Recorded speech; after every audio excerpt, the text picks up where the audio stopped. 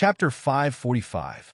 The Emperor and Princess Ning and quickly rushed in the direction of the supreme liquid pool. Sure enough, they saw Huang Fuxian covered in blood on the grass behind a rockery near the pool. The scene was unforgettable for the Emperor. Huang Fuxian's legs were not covered with a thick blanket as before. His legs were covered in blood. A pair of empty trousers fluttered in the cold wind. His hands were also covered in blood. Even his cheeks, the corners of his eyes, and his neck were all splashed with blood. A drop of blood flowed down from the corner of his mouth. His eyes were empty and gloomy. His figure was lonely and broken.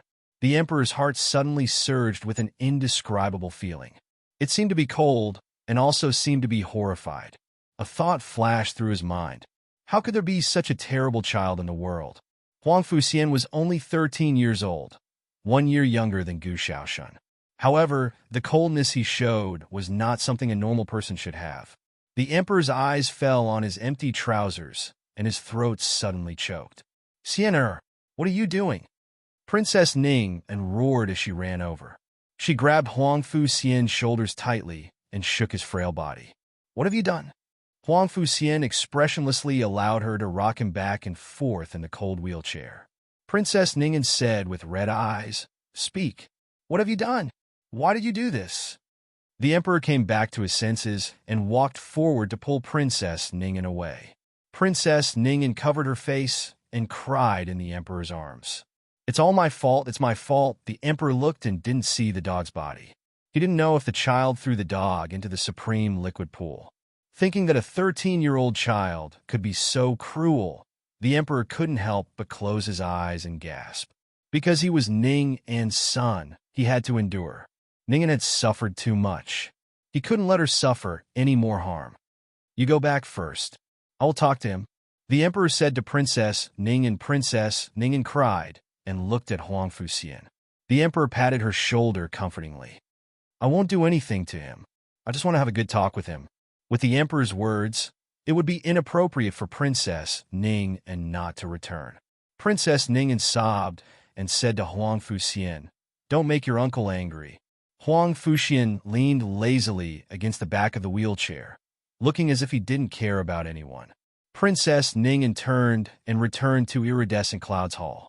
The Emperor looked at Huang Fuxian and hesitated for a moment before taking 2 steps towards him. He stopped beside his wheelchair and sighed. "Xian, I know you're suffering. You've lost your legs and your father. I understand your pain." "Huh?" Huang Fuxian sneered disdainfully. He snorted at the Emperor's words. Ever since the Emperor ascended the throne, no one except Empress Dowager Zhuang dared to speak to him like this. He didn't want to argue with a child. "Yes, I didn't lose my legs. I can't understand all your pain. But I also lost my father. I understand the pain of losing a father." Huang Fuxian said sarcastically, "Your Majesty's situation is different from mine. Your Majesty's father died of an illness, while mine was killed by someone." The Emperor frowned. "Your father betrayed the court," Huang Fuxian said calmly. "His court is the Li dynasty." The Emperor clenched his fists and gasped again. He couldn't be angry at his nephew. The Emperor looked at him and said, "If you want to blame someone, blame me. Don't blame your mother.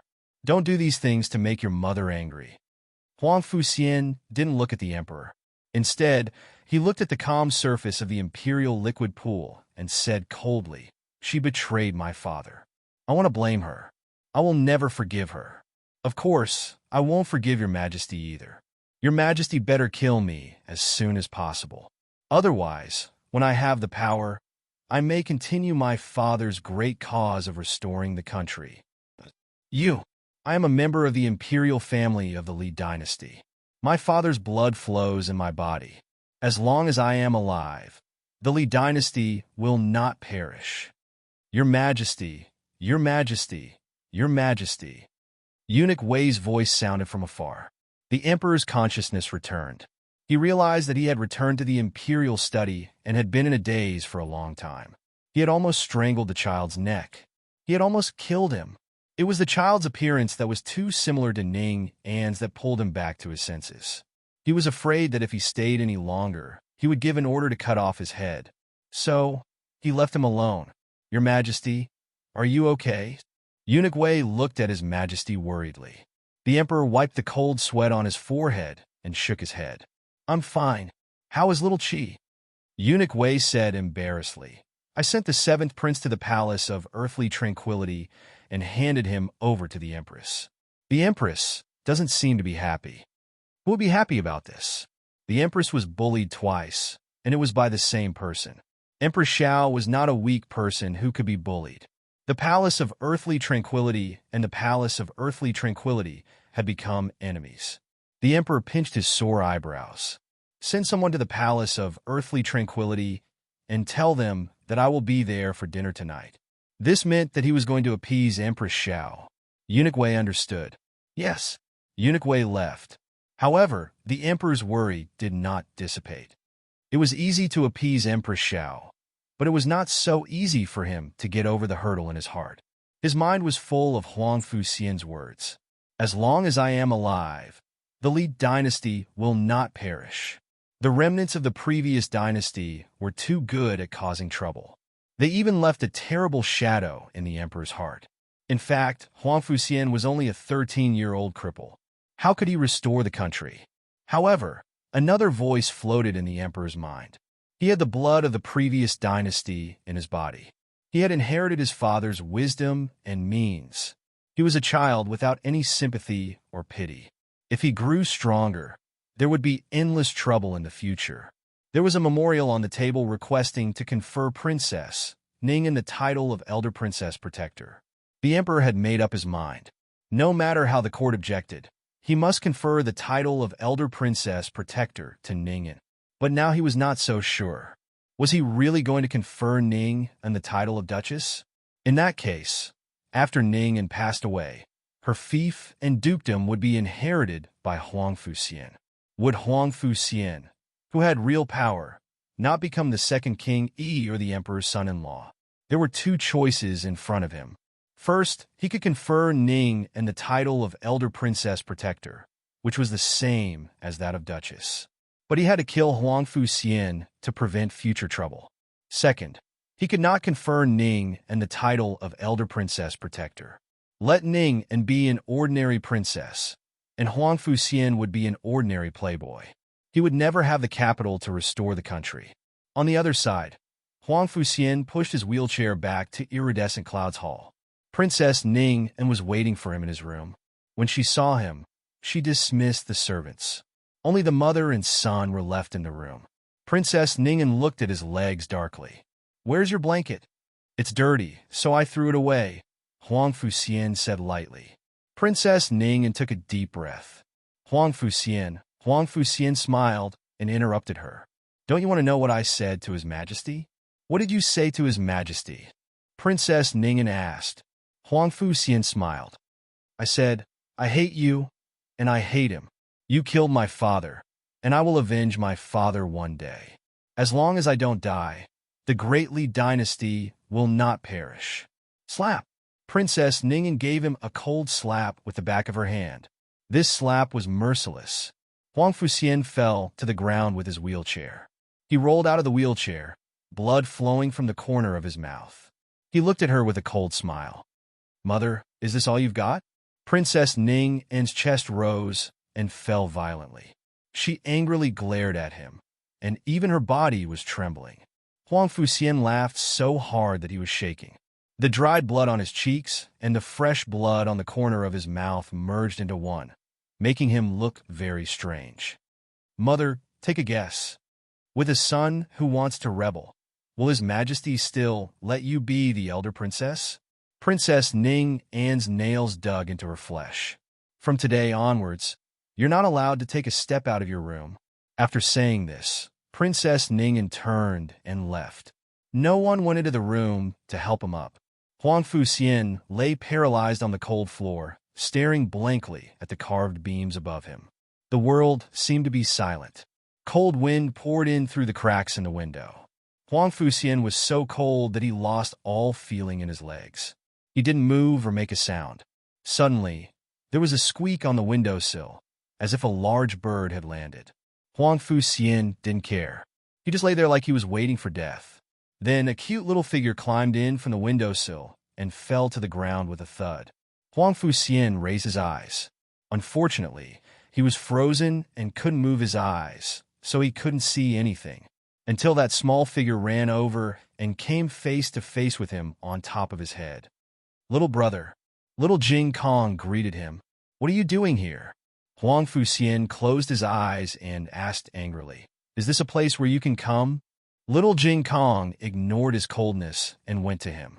He asked curiously, "Why are you lying on the ground?" Huang Fuxian said sarcastically, "Ha, for fun." "Oh!" Little Jing Kong also lay down beside him. Huang Fuxian was speechless.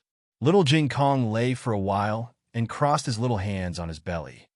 "But I feel so cold." Huang Fuxian thought, "Isn't that obvious?" Little Jing Kong sat up and took out a small porcelain bottle from his purse. "For you," Huang Fuxian asked calmly. "What is it?" Little Jing Kong explained, "Golden sore ointment. It's for healing injuries." Huang Fuxian said coldly, "The dog is dead." Little Jing Kong said, "It's for you. Isn't your hand injured?" Huang Fuxian's eyelashes trembled slightly. His hand was indeed injured, but no one noticed it. They all thought that the blood on his hand was from the dog. Little Jing Kong saw that he didn't take it, so he grabbed his hand and tried to stuff the ointment into his hand. Little Jing Kong grabbed his hand and found that his hand was frighteningly cold. "Your hand is so cold. You can't lie on the ground anymore." Huang Fuxian said, "It's none of your business." Little Jing Kong looked around and saw that his wheelchair was overturned. He thought for a while and said, "Did you fall?" Huang Fuxian said coldly, "I said it's none of your business." Little Jing Kong got up and used all his strength to straighten the wheelchair that was bigger than him. Then he went to help Huang Fuxian up. Huang Fuxian was frozen, so it was not easy to help him up. Little Jing Kong thought for a while. Then he grabbed one of Huang Fuxian's hands and began to rub it. He rubbed it and exhaled. "It won't be cold anymore. It'll be warm soon." Huang Fuxian hated being close to people ever since he lost his legs. Even Princess Ningyan couldn't touch him, but the little guy was rubbing his hand. Huang Fuxian was angry. "Let go of me." Little Jing Kong rubbed Huang Fuxian's forehead like how Gu Jiao usually did. "It'll be warm soon. Don't worry." He even rubbed his head. Huang Fuxian was about to explode. Little Jing Kong rubbed his left hand and then rubbed his right hand. Soon his right hand was warm. Next, he was going to rub his legs. It was a taboo that he couldn't touch. It was incomplete and ugly.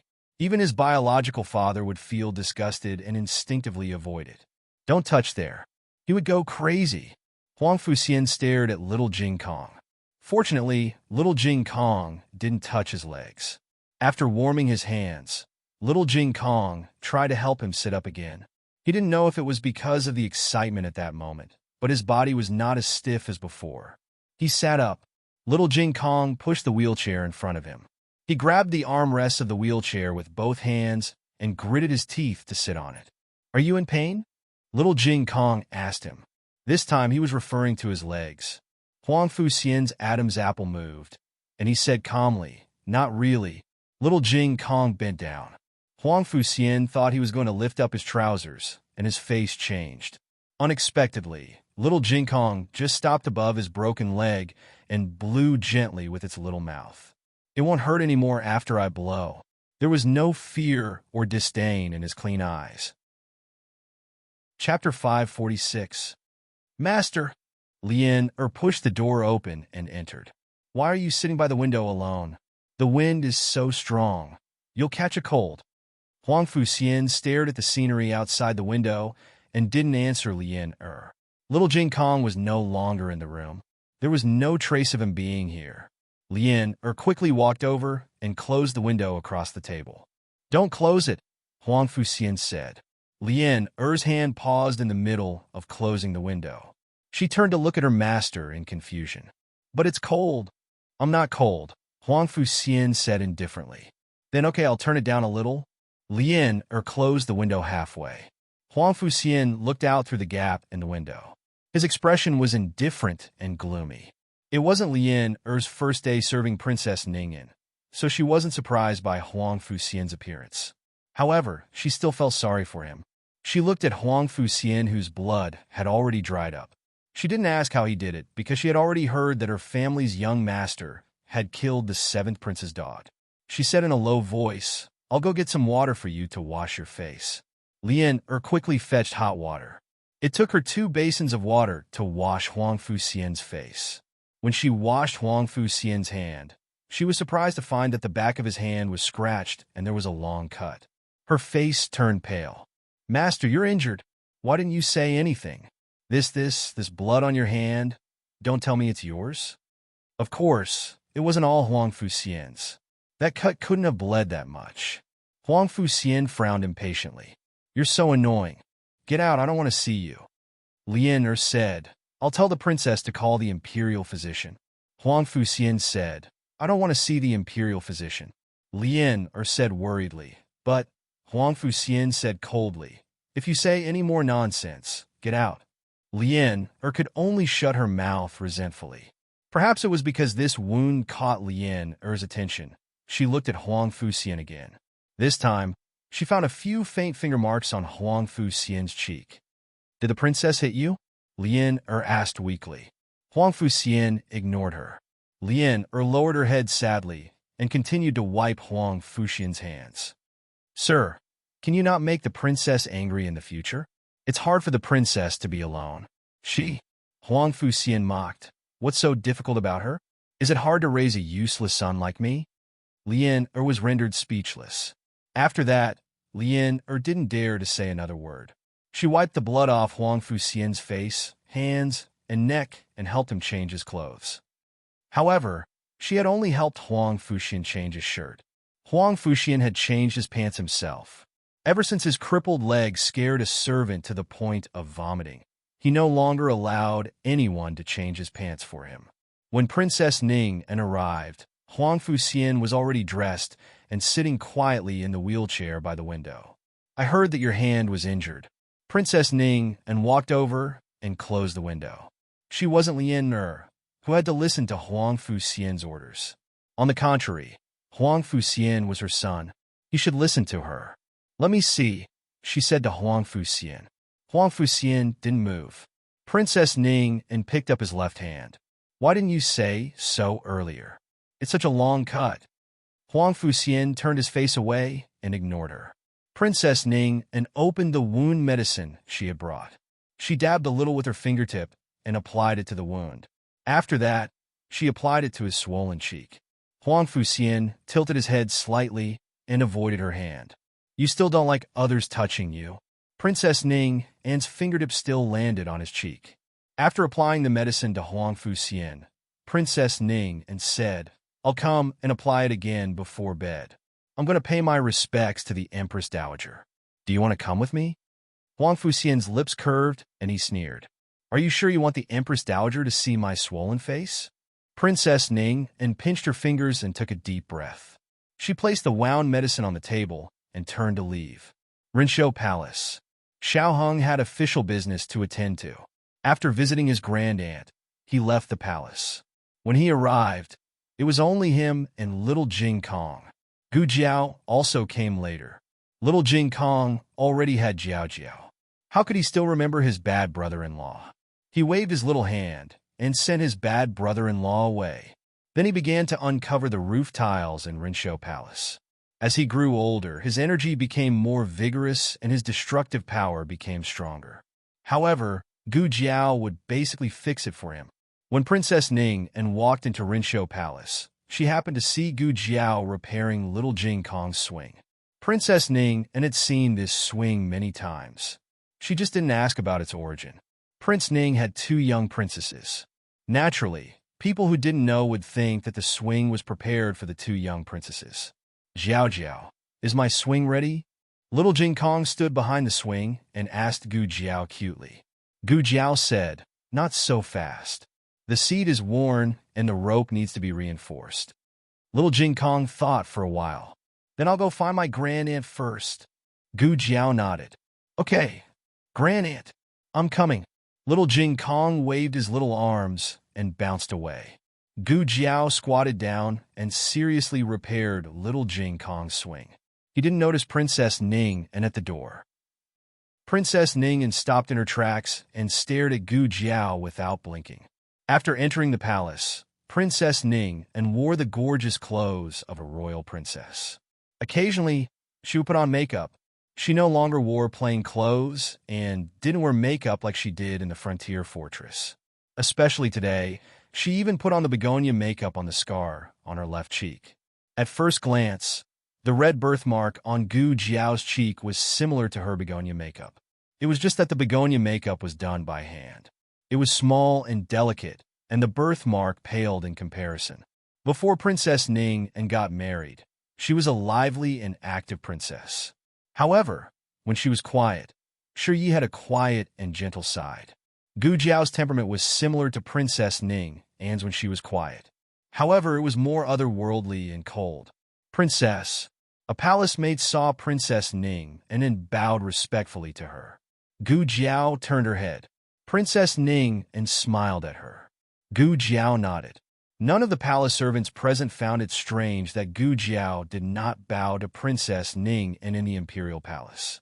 Actually, in front of the emperor, just now, Gu Jiao did not bow and scrape, and the emperor and eunuch Wei still looked as if they were used to it.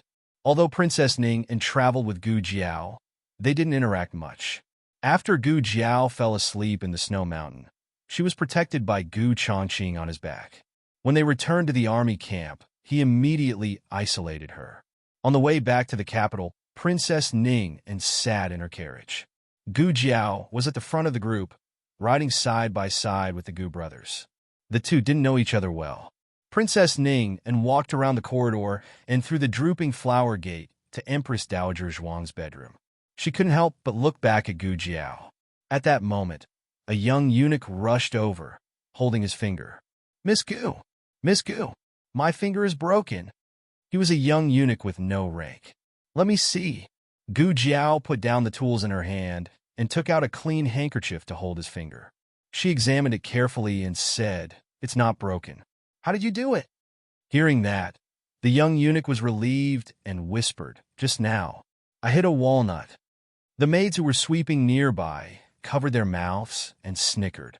The young eunuch scratched his head in embarrassment. Gu Jiao said, Wrap it in a handkerchief and ice it. If the swelling doesn't go down tomorrow, apply it again.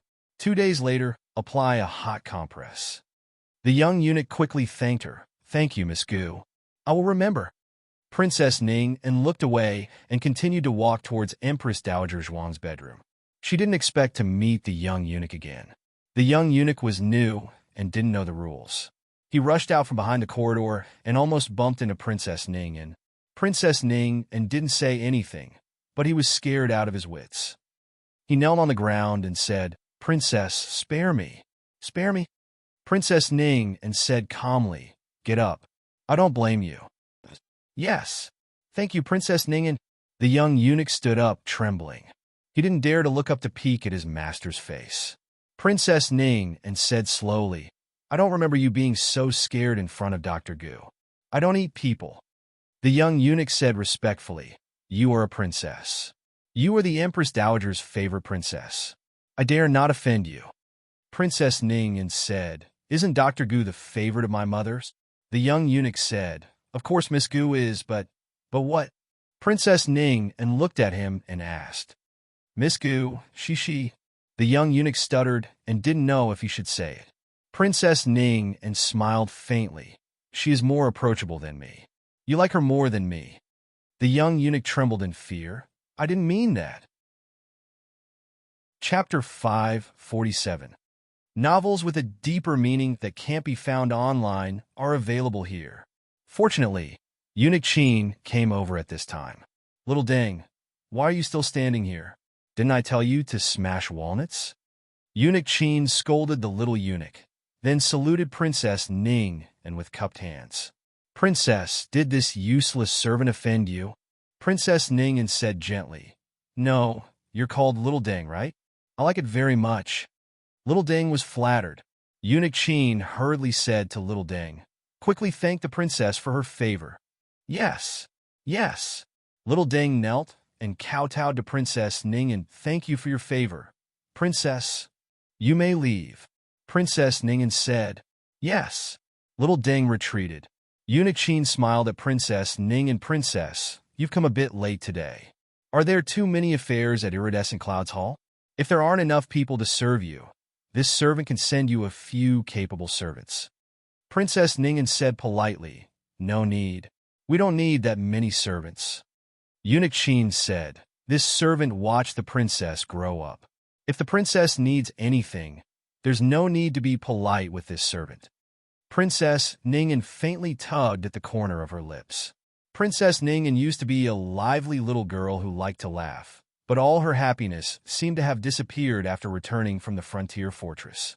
Eunuch Qin rarely saw her smile. Even when she did smile, there was a sense of helplessness and bitterness. Eunuch Qin sighed inwardly. What a sin!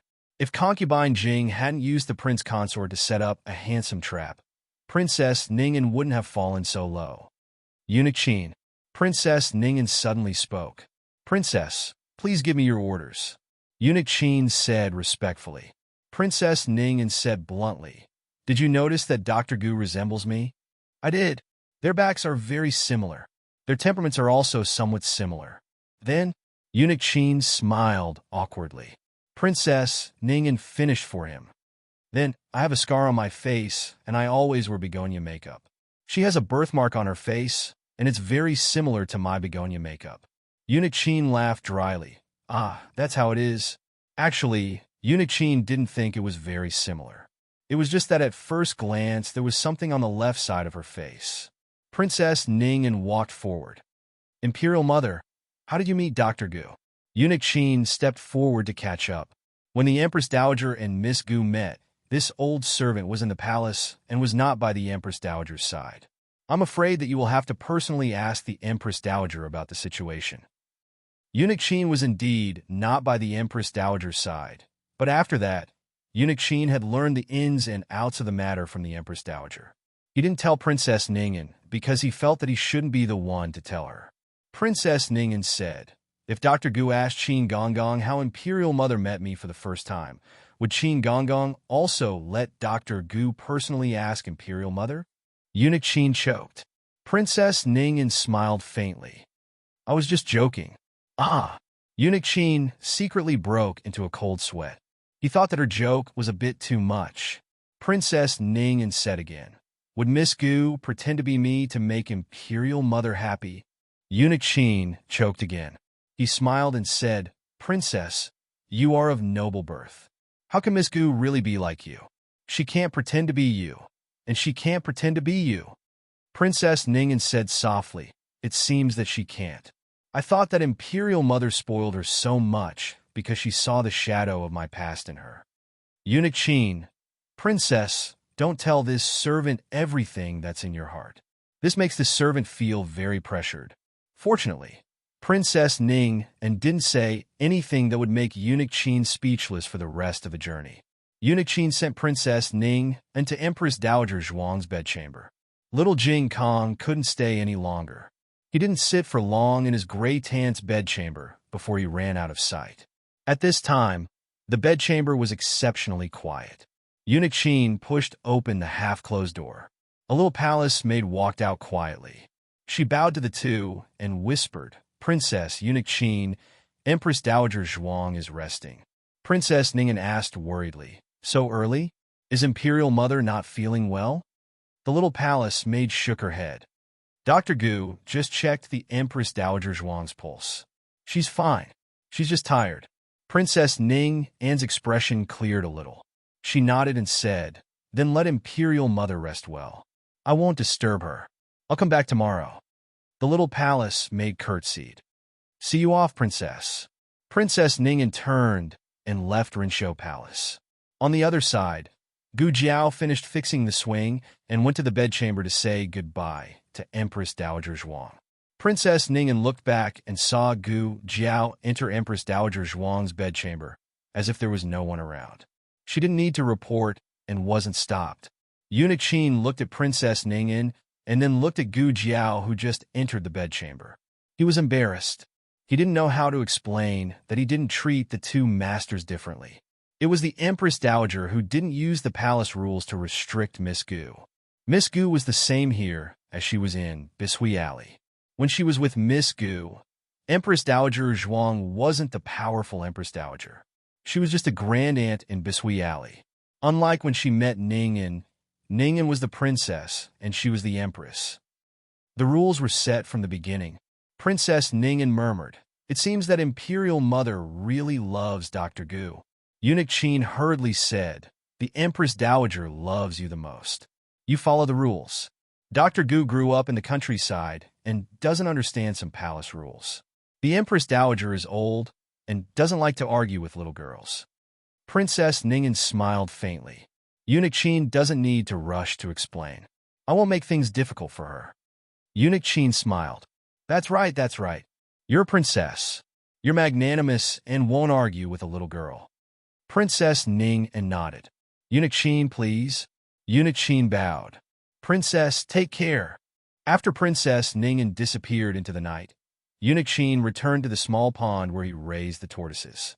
Empress Dowager Zhuang had been extremely benevolent to him. She even dug a pond for him to raise tortoises. In the palace, no one's mouth could be trusted. If he had anything on his mind, he would only tell this pond of little tortoises. He touched the little tortoise on the edge and sighed. Why do I feel that the princess is a little jealous of Miss Gu?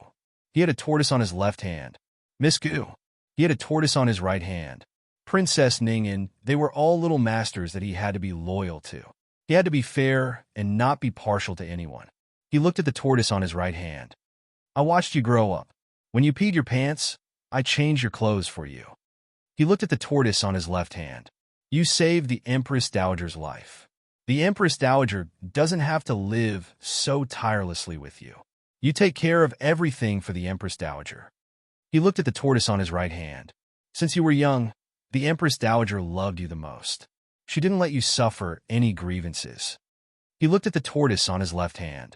Thank you for protecting the Empress Dowager so well. You let the old lady have someone to rely on. Alas, as a loyal servant, he should be more loyal to Princess Ningyan, who he had brought up single-handedly. But why did he like the tortoise on his left hand more? Jiao Jiao. On the carriage back, little Jing Kong sat beside Gu Jiao obediently and pulled Gu Jiao's hand. Aren't you sleepy? Gu Jiao held his little hand. Little Jing Kong shook his head. Gu Jiao said, That's strange. You didn't take a nap today, but you aren't sleepy. Are you scared by the little dog? No. The little dog was very pitiful, but little Jing Kong was not a child who was easily frightened. He opened his dark eyes wide, and his long eyelashes flickered. He pointed at the big trees by the roadside and said, Jiao Jiao, the branches of those trees are broken. Are they in pain? Gu Jiao thought for a while. Maybe, but their branches will grow back in spring. Then what about Hua Hua? Little Jing Kong asked again. Can Hua Hua grow back, even if it's cut off? Yes. Gu Jiao nodded. Little Jing Kong stretched out his little head and shook it. What about my little head? Can it grow back too? Gu Jiao's delicate body trembled. That's not possible. Oh! Little Jing Kong sat upright again. He shook his pair of short legs. What about legs? Jiao Jiao? If there are no legs, can they grow back like branches? Gu Jiao touched his little head.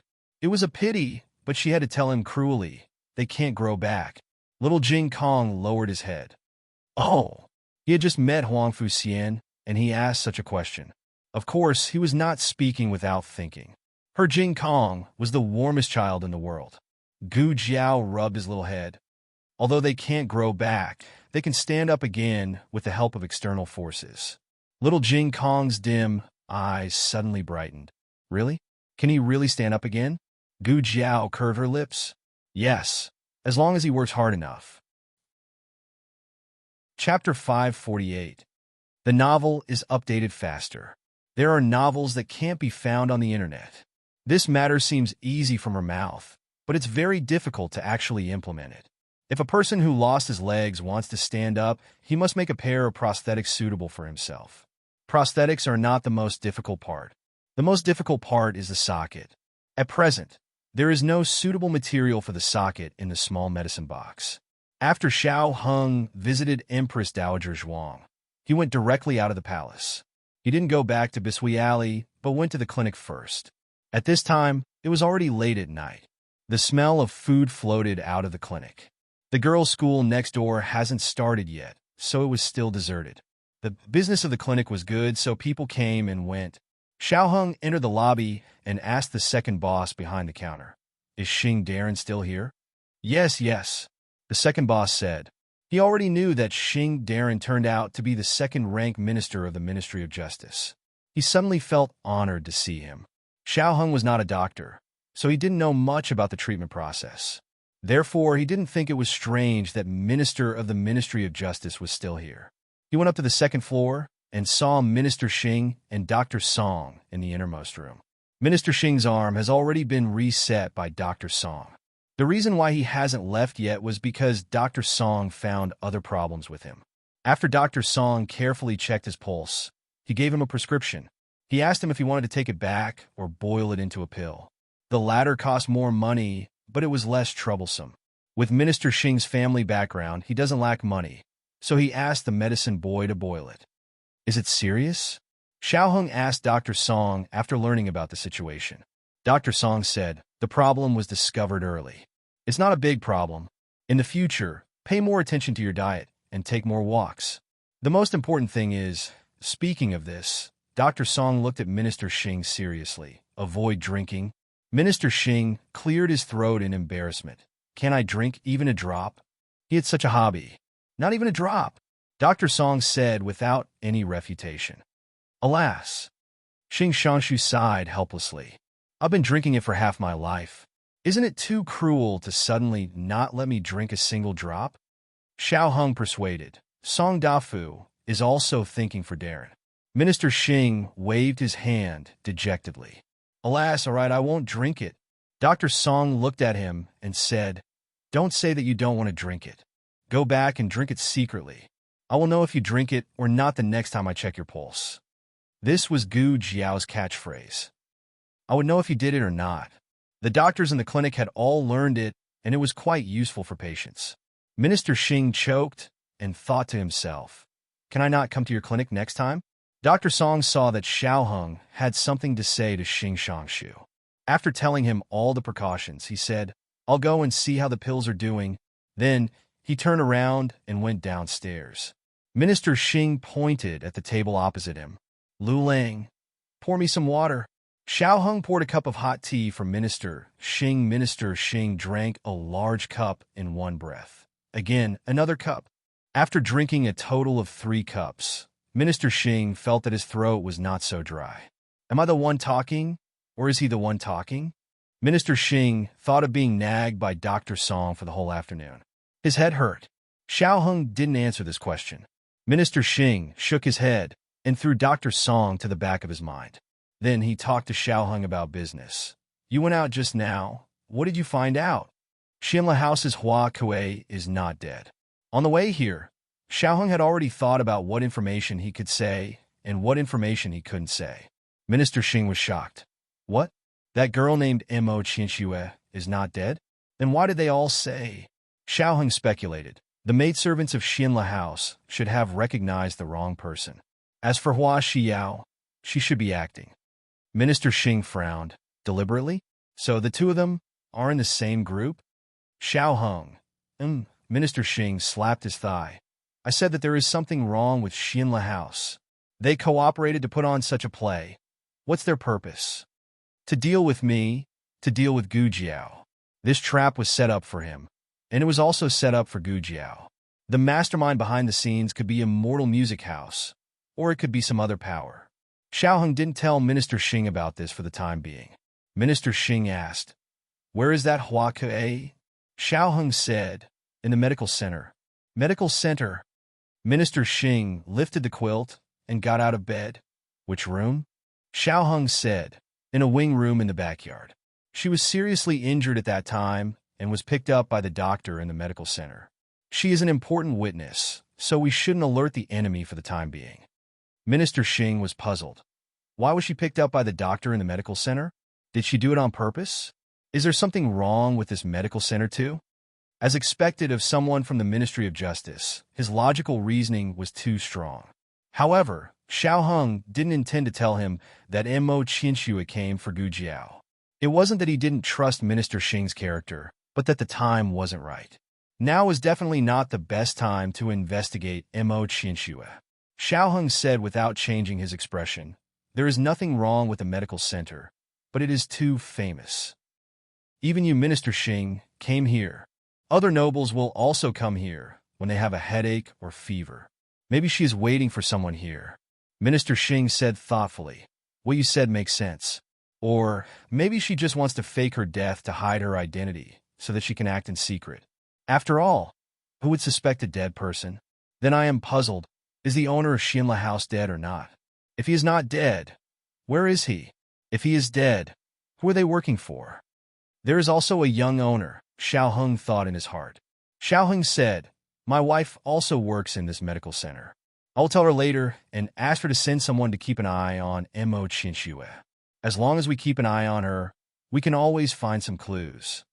Minister Xing thought about it and said, "Okay, we will do as you say. Tell your wife to be careful. Mo Qianxue is good at fighting." Xiao Heng nodded. "I know." Minister Xing asked again, "Who else knows about this except you?" Empress Dowager. In the bedroom of Rinshou Palace, eunuch Qin called Empress Dowager Zhuang softly, who was sitting by the window. Empress Dowager Zhuang came back to herself and lightly pinched the 2 candied fruits on the plate. "What's the matter?" Little Jing Kong was good at complaining, but whenever Empress Dowager Zhuang ate candied fruits, he was always the first one to complain to Gu Jiao. However, the little guy also felt Empress Dowager Zhuang's low mood and secretly gave her 2 candied fruits. Eunuch Qin said, "Nothing. Before Miss Gu left, she asked me to make some ginseng soup for you. When the soup is ready, I will serve it to you." "Bring it up," Empress Dowager Zhuang said indifferently. Eunuch Qin turned around and took the ginseng soup from the tray carried by the little eunuch. He walked over and gently put it on Empress Dowager Zhuang's table. Empress Dowager Zhuang did not move. Eunuch Qin smiled. "It is not hot. Drink it while it is hot. It will be cold soon." Empress Dowager Zhuang lazily took a sip of the soup. Eunuch Qin said embarrassedly, "Miss Gu asked me to reduce the salt. Will it be a bit bad?" Empress Dowager Zhuang snorted. I have not eaten Liulong's food. I am not qualified to say it is bad." Eunuch Qin, but to be honest, it was really bad. If she had not been poisoned by Xiao Heng's cooking skills, Empress Dowager Zhuang would not drink it. Although Empress Dowager Zhuang disliked it, she still forced herself to drink it. Eunuch Qin smiled from the bottom of his heart. Sure enough, no matter how bad the food was, as long as it was Miss Gu's order, the Empress Dowager would accept it. "You were there when Ningen was young, right?" Empress Dowager Zhuang suddenly asked. Qin Gonggong didn't know how the topic had turned to Princess Ningen. He stilled and replied, Yes. When the Empress Dowager just entered the palace, this old servant came to serve you. Princess Ning and was only born a few years later." Empress Dowager Zhuang looked out the window at the crabapple tree covered with a layer of snow and said, "Do you remember Ningen's temperament when she was young?" Yes. Eunuch Qin said as if he was familiar with her. She was sweet, lively, active, and couldn't calm down. Otherwise, how could she have bumped into your phoenix carriage in the Imperial Garden? Empress Dowager Zhuang said indifferently. It was concubine Jing's plan. How could she have bumped into my carriage? It was a pity that I was young and did not understand the dangers of the palace. I mistook her for a friend. Eunuch Qin observed her expression and asked, "Do you regret it, Empress Dowager?" Empress Dowager Zhuang tapped the table. Eunuch Qin's sharp eyes poured a cup of hot tea. Empress Dowager Zhuang picked up the cup. "What do you regret? Do you regret befriending concubine Jing or treating her 2 children well?" His Majesty was not concubine Jing's flesh and blood, but since he was under her name, he was indeed her child. Empress Dowager Zhuang continued, "There is nothing to regret. The Emperor and Ning were indeed doted on when they were young. I lost my son, and it was thanks to them that I was able to walk out of the shadows. Rather than saying that it was concubine Jing's plan, It was better to say that we each took what we needed. Then now you...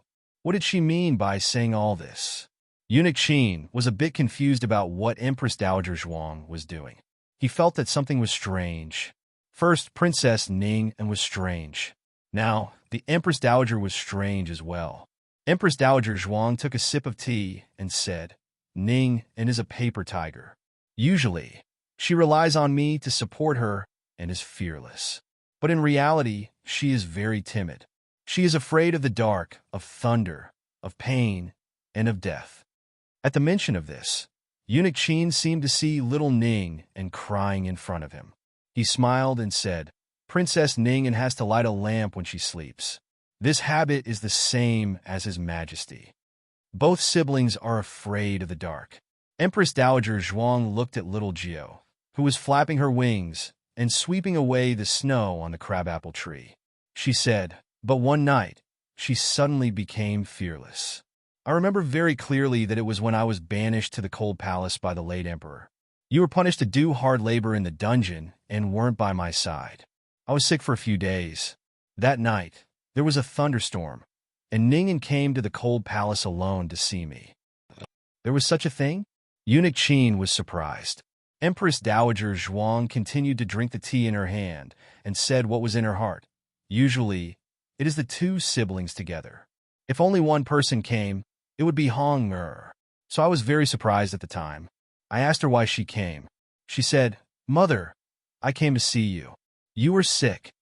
I didn't tell anyone that I was sick. I didn't know how this child knew. So I asked her, Are you not afraid of the dark? She said no. Eunuch Qin smiled and said, The princess is sincere to you. For you, she doesn't even care about being afraid.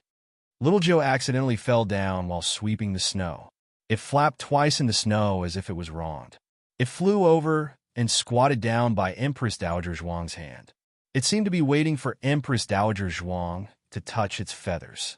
Empress Dowager Zhuang pushed little Jiao away with a cup with a look of disgust. Little Jiao, who was rejected. Empress Dowager Zhuang said lightly, I also think so. So I was really moved. I swore in my heart that I would love this child for the rest of my life. The more Eunuch Qin listened, the more confused he became. There was nothing wrong with the Empress Dowager's words, but the Empress Dowager's expression didn't seem right. Did Xiao Darren come over today and say something to the Empress Dowager? Xiao Hung sent Minister Xing to the carriage to return to the residence before heading back to Jishui Alley. The alley was filled with the sounds of little Jing Kong. Are you that excited? Xiao Hung shook his head and stepped over the threshold. When he entered the room, he found that Gu Changqing and Gu Chengfeng had come over. Gu Changqing came to buy hair growth medicine, and Gu Chengfeng came to see his younger brother and sister. Gu Changqing and Gu Jiao went to the frontier fortress, leaving Gu Yin alone here. Baby Yin expressed that he was very angry, but he couldn't bear to be angry at Gu Jiao. So Gu Changqing endured all of his little temper. Gu Changqing took Gu Yin to ride a horse and accompanied Gu Yin to shoot arrows. Finally, he managed to coax Gu Yin. Then came Gu Xiaobao. When Gu Xiaobao was born, Gu Changqing wasn't in the capital. After the war broke out, he rushed to the frontier without stopping. So today was the first time he met Gu Xiaobao. However, Gu Xiaobao seemed to be very afraid of him. His little body trembled in his arms. Gu Chengfeng rarely saw his big brother in a good show. He laughed mockingly. Big brother, you can't do it. Xiaobao doesn't like you. Gu Changqing said coldly, If you can do it, then do it. I'll do it. Gu Chengfeng took Gu Xiaobao without any pressure. As expected, Gu Xiaobao stopped trembling. Gu Changqing's face darkened. Ha! I knew it. Gu Chengfeng laughed loudly. The next second, he couldn't laugh anymore, because Gu Xiaobao suddenly burrowed into his arms and opened his mouth to suck on his. Gu Chengfeng shuddered. I'm not a nanny. Chapter 549. The novel was updated at a faster rate. Millions of novels were free to read. Novels with a deeper meaning that couldn't be found online were all available here. For the entire night, whenever Gu Chengfeng hugged Gu Xiaobao would snuggle into his arms and drink milk. Gu Chengfeng, who had just ridiculed his eldest brother, finally understood what it meant to be a man can't be arrogant, or he'll get stabbed. The Gu brothers had dinner in Bisui Alley before returning home. Before they left, Gu Changqing taught little Jing Kong a set of boxing techniques. Little Jing Kong learned with relish and practiced tirelessly in the backyard. He didn't even go to take a bath when Gu Changqing asked him to. Forget it. Let him play for a while. There's no school tomorrow anyway. Gu Jiao said to Yu Ye-er. Yu Ye-er said, then I'll send the hot water to Xiaoshan and Xiaoxuan's room first so that Xiaoshan could take a bath first. The order of bathing at home was from young to old. Gu Xiaobao had already taken a bath. Go ahead, Gu Jiao said. Yu Ye-er went to take the hot water. Gu Jiao went to the kitchen to help Nanny Fong tidy up, but Nanny Fong didn't let her do it. I'm not so old that I can't move. I'm doing this and that all day long. I'm just doing nothing. This wasn't an exaggeration. Everyone in the family was lazy. Even Gu Yin, who was the laziest, knew to peel corn and water the vegetable fields. Most of the chores at home had been shared, so Nanny Fong really wasn't tired at all. Gu Jiao didn't insist on going to the kitchen. She went back to the east room to pack up. She still had to go to the medical center later, so she wanted to say goodbye to her family before she left. Everyone else saw Xiao Heng, but he was neither in the study nor in the west room. Gu Jiao said, that's strange, where did he go? Xiao Heng went next door. In fact, Gu Changqing was there as well. It was impossible for Gu Changqing to not be alarmed when such a big thing happened at Immortal Music House. After Gu Chengfeng got on the carriage to return to the residence, he lied to Gu Chengfeng that he was going to the military camp, but in fact he was going next door. Lu Quan, go and guard outside. Don't let anyone hear you, the old chancellor said to Lu Quan. Yes, master. Lu Quan stood guard at the door. The three of them sat down in the study. The old chancellor said, speak. What is it? Gu Changqing glanced at Xiao Heng and said, something happened at Immortal Music House. Is there any news from the Ministry of Justice? Yes. Xiao Heng was even more honest with Gu Changqing than Xing Shangshu. Other than the fact that Mo Qinxue mistook him for someone else, he almost told Gu Changqing everything, including the young master of Immortal Music House. He didn't say that Mo Qinxue was the one who told him about young master. Gu Changqing thought that he found out through the means of the Ministry of Justice. Gu Changqing was silent. He really didn't expect there to be such a shocking thing. I thought it was just a rumor. What is the purpose of Immortal Music House? Xiao Heng thought seriously and said, the ultimate purpose is not clear, but Jiao Jiao seems to be blocking the path of young master of Immortal Music House. Immortal Music House made a move on Jiao Jiao. Gu Changqing's face suddenly became cold. Xiao Heng said, however, Immortal Music House made a mistake this time. The people they sent can't make a move on Jiao Jiao. For the time being, there is no need to worry about Jiao Jiao. Gu Changqing's eyes were still cold. Is there anything I can help with? Xiao Heng said, investigate the background of young master of Immortal Music House. All of her past, all of the people she knows, all of the things she has done. The more detailed, the better. Also, investigate in secret. Don't let anyone find out.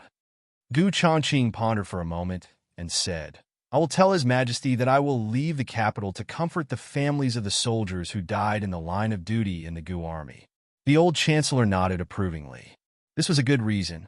After Gu Changqing left, the old chancellor said to Xiao Heng, is there anything you haven't said? The old chancellor knew Xiao Heng too well. Others couldn't see through Xiao Heng's emotions, but he wouldn't be so easily fooled. After all, Xiao Heng's black-bellied skills were taught by him. That group of people might be coming. That group of people? The old chancellor twisted his white brows and tried hard to think about who Xiao Heng called that group of people. After a while he frowned. You mean, the people of Yin Kingdom? Xiao Heng nodded slowly. He didn't block the path of the young master of Immortal Music House. If he was the young master of Immortal Music House, he would definitely try to subdue him. If he couldn't subdue him, then it wouldn't be too late to kill him. The one who wanted his life must be someone else. For him to sit in his current position, there were many people who were jealous of him. But there were too few who had the guts to touch him and the strength to enter the eyes of a mortal music house. It could be said that there were almost none in the entire Zhao country. Didn't Grand Tutor Zhuang want to touch him? But Grand Tutor Zhuang didn't have the guts to challenge Empress Dowager Zhuang's bottom line. At most, Grand Tutor Zhuang used a bit of power to suppress him. Those who weren't as strong as Grand Tutor Zhuang, Immortal Music House looked down on them. Those who were favored by Immortal Music House had no enmity with Xiaoheng. After thinking about it, there was only one last possibility left. The old chancellor heaved a long sigh. Alas, now I finally understand why Princess Xinyang would rather let you wander among the common people and ignore you than bring you back to the capital. The power of Shangguan wasn't something that ordinary people could contend against. They hid it so well, but the other party still smelled Xiaoheng's scent.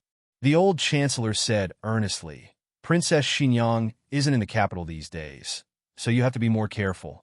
Xiaoheng said, for the time being, they don't have the guts to touch me in the capital. Otherwise, they wouldn't have made such a big scheme to lure him out of the city. There was a problem that the old chancellor couldn't figure out. The power of Shangguan wants to kill you, but they don't dare to do it too openly. What are they afraid of? Marquis Xinping? The royal family of Zhao country? The old chancellor carefully analyzed the course of events and found that those people were becoming more and more careful. At first, when they assassinated Xiaoheng's mother, they dared to sneak into Marquis Xinping's residence. More than 10 years later, when they assassinated Xiaoheng, they only dared to borrow Prince Ning's hand. As for now, they didn't even dare to act rashly in the capital. There must be some reason behind this. The old chancellor said thoughtfully, I always feel that your mother isn't a female slave.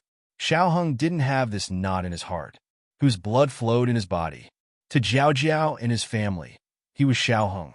He didn't care about his own situation and said, it's not important. What's important now is to solve the big problem of Immortal Music House. The old chancellor hesitated for a moment and asked, did you tell Zhuang Jin's about Immortal Music House? What's her attitude? Is she partial to Jiao Jiao or partial to that person? The next day, at the first glimmer of dawn, Ning'an woke up early. She first went to Huang Fuxian's room. Huang Fuxian was still sleeping. She looked at the injuries on his cheek and the back of his hand and took out the golden sore medicine from the drawer to apply some on him. The golden sore medicine seemed to be different from the bottle she gave, but she didn't care too much about it. After that, she went to Rinshou Palace to pay respects to Empress Dowager Zhuang and accompanied her for breakfast. Empress Dowager Zhuang didn't need to attend morning court now, so she had a lot of free time. While Empress Dowager Zhuang was washing up, Princess Ning'an quietly waited in Empress Dowager Zhuang's bedroom. After a while, someone from the Imperial Household Department came and handed a tray covered with a silk cloth to Eunuch Qin. Eunuch Qin then sent the tray to Empress Dowager Zhuang's bedroom. What is this? Princess Ning'an asked softly. It's something sent by the Imperial Household Department. Eunuch Qin said, let me see. Princess Ning'an took away the silk cloth covering it. She saw that on the tray was an imperial purple gold token, engraved with the 2 words protector of the country. Next to the token was a purple gold phoenix crown. This is the token and phoenix crown of the protector princess? Princess Ning'an was shocked speechless by this exquisite and peerless object. Not everyone could have the title of protector of the country. It could be said that no princess in this dynasty could bear this title. And now, Princess Ning'an was going to be crowned with the title of Protector Princess. How could this not make Ning'an happy? The calmness she had tempered in the frontier fortress completely disappeared at this moment. She excitedly reached out, picked up the phoenix crown, and put it on her head. Then she grabbed the token on the tray and turned to look at herself in the bronze mirror. However, before she could see her majestic appearance, a figure wearing a royal blue phoenix robe walked over with a majestic aura. The owner of the figure took off the phoenix crown on her head. Everything happened so fast that Princess Ning'an didn't have time to react. She sat in the chair, her body and hair violently pulled. The originally exquisite bun was scattered. There was no pity in Empress Dowager Zhuang's eyes. Empress Dowager Zhuang looked down at her condescendingly, a powerful aura bursting out. This is something that I, Jiao, prepared for Jiao Jiao. Who gave you the courage to touch it? Princess Ning'an looked at Empress Dowager Zhuang in disbelief. She didn't know whether to be surprised by Empress Dowager Zhuang's appearance or her words. Clearly yesterday, how come today this attitude really caught her off guard? Ning'an looked at Empress Dowager Zhuang in shock and hurt. Mother? Empress Dowager Zhuang snatched the protector of the country token from her hand and said with a cold face, "Don't call Ija mother. You don't deserve it." Chapter 550. Ning'an wasn't the only one who was stunned by this sudden change. Even eunuch Qin, who had just cut a plate of fresh fruits, was stunned. What was going on? Why did mother and daughter suddenly turn against each other? To be exact, it was the Empress Dowager who turned against Princess Ning'an. The Empress Dowager had watched Princess Ning'an grow up, and she was no different from her own daughter. Princess Ning'an looked at Empress Dowager Zhuang as if she had been struck by lightning. Confusion, surprise, fear, and many other emotions flashed through her eyes. Just as her emotions gradually gathered and something seemed to be about to come out of her mind, her tears fell first. Imperial Mother. This son doesn't know what wrong this son has done to make Imperial Mother so angry. Empress Dowager Zhuang looked at her coldly. You don't know? Do you really not know, or are you pretending not to know? Princess Ning'an's eyes flickered slightly. Empress Dowager Zhuang was unable to restrain her anger. Let me ask you, did you secretly pay respects to your mother? Princess Ning'an opened her mouth, and the flickering light in her eyes slowly settled down. She slowly relaxed her body, then stood up and took a step back. Kneeling in front of Empress Dowager Zhuang, she lowered her head and said, "Please forgive me, Mother." Empress Dowager Zhuang clenched her fingers and looked at her with disappointment. So you admit it? Princess Ning'an admitted in a low voice. I did go to the nunnery, and I did remember Mother there. Eunuch Qin sighed inwardly. He knew about this as well. It was the night Princess Ning'an returned to the palace.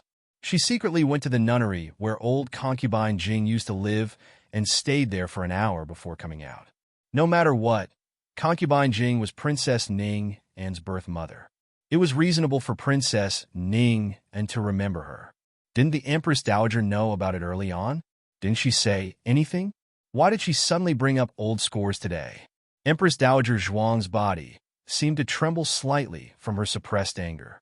If I hadn't heard someone mention it last night, I wouldn't have known that you were constantly thinking about concubine Jing while calling her mother.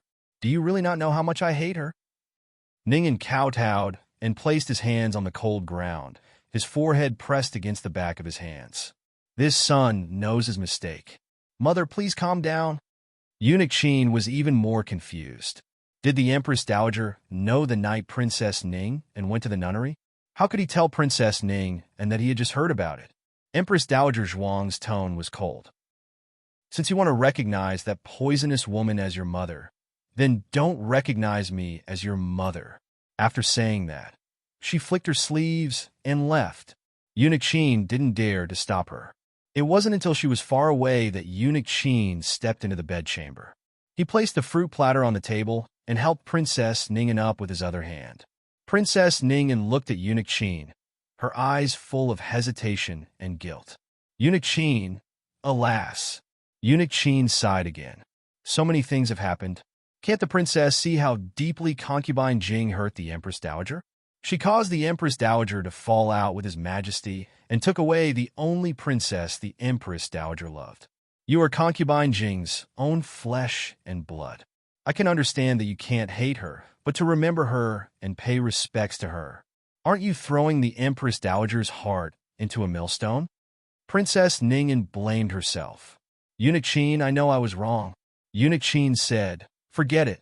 The Empress Dowager was angry because she loved you too much. If it were someone else paying respects to concubine Jing, the Empress Dowager probably wouldn't care. You know the Empress Dowager's temperament. People she doesn't care about can never hurt her heart.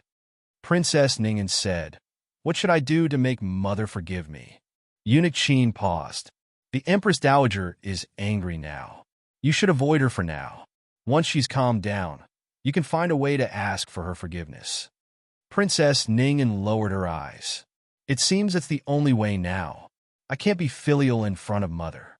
I'll have to trouble you to take care of her for me. Eunuch Qin smiled. I will. Don't worry, princess.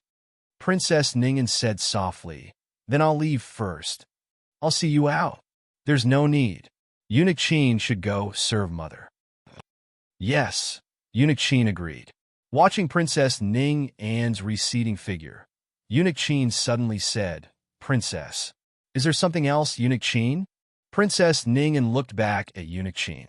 Eunuch Qin said, sincerely, the Empress Dowager deliberately used Miss Gu to anger you. Princess, please don't take it to heart. Princess Ningen was stunned. Is that so? I thought Imperial Mother really prepared those things for Dr. Gu? Eunuch Qin smiled and said, I serve the Empress Dowager. How can I not know who those things are made for? Princess Ningen revealed a knowing smile. It was as if spring had returned to the earth. Eunuch Qin, thank you. Eunuch Qin smiled and bowed. Take care, Princess. Princess Ningen left Rinshou Palace. Eunuch Qin's smile disappeared. How would I know who those things are for? But he understood that he shouldn't draw any hatred for Jiao Jiao. Eunuch Qin went to the study. Empress Dowager Zhuang was sitting calmly on a chair. In front of her was the protector's token and the purple and gold phoenix crown. Empress Dowager. Eunuch Qin honestly recounted his conversation with Princess Ning and without missing a word. This old servant doesn't know if it's right or not. He had served the Empress Dowager for so many years. The Empress Dowager didn't inform him of everything in advance. As a capable confidant, he couldn't drag his master down under any circumstances. What should be said, what shouldn't be said, what should be dealt with, he handled it clearly. In particular, he did an excellent job of erasing Gu Jiaojiao's hatred. There was a tacit understanding between Empress Dowager Zhuang and Eunuch Qin. She knew that if she stabbed the sword, Eunuch Qin could pull it back and put it back into the scabbard. Eunuch Qin was puzzled. But Empress Dowager, why did you do this? Empress Dowager Zhuang said lightly. When it's time for you to know, I will tell you. Eunuch Qin replied. Yes. As the saying went, don't guess the emperor's intentions. But the cruel thing was that if you couldn't guess the emperor's intentions, you might not be able to survive in the palace. Eunuch Qin thought about it carefully. Empress Dowager Zhuang didn't tell him. Was it because she didn't trust him enough? Or was it because she didn't want to talk about it? He thought it was the latter. It was too painful. Every time it was mentioned, it was like 1,000 arrows piercing through the heart. Empress Dowager Zhuang could wrap herself up in cold armor, but the heart under the armor was no different from a normal person's heart. It could be hurt and hurt, but the Empress Dowager had too many burdens on her shoulders. She couldn't wallow in her pain and could only endure it and move forward. Empress Dowager Zhuang said, keep an eye on her and find out what she took from the nunnery that night. Eunuch Qin was shocked. What? Princess Ningen took something from the nunnery? Didn't she go to pay respects to concubine Jing? Could it be that her act of paying respects to the dead was fake and taking something was real? Then it would explain why she went to the nunnery where concubine Jing lived, despite knowing that Empress Dowager Zhuang hated concubine Jing. Of course, the information revealed by this sentence wasn't as simple as Princess Ningen going to the nunnery to take something. It also revealed why Princess Ningen took it and why the Empress Dowager wanted to investigate. If it was an ordinary relic, the Empress Dowager didn't need to investigate. If it wasn't an ordinary relic, then it was a big deal. Eunuch Qin was someone who had followed Empress Dowager Zhuang through the wind and waves. After experiencing so many storms, his mental endurance had naturally become stronger. What could startle him, right? But at this moment, he couldn't help but want to curse. I've lived long enough to see it. On the other side, little Jing Kong entered the palace again. He came by himself again this time. He sat in Lu Quan's carriage. He came to find Huang Fuxian. Because of the conflict with Huang Fuxian, his grand-aunt didn't allow him to go to Bixia Hall again. So he could only go there secretly. Huang Fuxian sat by the window in a daze. Lian was tidying up his clothes in his room. Lian looked at him strangely and thought, ever since the young master was injured that day, he liked to stare at the window in a daze. It's such a cold day. Isn't he afraid of freezing? He was obviously a person who was afraid of the cold. Young master, Lien asked him, do you want me to close the window a little? No need, Huang Fuxian said indifferently. Then I'll pour you a cup of hot tea. Lien put down the half-folded clothes and poured a cup of hot brown sugar ginger tea. Then she turned and walked toward Huang Fuxian. At this moment, a small round head suddenly popped out of the window. Huang Fuxian's eyes trembled. He reached out his hand and pressed the little round head down. Lien, what's wrong, young master? Huang Fuxian said calmly. I'm hungry. Hurry up and give me something to eat. Lien looked at the cup in her hand. Then this tea, Huang Fuxian said impatiently. I don't want to drink it. Pour it out. Huang Fuxian was always so temperamental. Lien didn't find it strange and didn't suspect anything. She put down the ginger tea and walked out of the room. After making sure that she was far away, Huang Fuxian took back his hand that was pressing down on a certain someone's head. The small mushroom head really grew out like a mushroom. Little brother. Little Jing Kong tilted his head to kill. Cute. Huang Fuxian looked away. So ugly. Little Jing Kong looked up and down and picked up little Jio, who was playing with snow on the ground, and said regretfully, Little brother said you're ugly. Little Jio, who took the blame for no reason. Chapter 551. The windowsill was a little high, but little Jing Kong was a smart kid. He moved a flower pot and stepped on it. He supported himself with both hands and stepped on the windowsill with one of his short legs. Then he slid up the windowsill. Huang Fuxian looked at Little Mushroom with disgust. Little Mushroom, who didn't know that he was being despised, turned around on the windowsill. He aimed his little butt at Huang Fuxian and slid down the windowsill. It was too high. He would get hurt if he jumped down, so he had no choice but to do so. Huang Fuxian looked at the little, but that almost hit his face. It took him a lot of effort to suppress the urge to poke him out of the windowsill. After landing, little Jing Kong turned around and greeted Huang Fuxian politely again. Little brother. Huang Fuxian snorted. Ordinary people would find Huang Fuxian annoying and unreasonable when they came here. However, little Jing Kong didn't feel that way at all. On the contrary, little Jing Kong felt that he was very amiable. After all, Guyan always gave people a hard time at home. However, Guyan wasn't as vicious as Huang Fuxian. Guyan was spoiled and had a small temper, but Huang Fuxian had always been living in the dark. His heart was very obscure. He was motionless and lifeless for the whole afternoon. Sometimes he was no different from a corpse. No one liked him, or more accurately, no one was not afraid of him. Children would cry out loud when they saw him. As for his father and mother, as long as he showed his legs, he would always see an unexpected expression on their faces. That was really an expression that made him want to laugh ferociously. Little brother, are you waiting for me? Little Jing Kong pointed at the place where he was sitting. It was very close to the window, and he could see the movements in the courtyard at a glance. What are you waiting for? Can you eat or drink? Huang Fuxian asked angrily. I have food. Here you go. Little Jing Kong took out a small paper bag from his purse and opened it to reveal a few shiny candied fruits. These are candied fruits made by my granduncle. They're really, really delicious. Huang Fuxian. Did this child not understand human language? Huang Fuxian hated eating such sweet and greasy things. He also hated beautiful children. Of course, he hated ugly people even more. In short, he didn't like anyone. Little brother, here you go. Little Jing Kong stuffed a paper bag of candied fruits into his hands. The child had just played in the snow. His fingertips were cold, but his palms were sweaty and soft. It was a wonderful feeling. Little Jing Kong retracted his little hand after giving him the candied fruit. He leaned on the armrest of his wheelchair and looked at him. Little brother, have you recovered from your injury? Yes, Huang Fuxian replied indifferently. Let me have a look. Little Jing Kong was a strict kid. Seeing was believing.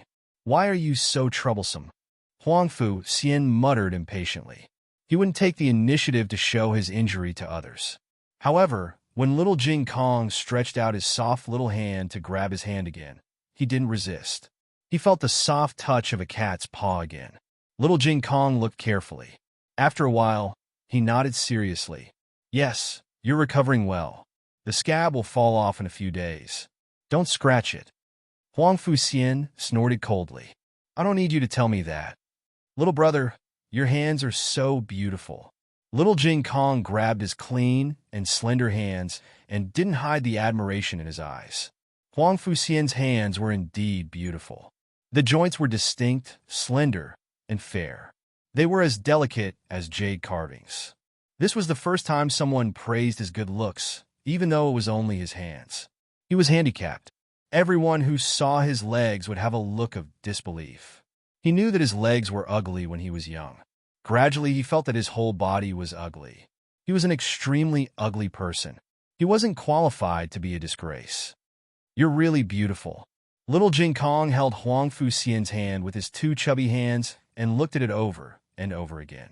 It was said that children didn't know how to lie. In fact, it wasn't true. Children would even believe their own lies. However, no child would tell such an unnecessary lie to a handicapped person like him. He wouldn't be able to trick him into giving him food and toys. Little Jing Kong played with his hand. He watched as Little Jing Kong played with his hand. At this moment, Lien-er came back. Lien-er was shocked to see the little guy who appeared out of nowhere in the room.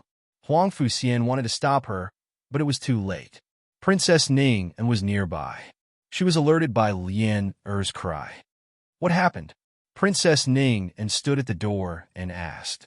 Lien-er pointed into the room. A child. Princess Ning stepped into the room and took a closer look. She recognized Little Jing Kong. Huang Fuxian subconsciously withdrew his hand that Little Jing Kong was playing with. His face returned to its usual indifference. However, no one knew his son better than his mother. The moment Princess Ning entered the room, she saw a different Huang Fuxian. Princess Ning smiled and walked over. Are you Jing Kong? Do you know me? Yes, you are. Little Jing Kong had been to Rinshou Palace before. Of course, he had seen Princess Ning and knew that she was Huang Fuxian's mother. He rolled his eyes and greeted her politely. Princess Ning. Princess Ning smiled gently and raised her hand to touch his cheek. Huang Fuxian said, Mother. Princess Ning's hand that was about to touch Little Jing Kong paused. She turned to look at him and smiled. What's wrong? Huang Fuxian said coldly. I'm tired. I want to rest. Princess Ning smiled helplessly and said to him, That's your fault. Why didn't you tell me that you have a new friend? Your friend just arrived. You can play with him for a while. There's no need to hurry to rest. I'm tired. Huang Fuxian's eyelashes fluttered after he said that. He quickly added, He's not my friend. His bird flew to my courtyard. He just came in to look for his bird. Little Jiao, who was teasing Huang Fuxian on his pillow, was speechless. Princess Ning smiled faintly. Since you're already here, there's no harm in making friends. Jing Kong is Dr. Gu's younger brother. The Empress Dowager loves him very much. It's not wrong for you to be friends. As she spoke, she bent down slightly and looked at Little Jing Kong gently. Jing Kong, are you willing to be friends with Brother Xian? Little Jing Kong nodded. Princess Ning reached out to rub his little head. Little Jing Kong stepped back and held his head with his two little hands. He patted his palms gently and said, I can't let other women touch my head. Only Jiao Jiao can touch it. Princess Ning chuckled. Okay, I won't touch it. She turned to look outside the door. Lien-er, go get the chestnut cake from my room. Yes. Lien-er turned and left. Not long after, she came back with a plate of exquisite chestnut cake. Princess Ning took it and personally took a piece to Little Jing Kong. This is the chestnut cake I made myself. It tastes different from the ones in the palace. Jing Kong, try it. Little Jing Kong hesitated. But Jiao Jiao said that I can't eat other people's food. Princess Ning smiled. I'm not other people.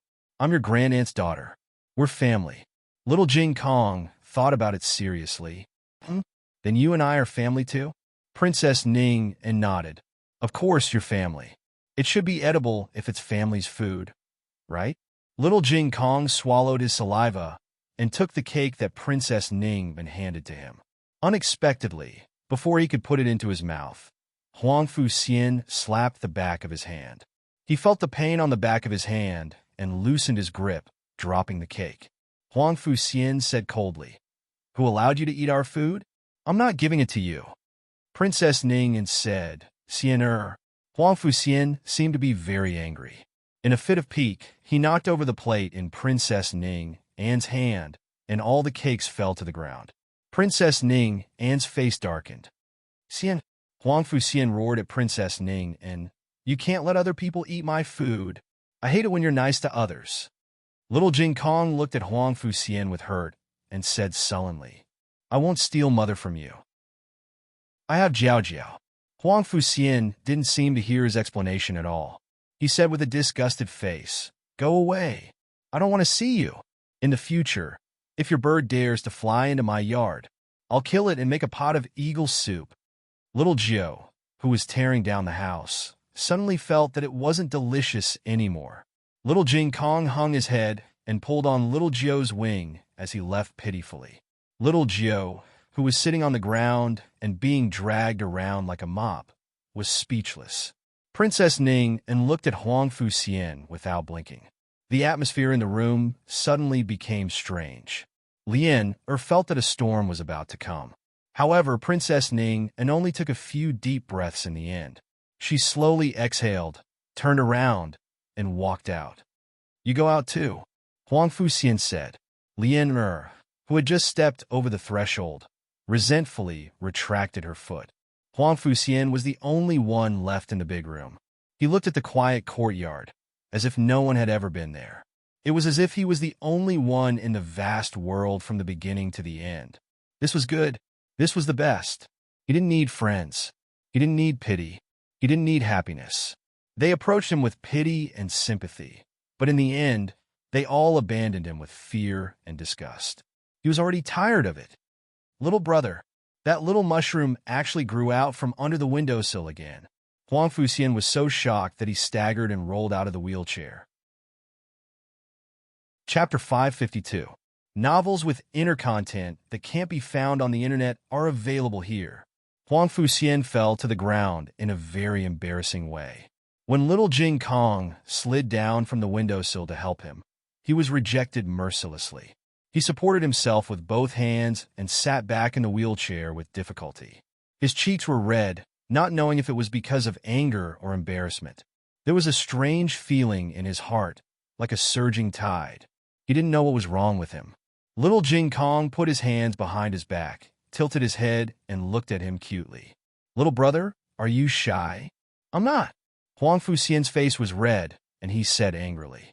Little Jing Kong said, "Oh." Huang Fuxian thought, "What's with that tone of disbelief?" Huang Fuxian said coldly, "What are you doing here? Didn't I tell you to leave?" "No, didn't the little guy leave already? Why did he come back after saying such hurtful words?" Little Clear Sky said honestly, "I did leave, but I remembered that there is something I forgot to tell you." Little Jing Kong was a child with a lot of plans. He would definitely do what he planned. Otherwise, sure you wouldn't have been troubled every day because Guyan didn't follow his lunch plan. "What's the matter?" Huang Fuxian said coldly. "Your leg." Little Jing Kong pointed at his stump under the blanket again. Huang Fuxian's pupil shrank. His leg was his taboo. No one could touch it, no one could look at it, and no one could mention it. Huang Fuxian's aura became cold. Little Jing Kong finished his words without being affected. "Jiao Jiao has a way to help you stand up again." Huang Fuxian's eyes moved slightly. There was a very short moment when his heart suddenly tightened, but it was only for a moment. Soon, his heart returned to the state of still water. He had heard such words too many times. There were countless witch doctors, and even legendary doctors in the frontier fortress who could cure him. It was laughable that the young him actually believed it. In the end, without exception, he was just coaxing him. In the end, he came to terms with the fact that his legs were not twigs. If they were broken in the winter, they would grow back in the spring. He would never have a pair of legs again in this lifetime, let alone the opportunity to stand up. Little Jing Kong said seriously, "Jiao Jiao said that as long as you work hard, you will definitely be able to stand up again." "Ah, hard work?" Huang Fuxian smiled coldly. Even if he could stand up, it must be in a dream. The funny thing was that he had been disabled for so long that he had even forgotten the feeling of standing up. He could not even dream of that kind of realistic feeling. Huang Fuxian did not seriously consider whether the Jiao Jiao mentioned by little Jing Kong was a swindler or not. Perhaps he was just trying to deceive a child. He said indifferently, "Don't waste your time, little brat. I can't stand up." Little Jing Kong said confidently, "If Jiao Jiao says you can do it, then you can. Next time, I will bring Jiao Jiao to see you." After saying that, he jumped over the windowsill and skipped away. Little Jing Kong returned to Rinshou Palace. Eunuch Qin went to do some errands, and Empress Dowager Zhuang was alone in the bedroom. Little Jing Kong walked in energetically and looked at Empress Dowager Zhuang. He put his hands on his hips and said, "Great aunt, you stole food again. I'm going to tell Jiao Jiao." Empress Dowager Zhuang almost choked to death with a mouthful of candied fruit. Little Jing Kong came over and confiscated her candied fruit. Empress Dowager Zhuang grabbed the candied fruit box tightly. "I save these candied fruits these days," Little Jing Kong said seriously. "Jiao Jiao said that candied fruits can't be saved. You can't eat what you didn't eat before either. Anyway, you can only eat 5 candied fruits a day. Great Aunt has already eaten 5 candied fruits." Empress Dowager Zhuang insisted on defending her candied fruits. Was it easy for her to save so much? "Give it to me," Empress Dowager Zhuang said majestically. "No," Little Jing Kong said without showing any weakness. The old woman and the young man each grabbed the 2 ends of the box and stared at each other. It seemed that an invisible contest had started in the bedroom. "Empress Dowager, His Majesty has sent some snacks over." At the door, a little palace maid reported. Empress Dowager Zhuang looked at Little Jing Kong fiercely. "Let go." Little Jing Kong also looked at Great Aunt fiercely. "No." Empress Dowager Zhuang took a deep breath and slowly let go. "Okay, I will give it to you. I will give it to you." Little Jing Kong raised his eyebrows and showed a victorious smile. "Go and see what snacks are there," Empress Dowager Zhuang said to Little Jing Kong. "Okay." Little Jing Kong put the box on the table and ran to the door to take the snacks. Empress Dowager Zhuang looked at Little Nine, who was sweeping the snow with his wings on the crabapple tree, and hid the candied fruit box. "Ah!" Little Nine took the candied fruits away. Little Nine, who took the blame for no reason, was speechless again. After the 15th day of the first lunar month of the Zhao nation, the imperial court would begin. For the upcoming imperial court, the emperor made meticulous preparations in the imperial study. He flipped through the memorials presented by the cabinet, as well as the various voices he had his spies gather from the people. Among them, there were many people who wanted to confer Princess Ning and as the first princess of the protector of the state. The people praised Princess Ning and as if she had become an indispensable force in this battle. The emperor doted on Ning, so he naturally wouldn't dislike the people's praise of her. However, the emperor was hesitant when he thought of the ambitious Huang Fuxian. A little eunuch came to the door. Eunuch Wei went out quietly and heard the eunuch whisper a few words. He waved his hand and let the eunuch leave. Then he turned and went into the imperial study. "Your Majesty, Prince Gu wants to see you." "Let him in," the emperor said. Gu Chongqing had made a great contribution, so the emperor thought highly of him now. Gu Chongqing entered in a plain brocade robe. He cupped his hands and bowed. "Greetings, Your Majesty," the emperor said pleasantly. "No need to be so polite. Do you have something to report to me?" "Yes," Gu Chongqing said seriously. "This humble subject wants to leave the capital for a few days to visit the families of Deputy General Zhao and General Qi. They made a great contribution in this battle and could have lived, but in order to save the soldiers under their command and the people of Lingguan City, they chose to die together with the generals of the state of Chun. This humble subject wants to personally bring their military plates back. Wrapped in horse hide, traveling 1,000 miles without returning, the only thing they could bring back to their hometowns was a military plate that could prove their identity. This was originally Gu Chongqing's plan. However, because of the incident at Immortal Delight residence, this trip was brought forward. After he paid his respects to the families of the two, he wanted to investigate the background of the young master of Immortal Delight residence. The emperor couldn't refuse such a request. The emperor sighed and nodded. You can go. We will reward you when you return to the capital. Gu Chongqing cupped his hands and said, This humble subject doesn't ask for a reward. I only ask that the state of Zhao be prosperous and the people be at peace, that the government be harmonious, that the people have enough food and clothing, that the men plow and the women weave, and that they no longer have to suffer the flames of war and be homeless. How could this not be the emperor's wish? The state of Zhao was a lower country. Whether it was its economy or military strength, it was far inferior to the three upper kingdoms. Don't look at how the people in the capital lived in peace. In fact, in such a bitter and cold place like the frontier, the people had to live frugally. It was not easy to even fill their stomachs. On the other hand, the state of Yin, which also had a cold ice field, was able to achieve a prosperous and populous life. The people did not suffer the pain of hunger and cold. If he could, he really wanted to go to the state of Yin to learn. He wanted to see how the emperor of the state of Yin managed to turn a lower country into the strongest country in the 6 countries in just a few decades. After Gu Chongqing obtained the emperor's permission, he left the capital on the same day. Accompanying him were 2 generals from the Gu army. Therefore, no one suspected that he had other motives. Gu Chongqing's visit today set off a big wave in the emperor's heart. He suddenly felt that his reward was not enough. After thinking about it, the emperor called Eunuch Wei over. How is the old marquis's injury? Eunuch Wei smiled and said, I heard that there are no major problems. He can get up and walk, but he is not as nimble as before. Miss Gu said that he would be completely healed in the future. The emperor made a sound of acknowledgement and said, Send someone to the Marquis Dingen Manor and bring the old marquis to the imperial palace. Zhen has something to discuss with him. Remember, the carriage should move slowly. Do not jolt the old marquis. How about this servant go personally?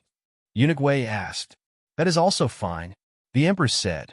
Eunuch Wei then personally went to the Marquis Dingen Manor and brought the old marquis to the imperial palace. Although the old marquis could get up and walk, he could not walk for too long. His 4 limbs had been broken. Although they had grown back, they still needed to be nursed back. The emperor had him sit in the palanquin all the way to the imperial study. This was a supreme honor. After he entered the imperial study, the emperor immediately gave him a seat. Your Majesty, the old marquis was overwhelmed by the favor and was about to stand up to reply. The emperor pressed his hand down. Beloved official Gu, please sit. You are Zhen's right-hand official. At the border fortress, your contributions cannot go unnoticed.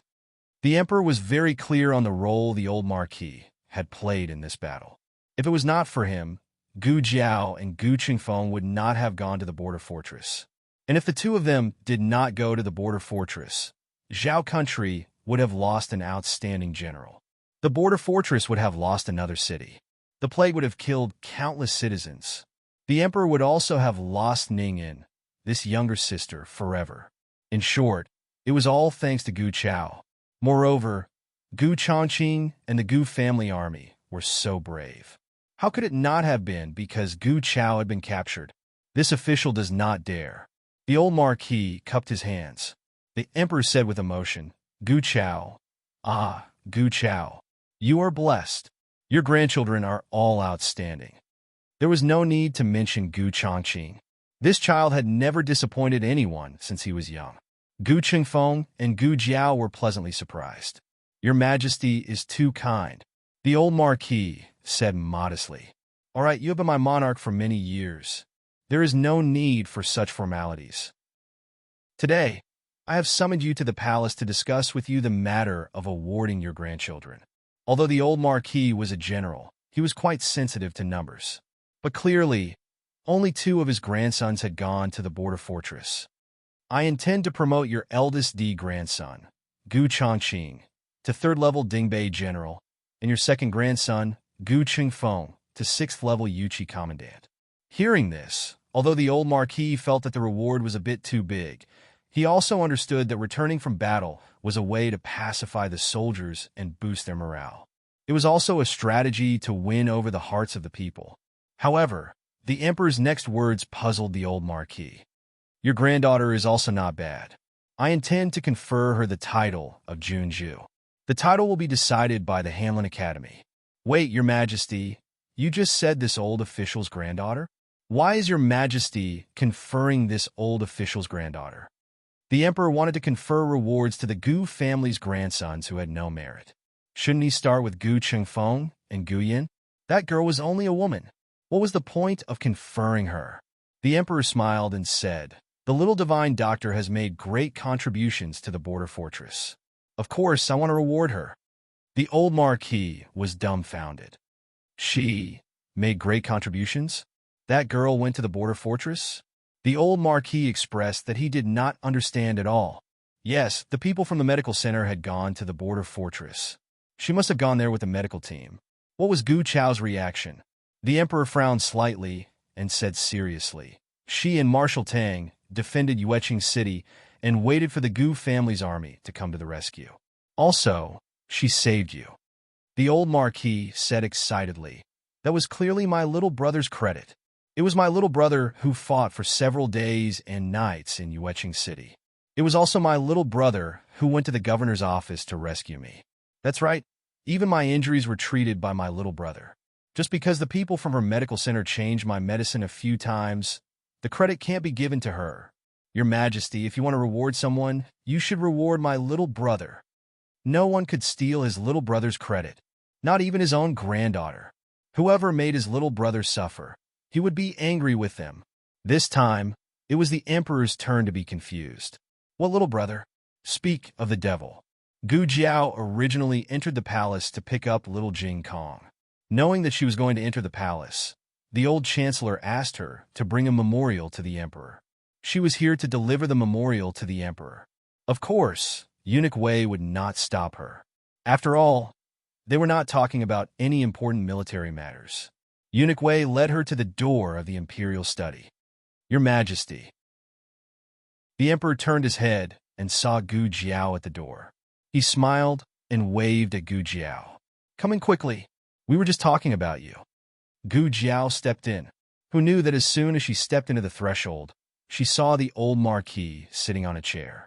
She froze on the spot. The old Marquis turned his head. He wanted to see who it was.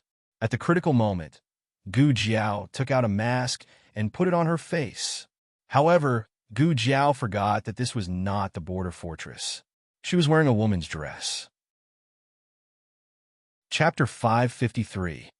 Strictly speaking, Gu Jiao couldn't be blamed for this. People have conditioned reflexes. Gu Jiao had spent several months with the old duke in the frontier fortress and on the way back to the capital. She was used to it and had long equated seeing the old duke with wearing a mask. It was too early to wear it. If she didn't wear it, could she still be Gu Jiao? If she wore it, she couldn't explain it clearly. Gu Jiao looked at the Emperor in the room with hidden bitterness. He couldn't do anything, but he was the best at removing disguises. Why did he call her? If he didn't call her, her big brother wouldn't look back. She could still have some time to think. She was too careless. The Emperor looked at Gu Jiao strangely. "Gu, little brothers?" The old duke stood up and walked towards Gu Jiao with a blank and uncertain face. He recognized this mask. It belonged to his little brother. The feathers on the mask fell off in a battle. He personally asked someone to get 2 peacock feathers for his little brother's mask. The person's figure was similar to his little brother. The only difference was that he was wearing a woman's dress. Gu Jiao rolled her eyes and held the old duke's hand. She was in character in a second. "Big brother." The old duke looked at the hands. This was how they recognized each other in the frontier fortress. He looked at Gu Jiao's eyes again. It was a familiar look. The old duke suddenly became excited. "Little brother, is it really you?" Gu Jiao nodded. "Big brother." The Emperor was even more confused. Who could tell me what happened? Why did Gu Chao call his granddaughter little brother? Why did the little magic doctor cast a kind look and expression at him? The Emperor? The Emperor was in a complete mess, all right? Gu Chao held Gu Jiao's hand tightly and asked, "Little brother, why are you dressed like this?" Gu Jiao rolled her eyes and pulled her hand back. She took out a small notebook that she always carried with her and scribbled, "Someone is after me. I need to disguise myself so that I won't be targeted." Filled with righteous indignation, the old Marquis said, Who dares to chase after my younger brother? Could it be that his little brother's military exploits were too great, and he was an eyesore to some people? How about this, little brother? You move to the Marquis's estate, and big brother will protect you. Gu Jiao thought to herself, that won't do. If you move to the Marquis's estate, how can you still secretly stir up trouble? Gu Jiao wrote solemnly, don't worry, big brother.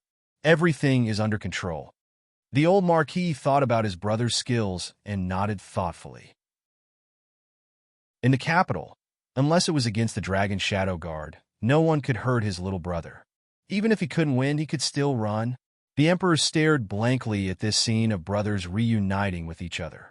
The old Marquis thought of something and asked puzzledly, that's right, little brother. Why did you enter the palace? Gu Jiao finished writing without changing her expression and raised the small notebook. His Majesty summons me. The Emperor. How can you fake an imperial edict in front of me? The old Marquis pulled Gu Jiao's hand into the imperial study and cupped his hands to the Emperor. Your Majesty, you summoned this subject's little brother to reward him, right? This subject knows that your Majesty is a wise ruler and has always been clear about rewards and punishments. The one who brought my unfilial grandson to sneak into the governor's estate to save me was this subject's sworn little brother. The one who fought a bloody battle with Marshal Tang and defended the Zhao country's flag and the border fortress was also this subject's sworn little brother.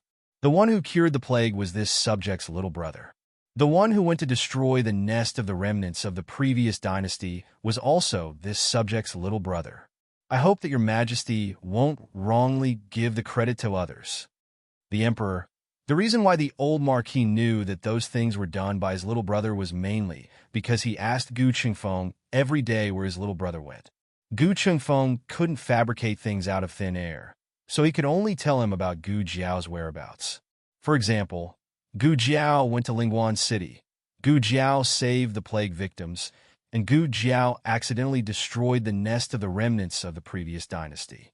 However, Gu Qingfeng didn't use your granddaughter, but your brother. The old Marquis was seriously injured and had been lying in the ward. His information basically came from Gu Qingfeng. In addition, Tang Yueshan and Gu Chongqing didn't say anything, so Gu Jiao's little identity was tightly covered. Your Majesty, this subject has heard a little about the rumors in the cabinet and among the people. They say that Princess Ning and made great contributions at the border fortress and should be conferred the title of Princess Protector. This subject doesn't mean to be disrespectful to Princess Ning, but this subject really doesn't understand where the word contribution comes from. This subject was imprisoned in the governor's residence at the time, so this subject is clear about the situation there. Princess Ning didn't cooperate with this subject's second grandson. It was he who fearlessly barged into the governor's residence. It was he who took this subject's second grandson out of Lingguan City. It was also he who joined forces with Marshal Tang to fight off the pursuers. This subject was able to return safely to Yuelu City, all thanks to this subject's sworn little brother. The one who guarded the city and fought the enemy was my sworn brother. The one who saved the princess and me was also my sworn brother. Princess Ning placed righteousness before her own family. This subject has no objection if your Majesty wants to confer the title of Princess Protector. However, the title of Princess Protector is not something that anyone can bear. As the old Marquis spoke, he didn't care how dark the Emperor's face was. He lifted his hem, endured the pain, and knelt down on one knee. He cupped his hands and said seriously, this subject requests your Majesty to confer little brother Gu the title of Princess Protector. The Emperor? What the hell is this? The Emperor spent a lot of effort to resist the urge to pull off Gu Jiao's little vest. Perhaps it was because he was old, he was more talkative. The old Marquis rambled on for a while, but it didn't deviate from the original point. He wanted to confer the title of Marquis on his sworn brother. The Emperor's mouth twitched. You guys really share blessings and bear the burden of Marquis together. After the old Marquis left, Gu Jiao remained in the imperial study, blinking her big eyes. The Emperor drank a mouthful of tea to calm the fire and glanced at her. Don't be delusional. I won't confer the title of Marquis on you. Gu Jiao, oh. The emperor put down the teacup. I said I won't. Gu Jiao spread her hands. Oh! The emperor took a deep breath and asked, why did you come to find me? Here? Gu Jiao took out a memorial from her arms. The emperor saw the handwriting and knew it was written by the old chancellor. He casually flipped through it and put the memorial on the table. Gu Jiao said goodbye and turned to walk out. The emperor looked at her small back, clenched his fist, and gritted his teeth. I am the emperor. My words carry weight. I won't confer the title of Marquis. Gu Jiao raised her eyebrows. Oh! In the medical center, Mo Qinxue was still not allowed to get out of bed. She leaned against the bed and weaved a red rope. Little Zhongli came to the medical center to work. She looked at the red rope in Mo Qinxue's hand and said, Sister Mo, this is not how you weave a red rope. Mo Qinxue choked and said, why not? I think you made it up like this. Little Zhongli showed her the red rope she made. Your middle finger has to hook this line, then your index finger has to wrap it inwards, not outwards. Mo Qinxue muttered, why is it so complicated? It was much harder than practicing martial arts. Little Zhongli said considerately, if Sister Mo doesn't want to make this, we can do something else. Mo Qinxue said stubbornly, no, I want this. Little Zhongli sighed. Okay, I'll take it apart and weave it again for you to see. God knew that this was the 11th time little Zhongli had taken it apart. Mo Qinxue's hands were clearly praised by the lodge master as the god of hidden weapons, but she couldn't even weave a single rope. Mo Qinxue was angry with herself. Sister Mo, watch carefully. Little Zhongli didn't sit on the stool anymore. Instead, she lay on the bed and raised the red rope with 2 fingers. However, as soon as she tied a knot, a hidden weapon broke through the window and shot toward little Zhongli's shoulder. Mo Qinxue's eyes trembled, and she caught the hidden weapon. Unexpectedly, there was knockout powder on the hidden weapon. Little Zhongli breathed it in and fell asleep on Mo Qinxue's body. This amount was useless to Mo Qinxue. Mo Qinxue threw the hidden weapon back out the window. There was a muffled sound. The hidden weapon hit something. Soon, the window was pulled open from the outside, and Hua Xiao rushed in. She pulled out the hidden weapon on the handle of her fan and smiled slowly. I was just joking with you. Why are you so angry? If I really wanted to kill her, I wouldn't use knockout powder, but poison. Why are you here again? Mo Qinxue asked coldly. Hua Xiao waved her fan and smiled charmingly. I'm here to tell you that the 3-day deadline is up. When are you going to kill her? Mo Qinxue's expression didn't change. Go and tell the young master that I'll have the strength to kill her after I recover. Hua Xiao sneered. It takes 100 days to recover from a serious injury. Do you want to recover until next year? Don't tell me you're too soft-hearted to kill her. You're living a good life here. You don't have to be a courtesan, and you don't have to please those stinky men. You must be addicted to such a life, right? Mo Qinxue said rudely. When did I please those stinky men? Don't use your Hua Xiao's tricks on me. Hua Xiao's face darkened. The young master asked me to tell you that the plan has changed. Within 3 days, get her out of the capital. Chapter 554. The novel will be updated more quickly. In the medical center, Xiaoheng was chatting with the second boss in the study. Recently, Gu Jiao stayed in the medical center, so Xiaoheng came here more often. Brother Xiao. Outside the door, little Zhongli waved at Xiaoheng in a low voice. Xiaoheng looked outside the door and said to the second boss who was making tea, Excuse me, I'll go see if Jiao Jiao is back. The second boss hurriedly said, Go. The two of them were really loving. In the past, he and his wife were also like this. However, as time went by, he couldn't afford to pay the public anymore, so he didn't dare to get close to his wife. Xiaoheng went out of the study and went to a storeroom downstairs with little Zhongli. Little Zhongli looked outside and made sure that no one was approaching before closing the door. He whispered to Xiaoheng, Brother Xiao, someone came to Sister Mo's room. Little Zhongli was a medicine boy of the Immortal Music House. On the surface, he was there to relieve Mo Qinxue's boredom, but in fact, he was a little spy sent by Xiaoheng. After all, Xiaoheng wasn't the person Mo Qinxue really knew, so he was a little wary of Mo Qinxue. Who was it, he asked. Little Zhongli shook his head. I didn't see her face clearly. From her voice, she was about the same age as Sister Mo, maybe a little older. Her voice wasn't as young and pleasant as Sister Mo's. Xiao Heng had seen the file of the Immortal Music House case and knew that Mo Qinxue was 17 years old this year. Xiao Heng first thought of a woman who was older than her. Hua Xiao was 19 years old and was from Fu City. Of course, birthplace could be faked, so could age. However, Minister Xing had seen Hua Xiao before, so he judged that Hua Xiao was less than 20 years old. Little Zhongli said, "She drugged me as soon as she came."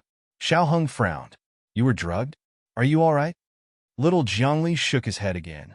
It felt good to be cared for. Little Zhongli patted his chest happily and said, "Those drugs are useless to me." "What do you mean it's useless?" Xiao Heng was puzzled. Little Zhongli scratched her ponytail. It's because I'm in good health and am especially resistant to drugs. That's what my brother said. I can hold my liquor well." "Xiao Heng, you're only 9 years old, and you can already drink?" Xiao Heng said, "You're still young. Don't drink in the future." "I'm okay." Little Zhongli felt that this suggestion wasn't unacceptable. She didn't like drinking anyway. Xiao Heng said again, "Tell me what happened after you were drugged." Little Zhongli recalled, "After I was drugged, I was a little sleepy, so I pretended to be asleep. She drugged me with knockout pills, and that's what she said too." These words were very strange. The normal explanation would be that I heard her say that she had drugged me. But little Zhang Li's words clearly said that she knew it was a knockout pill, and then she got confirmation from the other party. Xiao Heng asked, "You can recognize knockout pills?" Little Zhang Li said proudly, "I've been a medicine boy for so long. Of course I can recognize them. I even recognize arsenic and crane top red." Xiao Heng didn't know whether to laugh or cry. "Okay, continue." Little Zhongli said, "I heard that person say that the 3-day deadline is up. When is Sister going to make a move on him? Could it be that Sister's heart softened and you can't do it?" "Brother Xiao, who is the he she's talking about? Is it you?" "It's Gu Jiao." Xiao Heng's gaze turned cold. "It's not me. Is there anything else?" Little Zhongli said, she said, "Young Lord wants me to tell you that there's a change in the plan. Within 3 days, we'll lure him out of the capital." Lure him out of the capital within 3 days? The simpler it was, the more information it contained. Why did the young lord of Immortal Music House suddenly give up on killing Gu Jiao? Did the young lord of Immortal Music House think that Mo Qinxue couldn't succeed, or did the other party think that Gu Jiao still had value? Killing Gu Jiao and luring Gu Jiao out of the capital were different in terms of difficulty. But if you put the whole thing into perspective, you'd find that the two were essentially the same. That was, both had to gain Gu Jiao's absolute trust. And if Mo Qinxue could do this, whether she killed Gu Jiao or lured Gu Jiao out of the capital, it would be something she could do. Inferring from this, it should be the latter, Gu Jiao's value. What did they want to do with Gu Jiao? Xiao Heng closed his eyes, connecting all the events related to Immortal Music House in his mind. Suddenly, a bold conjecture emerged. They wanted to capture Gu Jiao outside the capital and use Gu Jiao to lure him out. It was that group of people. He could almost conclude that once he fell into the hands of that group of people, the young lord of Immortal Music House would immediately give the order to kill Gu Jiao. After coming out of the Imperial study, Gu Jiao went to Rinshou Palace. Little Jing Kong was playing on the swing in the front yard, and Little Nine was dismantling the birdcage that the palace servants made for him on the snowy ground nearby. Recently, for some reason, he liked to dismantle the house. "Jiao Jiao." Little Jing Kong saw Gu Jiao at first glance. He stopped playing on the swing, jumped down from the seat, and pounced on Gu Jiao. It was a snowy day, and he was sweating profusely. Gu Jiao wiped his sweat with a handkerchief and touched his neck. It was also wet with sweat. "Go in and change your clothes," Gu Jiao said. "Okay, Jiao Jiao." Little Jing Kong was especially obedient. He held Gu Jiao's hand and jumped into the inner hall. Empress Dowager Zhuang was secretly eating candied fruits in her bedchamber. When she heard Little Jing Kong's small voice, she quickly hid the candied fruits. "Great Aunt." Gu Jiao entered the room and greeted Empress Dowager Zhuang. Empress Dowager Zhuang seriously opened the booklet on the desk and pretended to read it. Although she no longer held court, some booklets would still be sent to her. It was just that recently, the number of booklets sent to her had decreased. Presumably, Grand Tutor Zhuang was slowly becoming estranged from her. Little Jing Kong had stayed in Renshou Palace before, so his clothes were kept here. Gu Jiao found a set of clothes for him to change into. When he was changing, little Jing Kong said to Gu Jiao, "Jiao Jiao," little brother agreed. "When will you go see him?" Gu Jiao said, "Any time is fine. Is he in Bixia Hall now?" "Yes, yes." After little Jing Kong finished speaking, he was suddenly a little stunned. "Eh? Jiao Jiao, how do you know that little brother is in Bixia Hall?" Gu Jiao curved her lips and pointed at his shiny forehead with her fingertips. "Because I have a spell that can see the thoughts in your head." Little Jing Kong hugged his little head. "I didn't want to play truant." "No, no, no." Gu Jiao couldn't help but laugh. Gu Jiao rarely laughed, and the time when she laughed out loud was even rarer. Her funny point was always very strange. Empress Dowager Zhuang didn't laugh when she heard little Jing Kong's words. Instead, she couldn't help but laugh when she saw Gu Jiao laughing. When Gu Jiao was done laughing, little Jing Kong's face was also completely red. "I really didn't want to play truant," he said guiltily. After learning that Gu Jiao wanted to treat Huang Fuxian's legs, Empress Dowager Zhuang didn't object. She asked Eunuch Qin to go to Bixia Hall. After a while, Eunuch Qin came back and reported with a look of embarrassment. Young Master Xian didn't want to come. He said he didn't want to be treated. Empress Dowager Zhuang said, "He said it himself? Could it be that Princess Ning had spoken on his behalf?" Eunuch Qin said, "Yes, he said it himself. He was very determined." Empress Dowager Zhuang sighed. "Then let him be. If he didn't want it, they couldn't kidnap him. It wasn't a minor illness. They could just force a bowl of medicine down his throat. If he didn't cooperate, the doctor couldn't treat him. They couldn't use the Empress Dowager's imperial edict to pressure him. That child was obviously someone who would resist the edict." "Serve the meal," Empress Dowager Zhuang said to Eunuch Qin. Little Jing Kong was disappointed. On the carriage back, little Jing Kong didn't say a word. He was in low spirits. Gu Jiao didn't know how to comfort him. She touched his little mushroom head and whispered, "Do you want a hug?" Little Jing Kong turned around and threw himself into Gu Jiao's arms.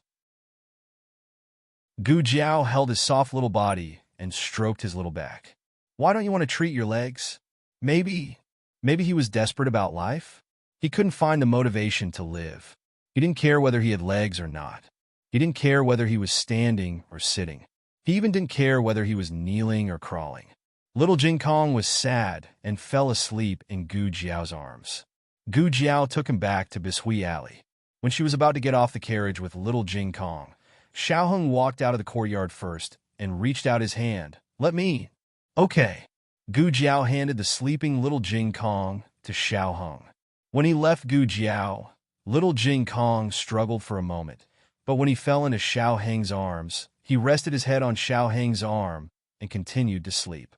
Xiaoheng put the little guy back in the West Room, took off his coat and shoes, and pulled the quilt over him. Gu Jiao was about to go to the clinic when Xiaoheng came out and stopped her. "Jiao Jiao, I have something to tell you." The two went to the East Room. Gu Jiao lit an oil lamp. Xiaoheng adjusted the wick to the brightest and lit another oil lamp. Gu Jiao actually liked a brighter room, but she didn't tell anyone. Gu Jiao sat on the chair and looked at Xiaoheng, who was adjusting the wick seriously. She suddenly felt warm in her heart. Chapter 555.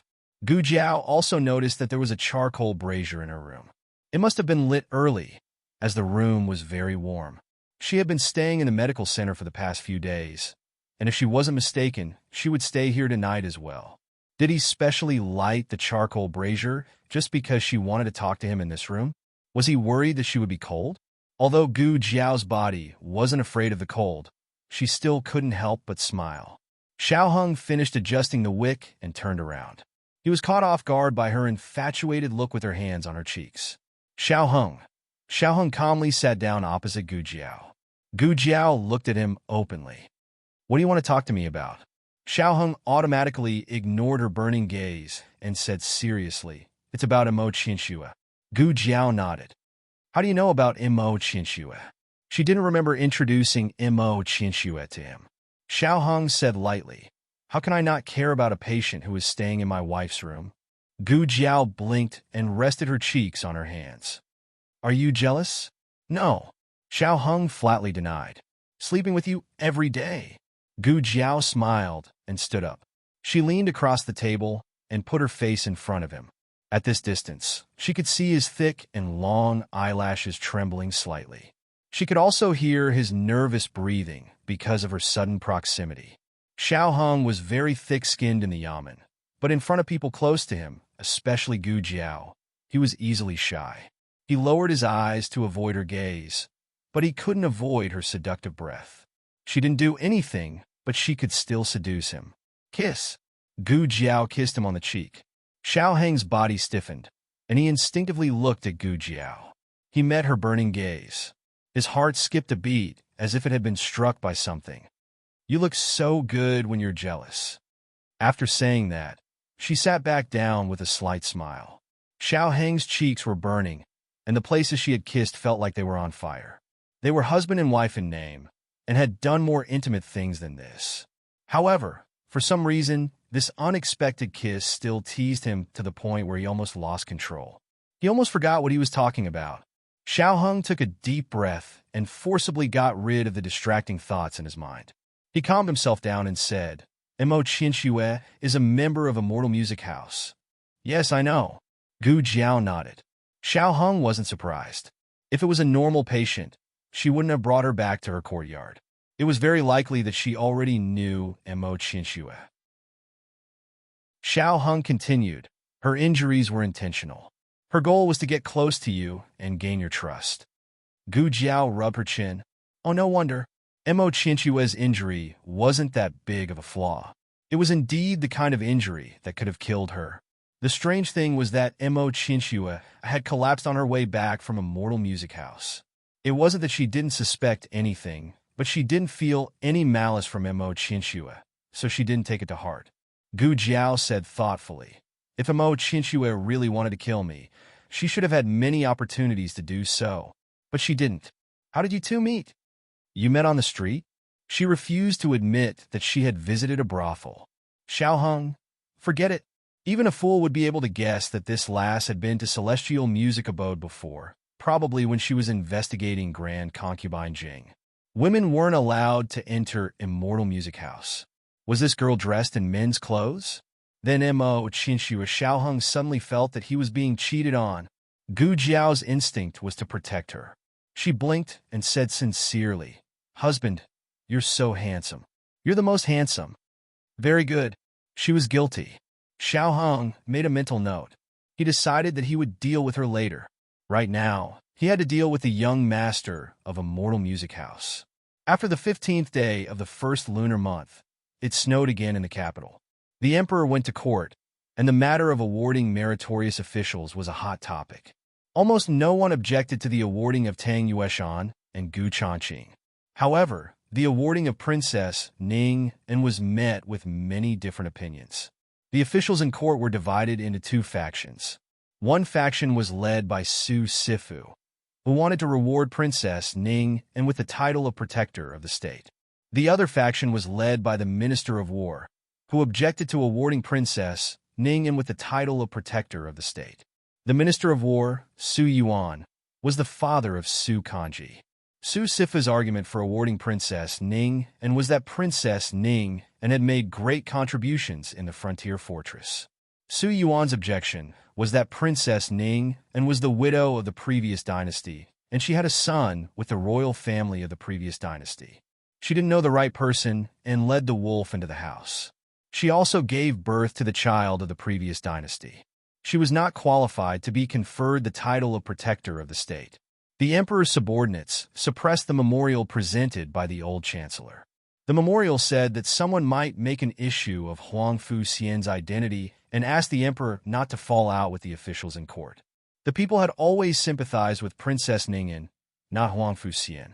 If the emperor fell out with the officials because of Huangfu Xian, the people's hearts that he had worked so hard to accumulate would be in vain. The emperor had no choice but to withdraw from court. But he loved Ningyan. The more people objected, the more he felt sorry for Ningyan. Why did everyone in the world bully his Ningyan? What did his Ningyan do wrong? Wasn't it the fault of the previous dynasty? His Ningyan was also a victim. Why couldn't she be compensated? On the way back to Pure Flower's palace, the emperor almost had the impulse to insist on conferring Ning, and even if all the civil and military officials opposed it. But when he thought of Huang Fuxian's child, he endured it. The night before the deadline of 3 days, Hua Xiao came to the medical center again. Mo Qinxue could already walk a little. She sat by the window and looked at Hua Xiao with disgust. "Can you not always come here? You will expose me." Hua Xiao waved the round fan and said with a smile, "I just came to remind elder sister that tomorrow is really the deadline. Has elder sister thought about how to lure her out of the city?" Mo Qinxue said indifferently, "If I don't lure her out, what will happen?" Hua Xiao said with a smile, "Then elder sister will die." Mo Qinxue said coldly, "Can you kill me?" Hua Xiao's lips curved. "I can't kill you, but there will always be someone who can. Elder sister should know the consequences of betraying the young master." Mo Qinxue turned her face. "Do you still have poison?" Hua Xiao asked with a smile. "What kind of poison is elder sister talking about?" Mo Qinxue said coldly, "Like the kind of cartilage powder." Hua Xiao covered her face with the round fan and smiled. "Ah, 7 days drunk. Yes, I brought it. I was afraid that elder sister would not ask me for it." 7 days drunk, as the name said. One pill could make one drunk for 7 days and 7 nights. Mo Qinxue paused and asked, "She is a good drinker. Will it be ineffective?" Hua Xiao handed the bottle to Mo Qinxue, then patted the bottle with the round fan and said, "No, it will be my poison. Elder sister, don't worry. I am the best drinker in the capital, but I will be drunk after 1 pill. Just in case, there are 3 pills in here. Elder sister, take your time." At night, Gu Jiao came over and checked Mo Qinxue's physical condition as usual. "You are healing well," Gu Jiao said. Mo Qinxue nodded absent-mindedly, poured a cup of flower tea, and handed it to Gu Jiao. "Drink some water. Look, your lips are dry." "Really?" Gu Jiao touched her lips, took the teacup, and drank all the water in the cup. Mo Qinxue looked at her nervously. Gu Jiao did not respond at first. When she was packing the small medicine box, she fell down with a thud. At dawn, a carriage sped out of the city. The coachman was from Xian Lu House. Mo Qinxue was sitting in the carriage. No one in the clinic noticed that she left. When they found out, they would not be able to catch up with her. "Hurry up," Mo Qinxue urged the coachman. "But miss, where are we going?" The coachman asked. "I don't know." Hua Xiao did not tell her where to take Gu Jiao, only that they were going out of the city. She was already out of the city. Did the young master's people find her? "There is a post house in front," the coachman said. Mo Qinxue said, "Don't worry about it, just go straight." "Yes." The coachman waved his whip, and the carriage went away on the cold road. Just as they were about to reach the relay station, a group of experts dressed in gray suddenly rushed out from the side path on their horses. They lined up in a row on the official road, instantly blocking Mo Qinxue's path. The coachman hurriedly stopped the carriage. "Miss, there is nothing for you to do here. Go quickly." Mo Qinxue ordered, "Go to the post house in front." Go quickly." "Yes." The coachman got out of the carriage in confusion. He always felt that the aura of that group of people was too scary. When he walked past them, he did not even dare to raise his head. Fortunately, that group of people did not stop him. He quickened his pace and rushed into the post house. Mo Qinxue waited until he had gone in before she parted the curtain slightly. "Who are you?" The leading man in gray said. "The young master asked us to pick you up. Did you bring the person?" Mo Qinxue lifted the curtain slightly, revealing the unconscious person inside. "I brought him," he said. "Give her to us." "Wait." Mo Qinxue pulled out a dagger and pressed it against Gu Jiao's neck. He frowned. "What are you doing?" Mo Qinxue said, "I think I might not be able to keep my life. To prevent you from killing the donkey after it has outlived its usefulness, I need to go to a safe place first." The leading man in gray narrowed his eyes dangerously. Chinchua said coldly. The young master needs her life. If she dies now, you will not be able to answer to the young master. As for me, it is my own business that I escaped. The young master will hunt me down in the future. It will not be your fault. The leading man in gray tightened his grip on the reins. Okay, where are you going? Chinchua said. Foam County. It is 30 miles from here. An hour should be enough. The leading man in gray gestured to his subordinates. They surrounded the carriage. One of them jumped off the horse and became Chinchua's coachman. They rushed to Foam County at top speed. Halfway there, Chinchua suddenly shouted, Wait! Stop! She is going to vomit. She is poisoned by the 7 days of intoxication. It will be troublesome if she chokes. Those who practiced martial arts naturally understood that vomiting while unconscious was very dangerous. They had no choice but to stop the carriage. The leading man in gray rode on the horse and said to his coachman, See what is going on? The coachman turned around and lifted the curtain. A silver needle glittering with cold light flew out with a whoosh. The distance was too close and the speed was too fast. He wanted to dodge it, but it was already too late. He screamed and fell from the carriage. It's a trap. The leading man in gray drew his saber. Another row of silver needles shot out. The coachmen blocked them with their sabers. Chinchua quickly cut off the reins on the carriage and rode away on a fine horse. The leading man in gray was about to order his men to stop her when the carriage suddenly burst into flames. Hostage!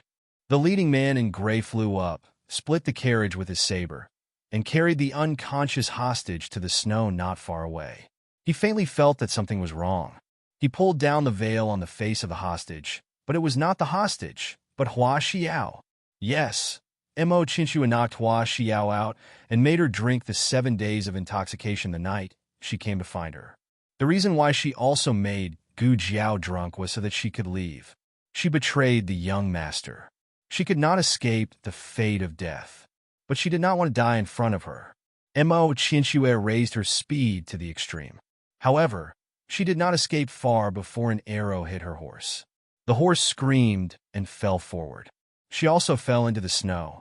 She was in severe pain all over, including her chest. She turned sideways and spat out a mouthful of blood. Chinchua. The leading man in gray got off the horse and came to her with a saber in his hand. Chinchua raised her hand to use the silver needle, but he kicked her acupoint. She instantly froze in the snow. The leading man in gray squatted down, grabbed Chinchua's clothes, and pulled her in front of him. He was so angry that he had nowhere to vent the anger in his chest. His gaze fell on Chinchua's slender white neck, and a trace of wickedness appeared in his eyes. Immortal Music House's #1 courtesan. It is said that no man has taken her virginity. Why don't you submit to us, brothers, today, and let you have a good time before you die?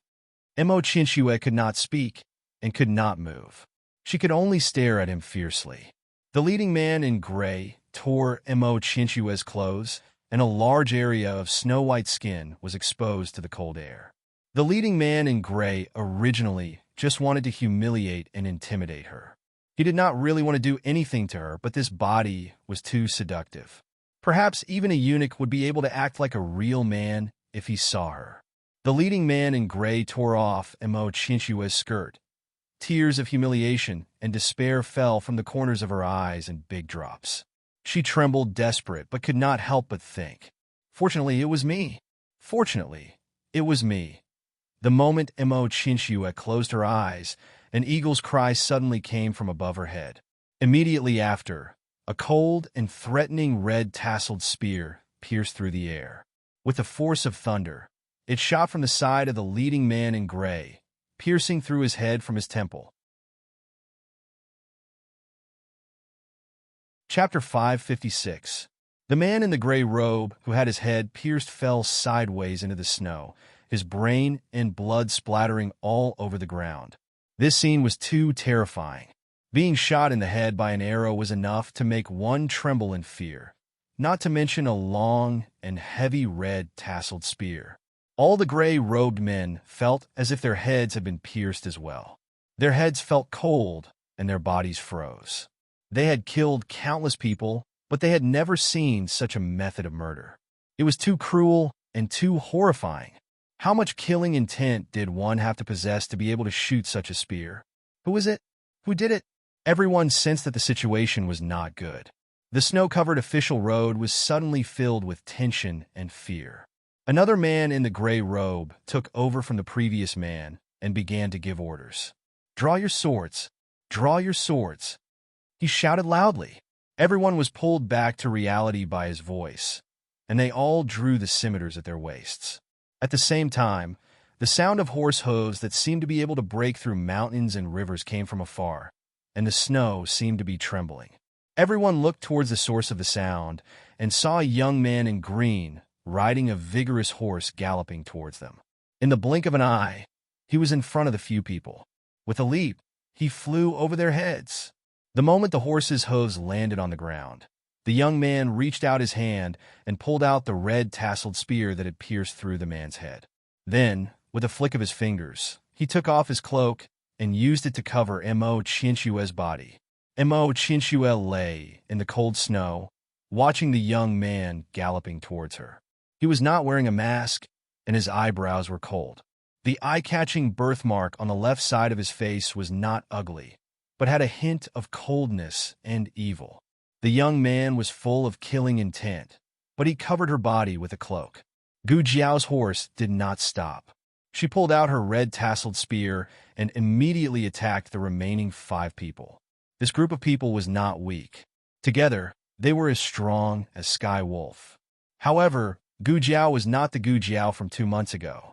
Her strength had recovered a little. Even if she fought Sky Wolf again, she would be invincible. Gu Jiao dismounted, and the two sides began to fight fiercely. One of the gray-robed men suddenly thought of something and pointed at Gu Jiao. "Her! She is the hostage we want." Gu Jiao clenched her red tasseled spear and said coldly, "Come and catch me if you have the ability." The 5 of them attacked Gu Jiao with all their might.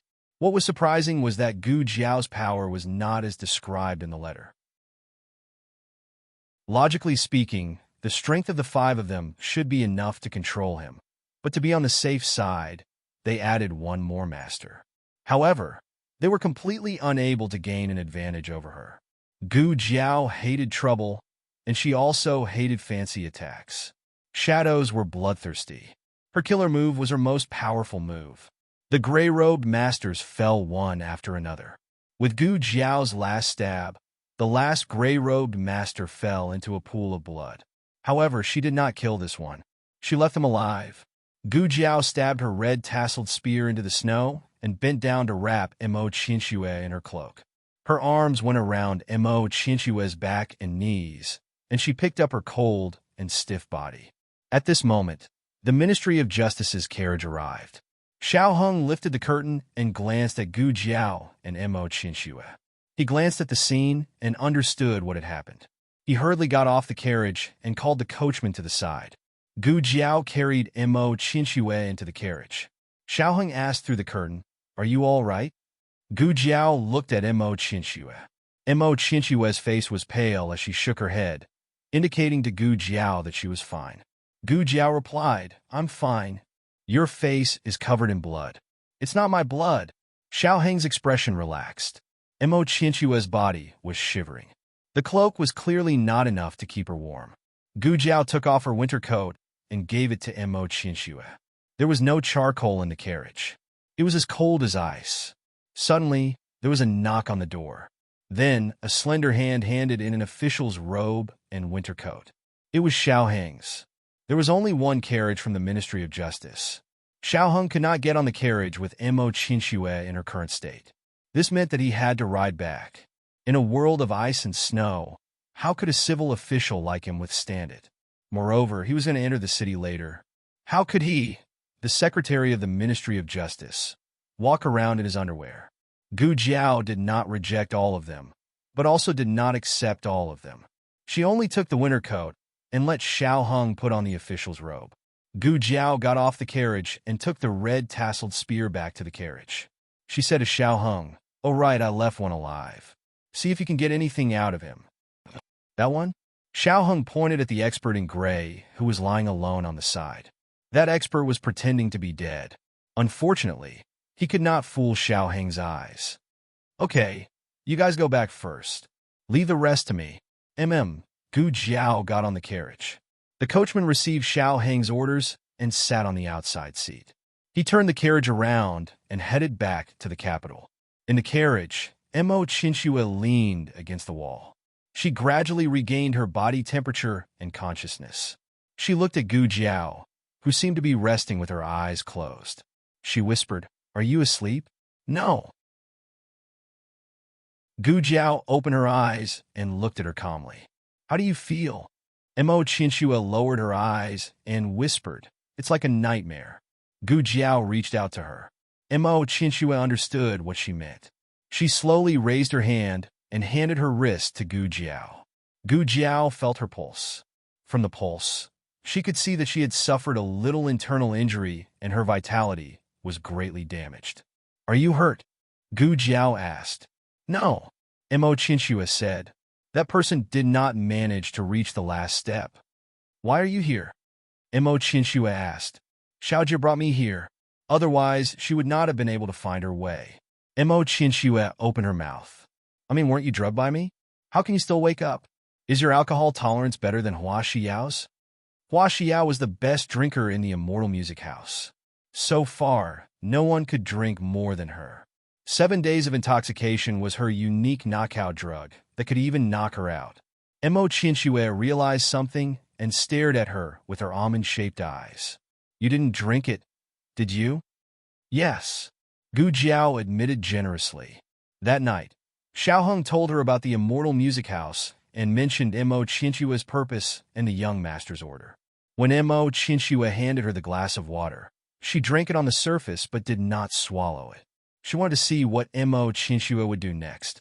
Mo Qinxue first put her on the bed and then dragged out a person from under the bed. It was Hua Xiao. Mo Qinxue changed Hua Xiao in her clothes and put on a veil. At this point, Gu Jiao could almost guess what Mo Qinxue would do. The reason why she did not immediately stop Mo Qinxue was that Mo Qinxue's drug was really too strong. Even if she did not swallow it, she still absorbed some of it after holding it in her mouth for a long time. She slept for an hour. Fortunately, Mo Qinxue did not walk too fast. Otherwise, when she arrived, the tragedy would have already happened. Killing the man would not help. Mo Qinxue did not ask Gu Jiao when she began to suspect her. She was too embarrassed to ask, and there was no need to ask. She approached her for another purpose. Now that the matter was exposed, she still came to save her. "Next time, take me with you." Gu Jiao said, "Don't do stupid things alone." Mo Qinxue stared at her. After a long while, she lowered her head and answered in a low voice, "Yes."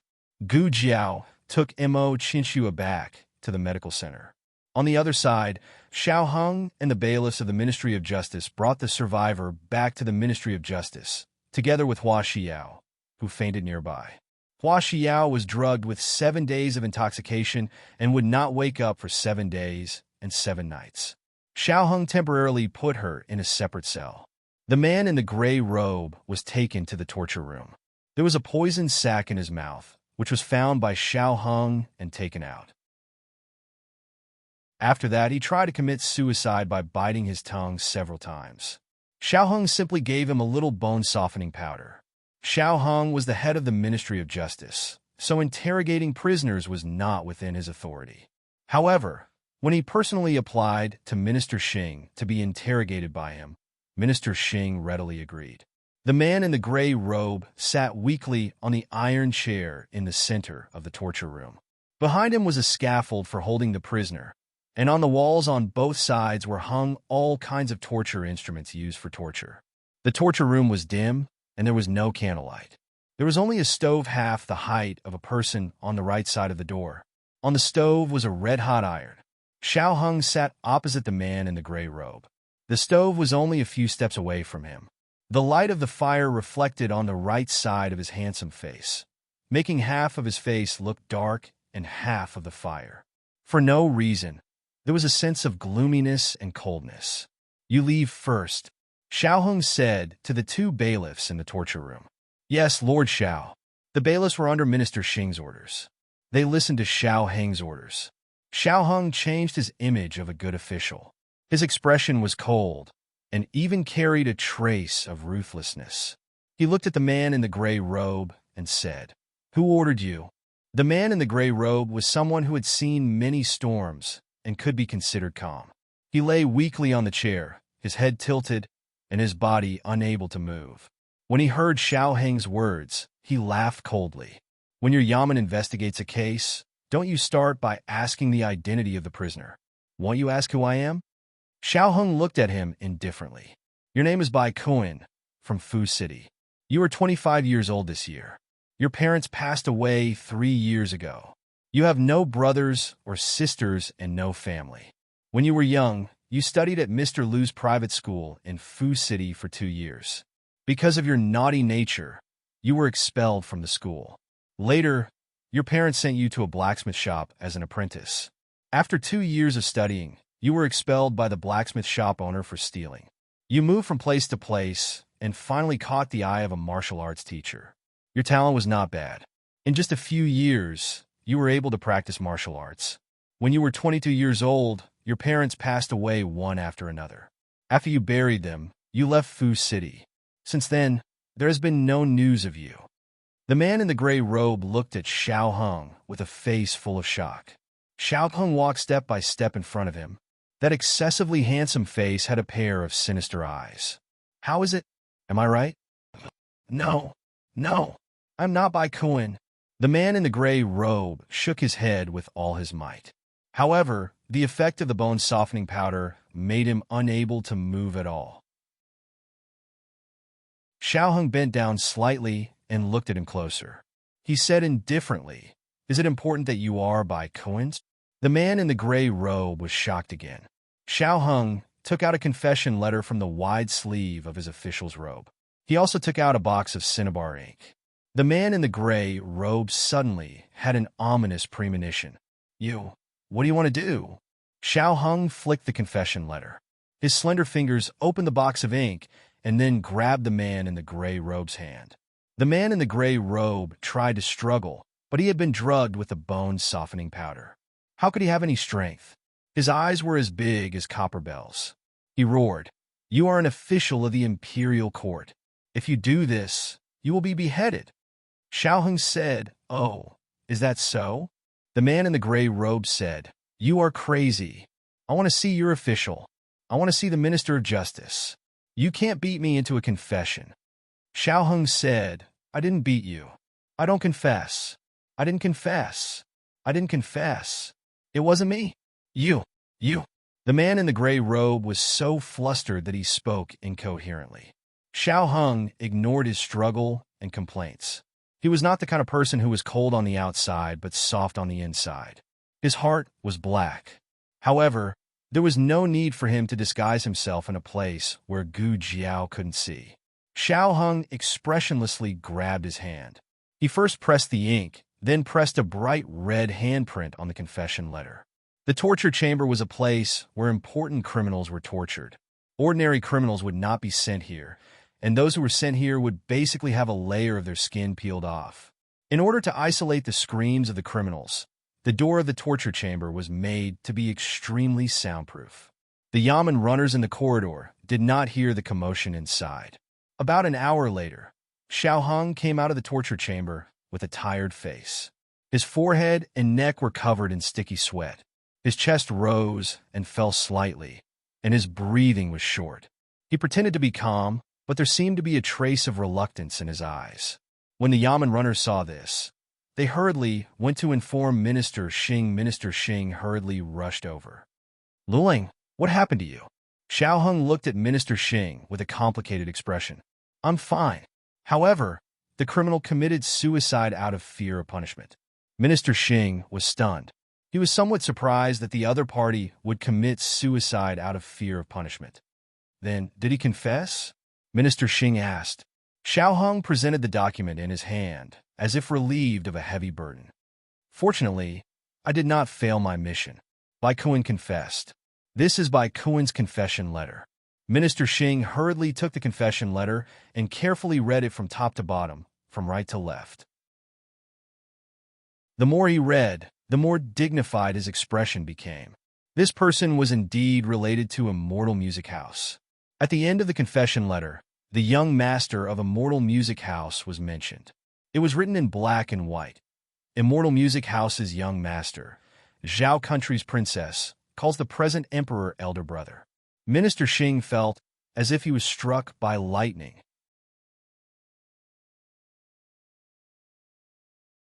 Chapter 557. Minister Xing had absolute trust in Xiao Lulang. Firstly, Xiao Lulang was just a weak scholar. He couldn't kill a vicious criminal to silence him. Secondly, Xiao Lulang had always given people the impression that he stood aloof from worldly affairs and was honest and upright. Anyone could fake a crime, but Xiao Lulang wouldn't. Minister Xing wasn't worried that Xiao Lulang would fake a crime. Instead, he was worried that Xiao Lulang would feel guilty if he saw a living person die in front of him. That would leave a shadow in his heart and prevent him from solving the case. Minister Xing didn't remember that Xiao Heng used to be a coroner. He had even dissected corpses before. Why would he be afraid of a dead person? The main reason was that Xiao Heng looked like he had suffered a blow. If I had used a heavier dose, he wouldn't have been able to recover his strength so quickly and commit suicide out of fear of punishment. I would have been able to get more information out of him. That's right. That person only told him about the imperial princess, but didn't say which princess it was. This was where Xiao Heng was smart. Sometimes it was this little bit of regret and incompleteness that made things seem more logical. Minister Xing patted him on the shoulder and comforted him. You've already done very well. If it were someone else, they might not have been able to get any clues. I'm just trying to reason with him. Xiao Heng was halfway through his sentence when a hint of hesitation flashed across his face. Minister Xing said to the two bailiffs, "You two go in and clean up. Lulang, come with me." Yes. Xiao Heng followed Minister Xing to his duty room. Do you have something to say? Minister Xing asked. Xiao Heng said, Bai Kuan didn't commit suicide out of fear of punishment. He didn't dare to say who the mastermind was, so he bit his tongue and committed suicide. Minister Xing looked strangely at the document that had just been placed on the table. Then this confession, Xiao Heng nodded. The confession is true. I used some acupuncture on him, but that's all he dared to say. He was very secretive about that person's name and refused to say it no matter what. This was more reasonable. Minister Xing was puzzled just now. Why would an assassin commit suicide for fear of punishment? If he had such awareness, would he still be an assassin? Minister Xing said thoughtfully. It seems like that person's methods are impressive. That's why the assassin didn't dare to say her name. But who could it be? Since she called Jin Shang imperial brother, she must be Jin Shang's younger sister. The previous emperor had many children and 7 princesses, but only 4 were younger than the emperor. They were Princess Ningyin, Princess Xinyang, Princess Diqing, and Princess Huiqing. Among them, Princess Diqing died of illness 2 years ago. Princess Huiqing's birth mother was the previous emperor's cousin and was given the title of Ling Jiaoyi. Ling Jiaoyi was favored in her early years, but after giving birth to Princess Huiqing, she was a fool. Later, both mother and daughter lost favor. So, was this young master of Xian Lu House a fool for Princess Huiqing, Princess Xinyang, or Princess Ningyin? I'll go to the imperial palace. In addition, Bai Kuan committed suicide for fear of punishment. Yes, torture easily made people think of torture. In order to not bring unnecessary trouble to Xiao Heng, Minister Xing decided to punish Bai Kuan in the name of committing suicide for fear of punishment. As for whether he could convince others, it was up to Minister Xing's ability. Minister Xing reminded, His Majesty may summon you. You only need to remember that you didn't use torture. You used reason and emotion to persuade him to confess. Yes, Xiao Heng said. Darren, there's one more thing I forgot to say. Minister Xing asked, What is it? Xiao Heng said seriously. Hua Xiao is in cahoots with them. She is also an important witness. I think she should know something. Regarding what happened before returning to the Ministry of Justice, Xiaoheng also wrote a letter explaining the details. In the letter, he said that Mo Qinxue was still alive and approached Gu Jiao as a patient. However, he omitted the fact that the two knew each other. He only said that Gu Jiao didn't know that she was a courtesan of Xian Le House and thought that she was just an ordinary patient. As a benevolent doctor, she picked her up halfway and brought her back to the medical center for treatment. During this time, the assassins of Xian Le House came to assassinate Mo Qinxue once. In fact, they wanted to confuse her and let Mo Qinxue take the opportunity to kill Gu Jiao. However, Gu Jiao, who didn't know the truth, risked her life to protect Mo Qinxue and even got injured. Mo Qinxue was moved by Gu Jiao's actions and gave up the idea of assassinating Gu Jiao. 3 days ago, Hua Xiao of Xian Le House found Mo Qinxue and urged her to lure Gu Jiao out of the capital. Mo Qinxue knew that Gu Jiao would be in danger this time, so she couldn't do it. Therefore, Mo Qinxue thought of a way. She drugged Gu Jiao and Hua Xiao and let Hua Xiao disguise herself as Gu Jiao and abscond in the name of sending Gu Jiao out of the capital. Gu Jiao and Xiaoheng had their eyes on her and chased her out of the city. After that, they killed the masters and captured Hua Xiao and took them back to the Ministry of Justice. Minister Xing knew about Gu Jiao. She was the miraculous doctor of the medical center and Xiaoheng's wife. The mastermind behind the scenes seemed to have a grudge against Gu Jiao or had a conflict of interest with Gu Jiao. Princess Huiqing could be ruled out. Putting aside the fact that she was a fool, she didn't live in the capital and had never seen Gu Jiao. She had no interest with Gu Jiao. Then, only Princess Xinyang and Princess Ning, and who had returned to the capital in the past year, were left. Sir, there's something I don't know if I should say. Lu Ling, go ahead. The prince consort was killed by the Gu siblings. Minister Xing was stunned in the duty room for a long time. This was a serious matter that involved the royal family. Minister Xing had to report to His Majesty first. Xiaoheng knew that Minister Xing would go to His Majesty. With concubine Jing's example, Xiaoheng wouldn't leave the decision to His Majesty alone. He wanted the whole world to know and all the officials to know. It was best if His Majesty wanted to find out who was the mastermind behind the scenes. If he didn't, then let the whole world force him to do it. Minister Xing's carriage ran into Grand Secretary Yuan's carriage halfway. His official rank was lower than Grand Secretary Yuan's, so he naturally had to get off the carriage and salute him. He didn't expect the old Chancellor to be in Grand Secretary Yuan's carriage. In terms of official rank, Minister Xing was 1.5 ranks higher than the Chancellor of the Imperial College. However, everyone knew that the old Chancellor was an important official of 2 dynasties and His Majesty's trusted aide. He was someone who could compete with Grand Secretary Yuan in seniority. Both sides greeted each other politely. Grand Secretary Yuan gave him a look and asked, Minister Xing, you look like you're in a hurry. Did something happen? It wasn't convenient for Minister Xing to divulge the details of the case, so he only said, it's the case of Immortal Music House. There's a bit of progress, so this humble official is planning to report to His Majesty. The old Chancellor asked with a puzzled expression, what kind of progress needs to alarm His Majesty? Could this case be related to His Majesty? Minister Xing smiled in embarrassment. This humble official can't say too much. I hope Grand Secretary Yuan and Chancellor Hua can forgive me. It's fine. Grand Secretary Yuan nodded in a reasonable manner and raised his hand to indicate for him to return to his carriage. Minister Xing cupped his hands in salute. Then, this humble official will take his leave. The moment he turned around, the old Chancellor suddenly cried out in pain and fell out of Grand Secretary Yuan's carriage. His fall was too technical, perfectly avoiding the coachman's hand to catch him. Minister Xing's expression changed, and he hurriedly reached out to catch him. Although he did catch him, his sleeves were also torn, and 2 documents fell out in a voluminous manner. Let me pick them up. Let me pick them up. The old Chancellor didn't wait for himself to stabilize his body and bent down to pick up a confession letter, as well as the case file Xiaoheng wrote. He pretended to look at the documents in his hands carelessly. How could this be? Minister Xing hurriedly took the documents and folded them before stuffing them back into his other sleeve. He said with a flustered expression, "Farewell."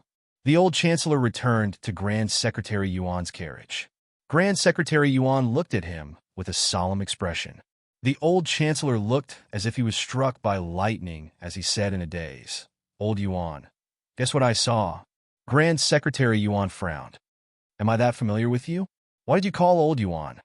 Even though Grand Secretary Yuan and the old chancellor had both served the imperial court for many years, their relationship wasn't that close. The only relationship was that the two of them were friends with Elder Feng at the same time. It was just that Elder Feng and the old chancellor were closer. The reason why the old chancellor was in Grand Secretary Yuan's carriage today was because Grand Secretary Yuan had met the old chancellor whose carriage had broken down. The old chancellor had asked him shamelessly if he could give him a ride.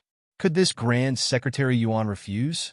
Even if he was unwilling, he had to let him get on the carriage. This was what happened after that.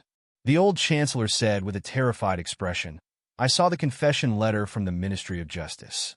It said that the young master of Immortal Music House was actually the princess of Zhao country's imperial family, His Majesty's younger sister." Was the confession letter what you were holding there? Grand Secretary Yuan exposed him in a second. Old Chancellor, Grand Secretary Yuan, also, you purposely fell down and tore Lord Xing's sleeve. Do you think I'm blind? Old Chancellor, the Master of Tea Arts had finally met his match. Old Chancellor, anyway I saw it. I also told you that when news about this case appeared in the capital, I will say that it came from your Yuan family. The highest realm of a Master of Tea Arts was flipping the teacup and spilling the tea. Then there was no need to pretend anymore. The corner of Grand Secretary Yuan's mouth twitched. Can you still be a little more shameless? The old chancellor stretched his legs and lazily leaned against the wall of the carriage. I can't. Grand Secretary Yuan, how did the late emperor accept such a shameless thing?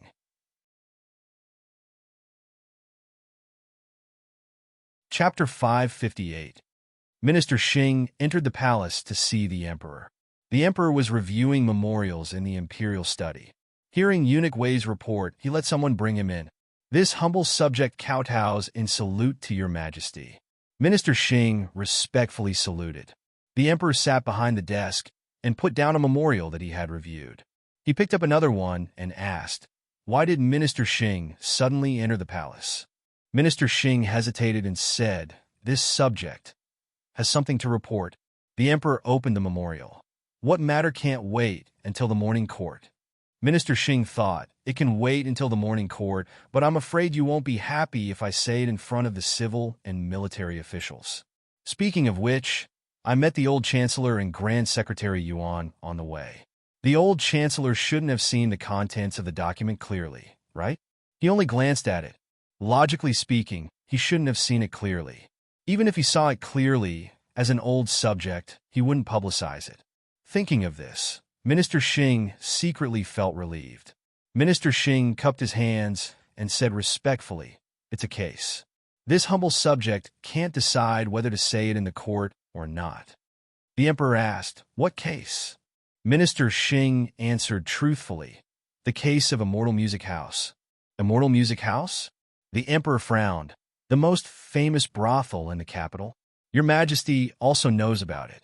Minister Xing was surprised. No wonder he was so surprised. Immortal Music House's reputation seemed great, but in the end, it was just a brothel. The imperial city had a clear hierarchy.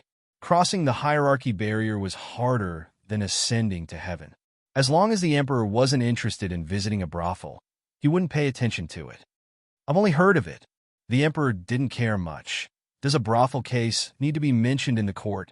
Minister Xing said with a complicated expression, this case involved a lot of people and is related to the imperial family. The emperor said indifferently, which prince went to the brothel and had an accident? It's fine if it's a prince, but I'm afraid you won't be so embarrassed. Minister Xing understood that if he stuck out his head, he would still be stabbed.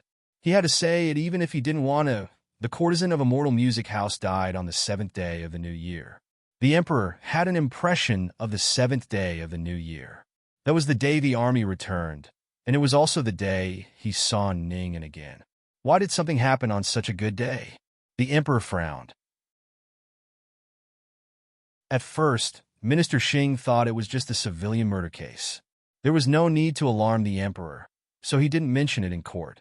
Minister Xing continued, but after this humble subject investigated, I unexpectedly discovered that the courtesan of Xian Le House was actually not dead.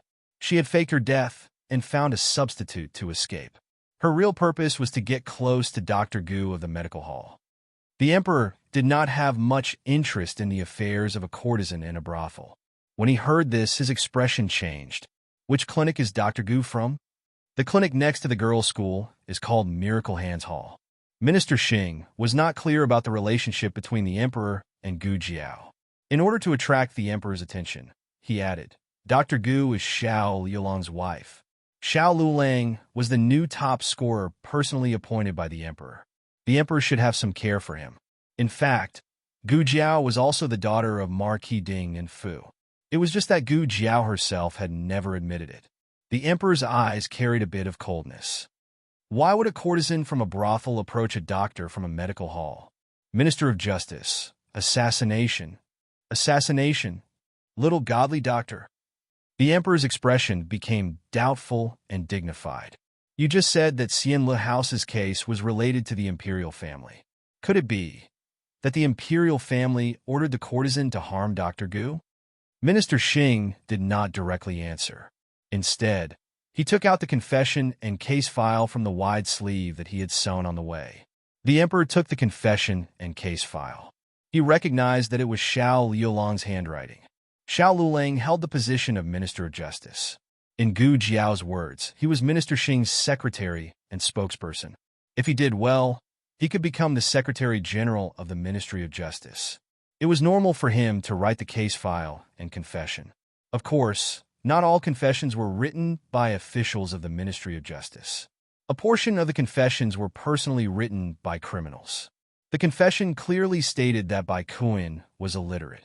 Therefore, Minister of Justice Xiao Lulang wrote it on his behalf. After the emperor finished reading it, he slapped the confession on the table. Preposterous. Who interrogated the criminal?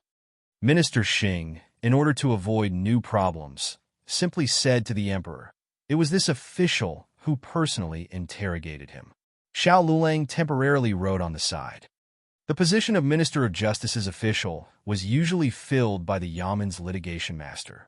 However, if the litigation master was not in the Yaman, Shi Yi could be appointed by the Minister of Justice. Xiao Lulang came from Hamlin Academy. It was not to the extent that he did not even have the qualifications to be an official. If it was someone else who was trying the case, the emperor was afraid that he would re-examine the case. However, Minister Xing and Xiao Lulang were officials that the emperor had personally promoted. The emperor still trusted the two of them. The emperor did not know much about Xiao Liulang's ability to solve cases. If it was only Xiao Lulang trying the case alone, the emperor was afraid that he might have been deceived. However, Minister Xing was a veteran at solving cases. He would not be fooled by a thief. Could it be that it was really done by a princess of the imperial family? But wasn't this very absurd? She called the present emperor older brother. In other words, the young master behind the scenes of Immortal Music House was his younger sister. He only had 3 younger sisters, Ningen, Xian Yang, and Huai Qing. Of these 3, no matter which one, it did not seem like they were suspicious. There was no need to mention Ningen. She was such a kind and pure person. How could she associate herself with the power of a brothel and do something that would harm the little godly doctor? Huai Qing was a fool. She did not have this ability. It could not be Xian Yang. Xian Yang was indeed a powerful character. Among so many princesses, she did not have the protection of her mother, nor did she have the special favor of her father, but she had never suffered at the hands of anyone. She had also received the great marriage that her father had prepared for her before he passed away. She was indeed a woman with skill, but she had no reason to frame the little godly doctor. Minister Xing ventured to ask, "Does your majesty have any clues?" The emperor unhappily said, "What clues do I have? Are you sure you have not been deceived by the murderer?" Although the emperor trusted Minister Xing's ability, He would rather suspect that Minister Xing's judgment was wrong if he had to suspect his own sister. Now that things had progressed to this point, Minister Xing had a guess in his heart.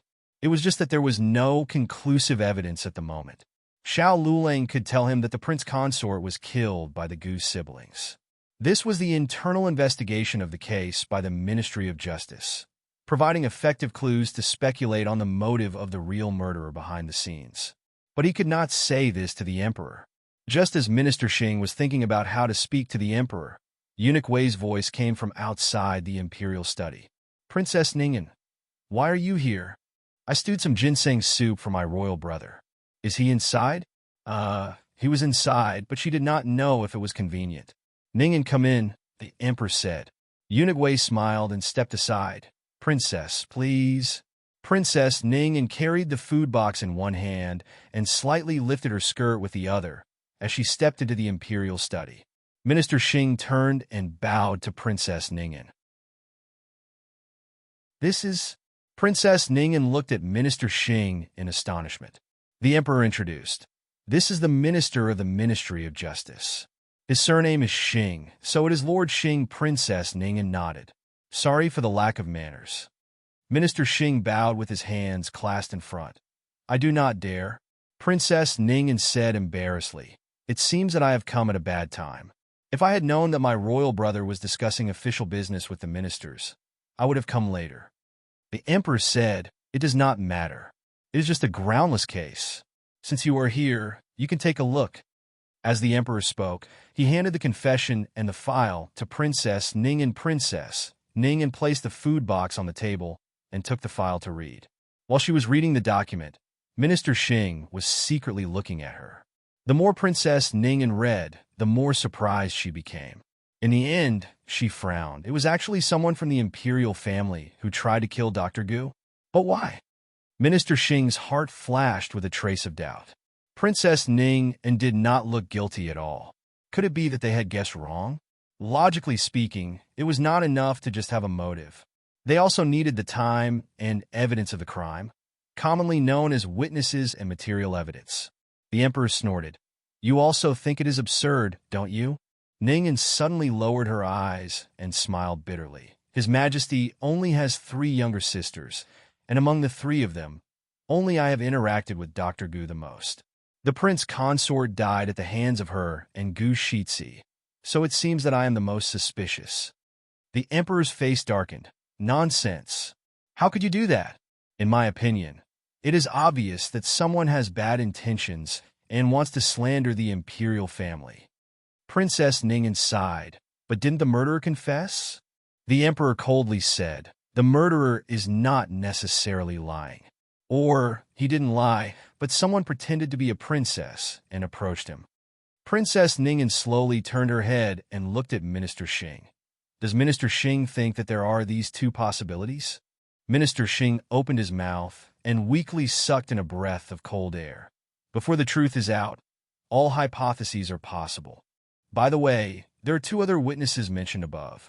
One is the courtesan of Xian Le House who faked her death, and the other is also a girl from Xian Le House called..." Princess Ningyan didn't seem to remember the name. She looked at the document and said, Hua Xiao."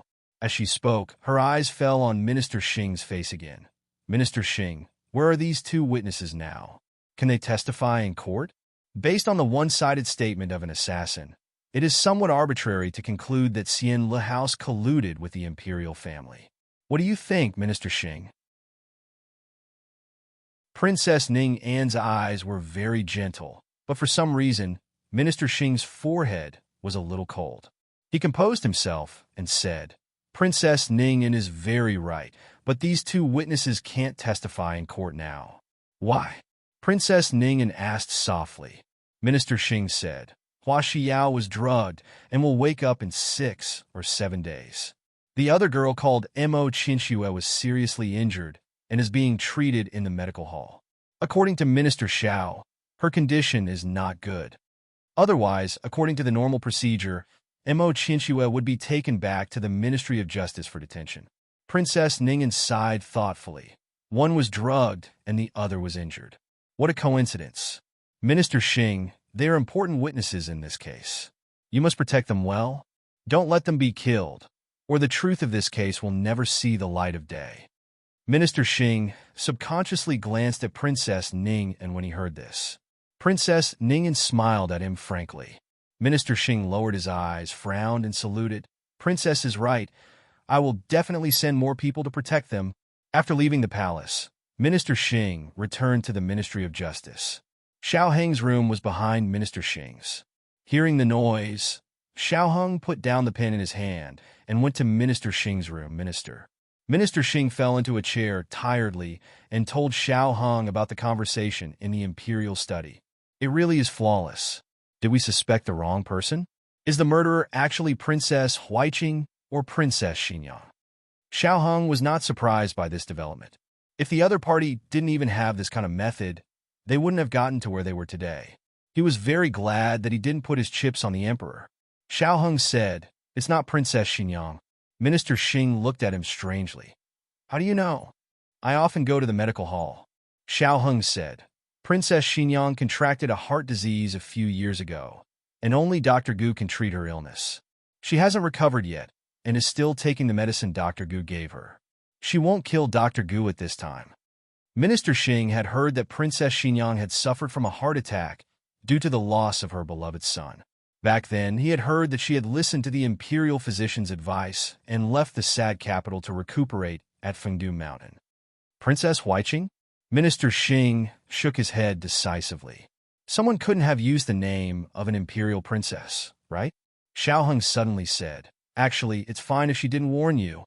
Minister Xing didn't understand. "What do you mean?" Xiao Heng smiled faintly and said, "Minister Princess Ningen is right. You have to send more people to keep a close watch on the medical hall and the Ministry of Justice's prison. Don't let anyone have a chance to silence them."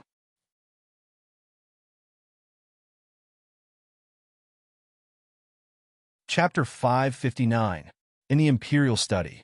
Princess Ningen sat next to the Emperor with a gloomy expression. The Emperor patted the back of her hand and said, "Don't take it to heart. The truth of the case will come out one day." Princess Ningen whispered, "I occasionally wonder if I shouldn't have come back. That year, I was blind and didn't listen to my brother and mother's advice. I insisted on marrying to the frontier fortress. As a result, I entrusted it to the wrong person and caused hundreds of thousands of people to suffer from war. I also caused so many soldiers to lose their lives. When Your Majesty proposed to confer me the title of Princess Protector, I actually understood that I was not qualified." The Emperor looked at her. Princess Ningen met his gaze.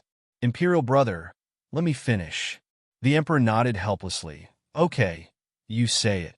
Princess Ningen said with self-blame, "I was accepted by the royal family because of my brother's great kindness. Please don't mention the matter of conferring me." The Emperor said earnestly, "This is not your fault. With or without you, the remnants of the previous dynasty will stir up trouble in Zhao country. You are just a pitiful person who was used by them. Even if it wasn't you, it would be someone else. Don't blame yourself anymore. Your words have reminded us. Could it be that we have doted on you too much, causing some people to be jealous? That's why they were dissatisfied and caused so much trouble?" Princess Ning didn't say anything. The Emperor comforted her. "I have my own ideas about this matter. I will not let you be wronged. Just pretend that you didn't hear anything today. I will find out the truth." Princess Ning's eyes were a little red. When the Emperor saw her like this, he couldn't help but think of when she was young. Ningen was a lively and active child. She wouldn't cry like a normal little girl. When she was wronged, she would find a place where no one was around and sit there quietly, trying her best to hold back her tears. Every time he found Ningen and made her happy. Thinking of the past, the Emperor felt even more sorry for Ningen. He didn't know how many times she hid in a corner and secretly felt sad when she was alone in the frontier fortress. Did anyone find her? Did anyone feel sorry for her? The Emperor called Eunuch Wei. "Go to the Ministry of Justice and tell Minister Xing to keep his mouth shut and not reveal any information about this case for the time being." "Yes." Eunuch Wei accepted the order and left. However, it was too late. On the way to the Ministry of Justice, Eunuch Wei heard people discussing this matter. Two little brothers, What were you talking about just now? Eunuch Wei lifted the curtain of the carriage and called out to the two young men by the roadside in a good-natured manner. Since it was a secret, his identity could not be easily revealed. He was wearing the clothes of an ordinary master. The two of them thought that he was a rich old man from the capital, so they told him about the news they heard in the tea house. I heard that a mortal music house colluded with the royal family and killed the soldiers who returned from the frontier fortress. Is there such a thing? Old Chancellor was well aware that the speed of rumor spreading was completely dependent on how ridiculous the rumor was. It didn't matter if it was exaggerated or not. As long as it was widely spread, it was fine. Who did you kill? Young Master Gu Jiejun. Gu Changqing. Cough, cough. Eunuch Wei almost choked himself to death. How is it related to Gu Changqing? Wasn't it said that the person who was assassinated was Miss Gu? Moreover, it was an attempted assassination. Is there a mistake? Young Master Gu went to visit the families of the soldiers. They were killed on the way out of the city. That place was not far from Foam County. Someone came out from the nearby relay station and saw that the snow was full of corpses and bloodstains. It was obviously Miss Gu who fought with the assassins from a mortal music house. The people who died were all from a mortal music house. Who made this up? Too tragic, too tragic. Young Master Gu was bravely killing the enemy at the frontier fortress, but when he returned, he was plotted against by the royal family. They were afraid that young Master Gu's meritorious service would overshadow the master, so they wanted to get rid of him after he had outlived his usefulness. He didn't die in the hands of the enemy, but died in the hands of his own people. This is really chilling. It seems that he didn't die and escaped. Then young Master Gu will have to hide from now on? This was the first version that Eunuch Wei heard. There was also a second one. The contents of the first two stories were similar. They were all about how Gu Changqing was attacked when he left the city and how a mortal music house colluded with the imperial family. However, it wasn't the imperial family that killed the donkey after it had outlived its usefulness. Instead, it was the imperial family's princess who fancied Gu Changqing and wanted to recruit him as her prince consort. Gu Changqing didn't agree and angered the princess. Thus, he suffered from the other party's crazy revenge. What kind of nonsense is this? Eunuch Wei felt a headache coming on. The third story was the one that gave Eunuch Wei the most headache. The victim was still Gu Changqing and not Gu Jiao. I heard that it was the remnants of the previous dynasty. Weren't the remnants of the previous dynasty all exterminated? It seems that some of them escaped the net and infiltrated the capital. They colluded with a mortal music house to take revenge on young Master Gu and the Gu Jiejun. It's a pity that young Master Gu is seriously injured and his life is uncertain. And I also heard that the imperial family has a spy. The remnants of the previous dynasty is hiding in the imperial palace. Hey, I've heard of something here. When the prince consort was killed by young Master Gu, Princess Ning'an pleaded with young Master Gu to let the prince consort fend for himself in the snowy mountains. However, young Master Gu ignored Princess Ning'an's opposition and took the prince consort's life on the spot. Could it be? Eunuch Wei helplessly looked at the sky. It's over. It's all over now. Once the news was spread out, it wouldn't be easy to take it back. Moreover, there was a good saying, it's better to let it out than to block it. The more the emperor forbade the people from talking about this matter, the more heated the discussion became. If the emperor was a tyrant, then it would be fine. If he killed hundreds of people, then no one would dare to talk nonsense. But he wasn't. This led to the matter continuing to ferment. By the evening of the second day, almost the entire capital had heard that a mortal music house colluded with the imperial family to assassinate Gu Changqing. Gu Changqing wasn't in the capital right now. Even if the emperor wanted to call him out to clarify the truth, he couldn't. The emperor could choose to have Gu Jiao stand out and say that the person who was assassinated was her. But that would mean that the case of a mortal music house's assassination was confirmed. Moreover, was there a big difference between assassinating Gu Jiao and assassinating Gu Changqing? The only difference was the speed at which it spread. As the young master of the Gu family army and the heir of Marquis Ding, and Gu Changqing's reputation was even greater in the capital. Gu Jiao was too low-key. Her name wasn't enough to attract attention, but the essence of the matter was the same. Moreover, this matter wasn't a matter of whether the victim was Gu Jiao or Gu Changqing. Rather, it was a matter of which member of the imperial family was the mastermind behind the scenes. Princess, the tea spilled out. Inside the warm room of Baixia Hall, Lien are reminded. Princess Ningen looked at the tea spilled all over the table. She put down the teapot that had been filled for an unknown amount of time and said, "Wipe it off." "Yes." Lien brought over a cloth and wiped away the water stains on the table. "Princess, you have been restless these past 2 days. Did something happen?"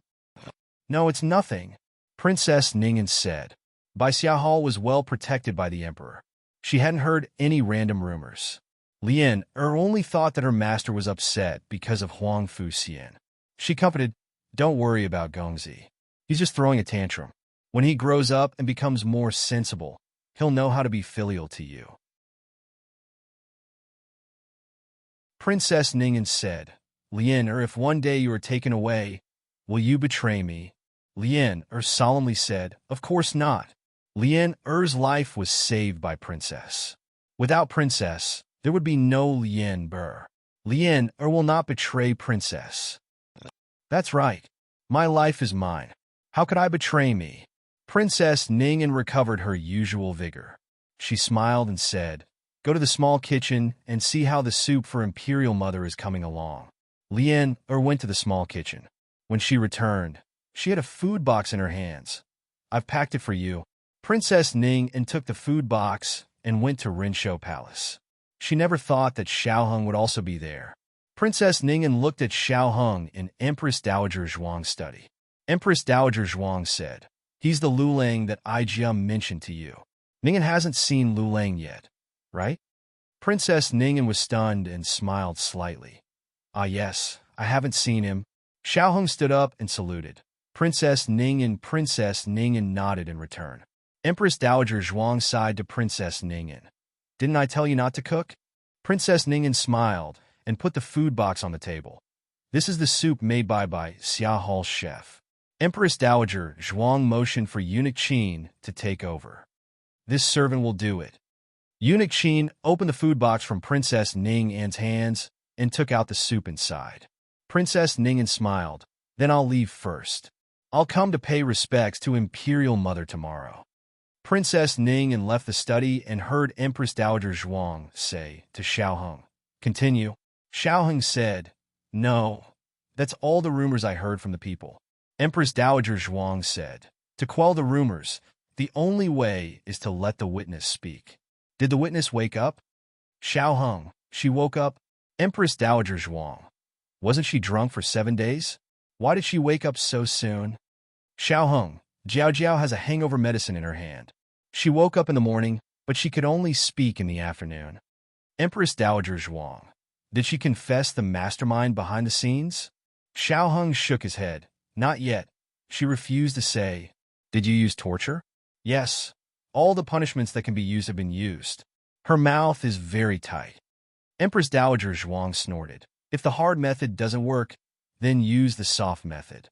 If the soft method doesn't work, then use rape. I don't believe that Xian Le House is full of tough bones. You go and bribe someone. Let her poison Hua Xiao in the name of visiting Hua Xiao. Say that it's a snack given to her by the young master. Hua Xiao won't not understand." "Princess, your handkerchief." In the courtyard, a little palace maid looked at the lost and thought Princess Ningen looked down at the torn handkerchief in her hand and smiled warmly. It was scratched by the branches. "I'm thinking about what to do."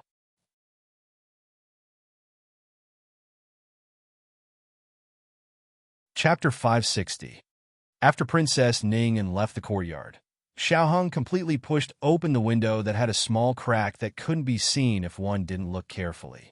He watched her disappear at the entrance of the palace and said softly, "Thank you, great aunt." After leaving Rinshou Palace, Princess Ningen didn't immediately return to Baixia Hall. Instead, she went to the imperial study. "Ningen, you're here. Come and sit." The emperor put down the memorials in his hand. After many days of absence, a lot of work had piled up. Plus, the reward for Ning and the murder case of Xinla House made him a bit overwhelmed. Princess Ning came to the emperor's side. Eunuch Wei brought a small stool and placed it next to the emperor. Ning sat down gracefully and looked at the emperor with a gentle gaze. "Am I disturbing you, imperial brothers?" The emperor smiled and said, "No, take a seat. I said that you can come whenever you want. You will never disturb me." Princess Ning recalled, "I remember when I was young, you often said the same thing. You're a prince and have a lot of homework. Every time I want to find you, you were studying." The emperor sighed. "I'm not favored by my father. If I don't work hard to leave an impression on him, he'll probably forget that I'm his son." Princess Ning turned to look at him with reverence. "But in the end, it was you who stabilized the throne. That's all thanks to my mother." Speaking of Empress Dowager Zhuang, the emperor felt a bit more emotional. "You probably don't know what happened to me and my mother in the years you weren't here." Although the emperor hated concubine Jing, he still cared about Ning and didn't tell Ning all about how she had instigated him and Empress Dowager Zhuang. But now that it was brought forward, he couldn't help but say it. "We were drugged and we're at odds with Imperial Mother. We did too many things that let Imperial Mother down. Now that we think about it, Imperial Mother was the one who personally made us the emperor, yet we treated her like this. She must be very sad."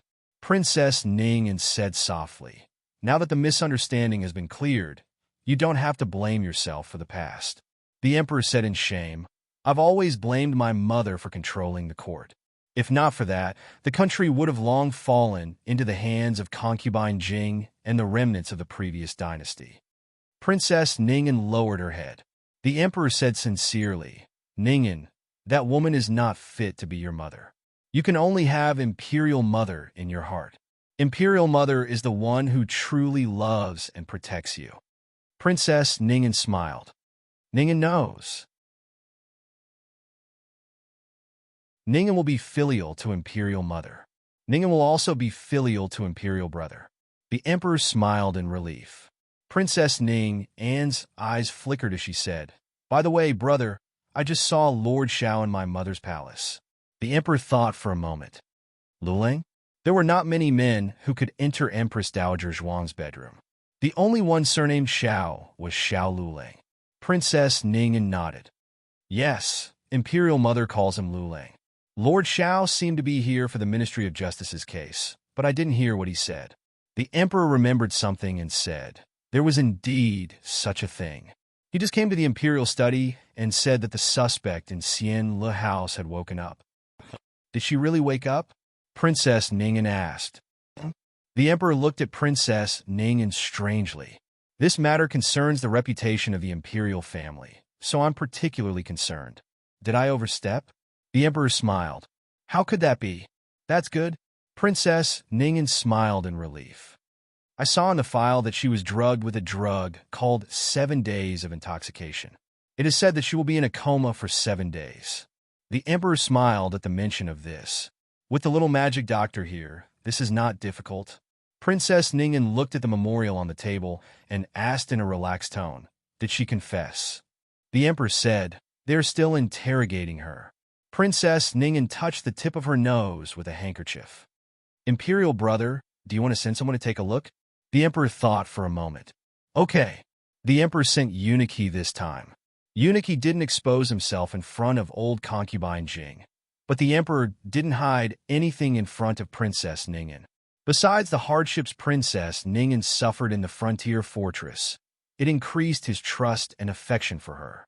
Eunuch came back quickly. Princess Ning was still in the imperial study.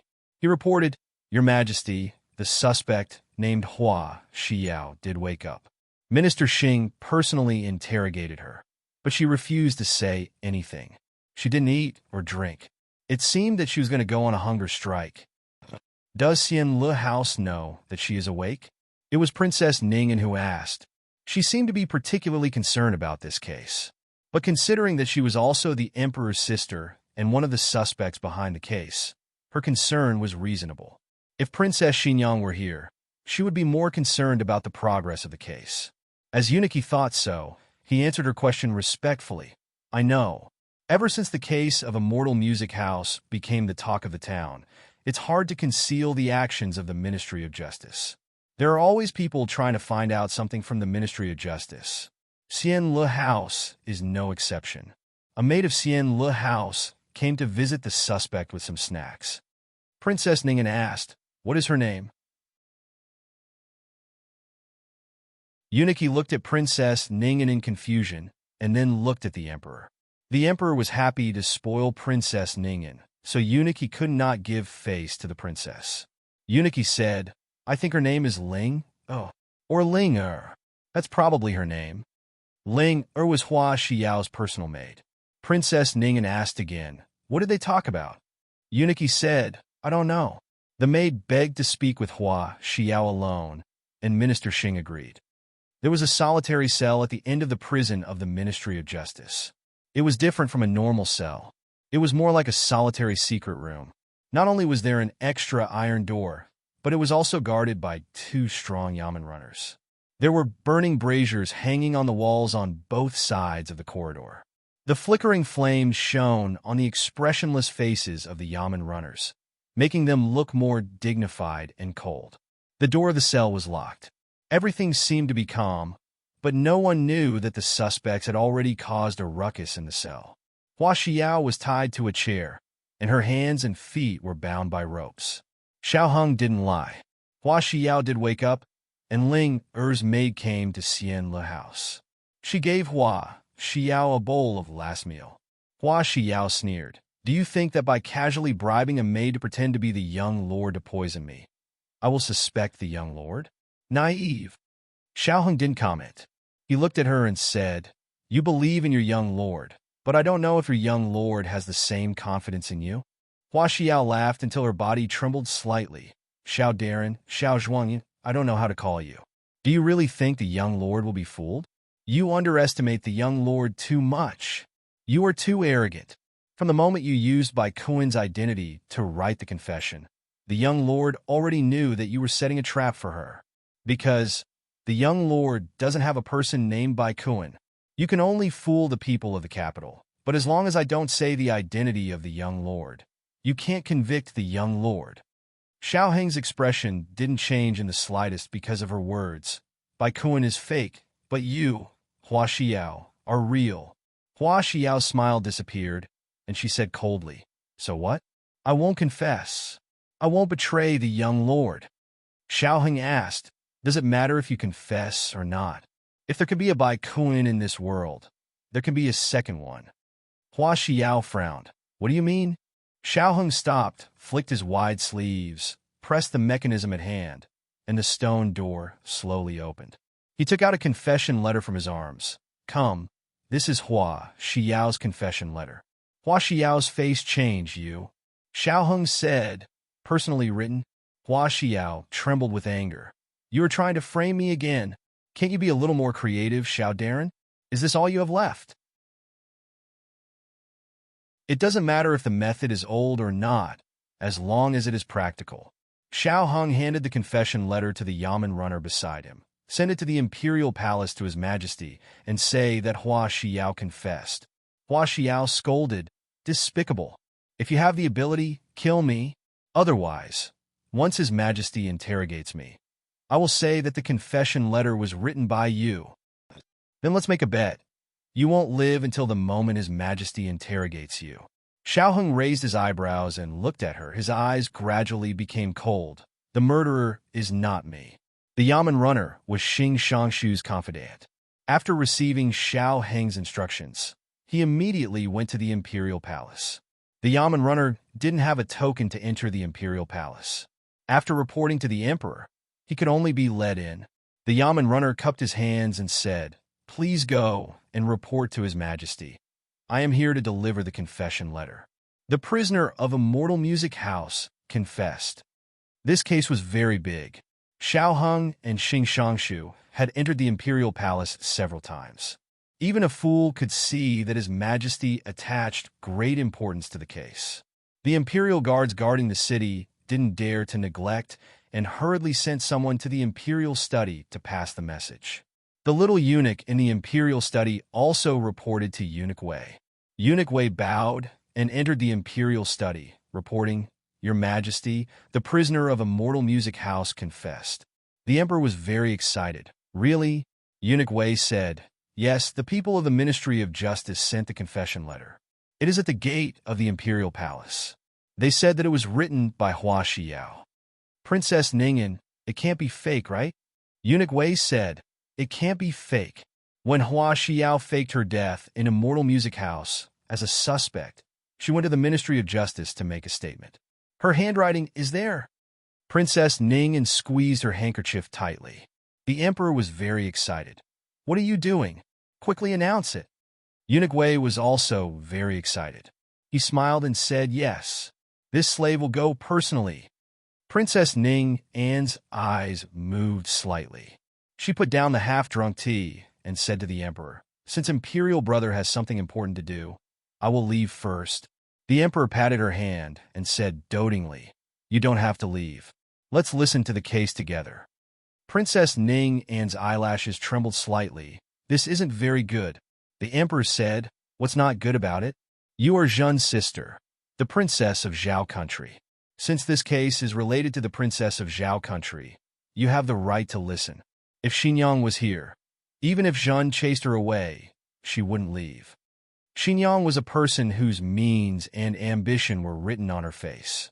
If she wanted to interfere in the imperial court, she would interfere in the imperial court. Fortunately, her ambition didn't lie here. After interfering in the imperial court several times, she felt that it was meaningless, so she went home to take care of her son. There was a bit of distance from the imperial study to the gate of the imperial palace. Eunuch Wei's footsteps were not fast. If he took a small path, he would definitely be able to rob the confession letter before Eunuch Wei. Princess Ningyan used her handkerchief to wipe the thin sweat on her forehead. She looked at the gradually darkening sky and said, "At this time, Xian should be looking for me. He's not a 3-year-old child. Does he still need to look for his mother at night?" The emperor didn't like that little remnant of the previous dynasty, but for Princess Ningyan's sake, he didn't make his dislike of Huangfu Xian too obvious. "Zhen will go with you to see Xian in a moment. Sit in Zhen's imperial carriage. It'll be quick. On such a cold day, how could he be at ease letting Ningyan walk back alone?" Princess Ningyan began to frequently switch her hands to drink from the quilt. "Are you this thirsty?" "A little." After drinking 3 full cups, Princess Ningyan said to the emperor, "Your Majesty, I want it." Before he could finish his sentence, Eunuch Wei brought him in with a face full of joy. "Your Majesty, she's here." The emperor said seriously, "Come in." Eunuch Wei led the bailiff into the room. The bailiff presented the confession letter with both hands. Eunuch Wei reached out to take it. "I'll do it." Princess Ningyan stood up and walked around the desk to take the letter from the bailiff. The capital in the first month was still cold. There were 2 braziers burning in the imperial study, one of which was not far from the emperor. As Princess Ningyan walked towards the emperor with the confession letter in hand, she suddenly tripped. Her beautiful face paled as she let out a cry and fell forward. The confession letter in her hand also flew out and flew right into the brazier. Between the confession letter and Princess Ningyan, the emperor would of course choose to protect Ningyan. How could he bear to let Ningyan fall and injure herself? The emperor stood up and caught Ningyan with his strong right arm. The moment Ningyan was caught, she let out a long sigh of relief. She leaned into the emperor's arms and panted slightly. She said guiltily, "I'm sorry, brother. I lost the confession letter." The emperor raised his eyebrows and smiled at her. "Look." Ningyan turned her head and was instantly struck by lightning. She saw the emperor's left hand accurately grab the confession letter. "Emperor, fortunately, I often play cards with Imperial Mother. I can grab cards with my left hand."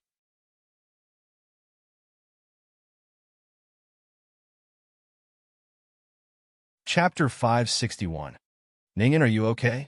Why is your face so pale? Did you bump into something? The emperor looked at Princess Ningyan, who seemed to be nervous in his arms, and asked. Princess Ningyan whispered, "I'm fine. It was a close call. Fortunately, brother caught me in time." Otherwise, I would have been hurt. The emperor looked at the chair behind him and said with fear, "Yes, your head almost hit the chair. The consequences would have been unimaginable." Princess Ning and vaguely hummed. The emperor helped her sit down on the stool. The confession had been in the emperor's hands, so it was impossible to let it have a second accident. After the emperor sat back in the chair, he glanced at Eunuch Wei. Eunuch Wei had served the emperor for many years. If he couldn't understand this look, he would have been a chief steward for many years. He hurriedly called 2 little eunuchs to carry the brazier away to ensure that even if the emperor fell 8 or 10 times, the confession would not fall into the brazier. The emperor couldn't wait to open the confession letter. This confession letter had a total of 10 pages, which was 9 pages more than Bai Kuan's confession letter. It recorded in detail Hua Xiao's birth, her first few years of wandering, and how she came to Immortal Music House. Hua Xiao was originally a young lady of an official's family. Her grandfather was the governor of South City. Because of a corruption case, he was sent to Zhao prison. Her grandfather was beheaded, and the rest of the family was sentenced to exile. Hua Xiao was only 2 years old. She was not deeply moved by the changes in her family. Every day, she could not eat enough and wear warm clothes. From time to time, she saw her family being beaten. It took a long time for her to understand what happened to her family. At that time, she was already 7 years old. She was a clever and beautiful little girl. She was bought by a brothel's madam. She planned to educate her for a few years and become the brothel's money tree. However, Hua Xiao's life in the brothel was not smooth.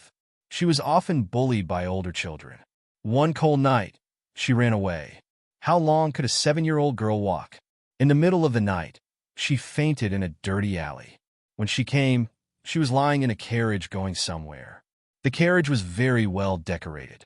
It was clean and spacious, and it exuded a fragrance that was different from ordinary cosmetics. It was in this carriage that Hua Xiao met the most important person in her life. Her real name was not Hua Xiao, and her surname had been forcibly erased when she was sold to the brothel. She was called Lan in the brothel, and she hated this name. The gentlewoman in front of her was given a new name. The woman looked at the setting sun outside the window and said to her, "You will be called Hua Xiao." The obedient little girl nodded in a daze. The emperor was a little moved to tears. It was clearly a confession letter, so why did it have to be so touching? Was Hua Xiao really the daughter of the Guan family? That's right. Was she really sold to a brothel? That was not the case. As for Hua Xiao's background, Mo Qinxue only said, it seems that her grandfather used to be an official somewhere. Later, he committed a crime and was confiscated. The latter part was all made up by the old chancellor. He was not afraid that the emperor would send people to investigate. Anyway, there were so many officials who were confiscated that a bundle of sacks couldn't hold them all. Hua Xiao came to the Immortal Music House 2 years earlier than Mo Qinxue. This was obvious to all, so there was no need to make it up. Of course, this was not the main point. The main point was the woman who adopted Hua Xiao. She trained Hua Xiao into a woman with both talent and beauty and excellent martial arts. She sent her to the Immortal Music House in the capital and became her second confidant. The first confidant was Mo Qinxue. Mo Qinxue came to the woman's side later than Hua Xiao, and Mo Qinxue had been secretly trained by the woman. However, they had never met before entering the Immortal Music House. In the confession letter, Hua Xiao's analysis was that the woman was worried that they would grow up together and develop feelings for each other. They were not allowed to rely on and have feelings for people other than their master. This was actually the personal analysis of the old chancellor. This part was true. When the emperor saw this, a strong disgust rose from the bottom of his heart. Who was so perverted and vicious? He looked dignified as he finished reading the confession letter. The confession letter not only explained Hua Xiao's personal experience, but also explained the secret deployment of Immortal Music House in the capital these years. For example, Immortal Music House once came to make trouble in the name of the Empress Dowager. The emperor was even angrier. She actually used his mother? Very good. The behind-the-scenes owner of Immortal Music House was really bold. The second half of the confession letter focused on the case against Gu Jiao, which was similar to what Bai Kuan said. Mo Qinshue faked her death and got close to Gu Jiao. Hua Xiao conveyed the young master's order several times, asking Mo Qinshue to take action against Gu Jiao. The last time she went to find Mo Qinshue, she was knocked out and drugged by Mo Qinshue. When she woke up, she was in the prison of the Ministry of Justice. The confession letter also explained that Hua Xiao didn't intend to betray the young master, but the young master sent someone to poison her. She really fed her loyalty to the dogs. Since the young master did it, then don't blame her for doing it 15 times. In fact, you also know the young master. She is indeed the princess of the imperial family, and she does call your majesty brother. Her name is... The 9th page ended here. There was only one name on the 10th page. When the emperor saw the name, he suddenly gasped and looked at Ning and in horror. Bisha Hall. Huang Fuxian was in a daze in front of the window again. Lien helplessly walked into the room with the dry clothes, put them on the bed, and came to Huang Fuxian's side. A cold wind blew, and Lien shivered. Lien sighed. Young master, why are you sitting here in the cold wind again? Let me push you over to the fire to warm you up? I thought only the frontier was cold, but I didn't expect the capital to be so cold. As she spoke, she pushed Huang Fuxian's wheelchair to the fire basin. Huang Fuxian didn't object because he was frozen and couldn't speak. Lien turned back and closed the window. Huang Fuxian sat by the fire basin to warm himself, while Lien folded the clothes one by one and put them back in the wardrobe. She looked at the neat clothes in the wardrobe, then looked at her own clothes that were not folded properly. She cleared her throat and said, "Why did you fold them so well? Don't you have to wear them?" The rules in the palace were strict.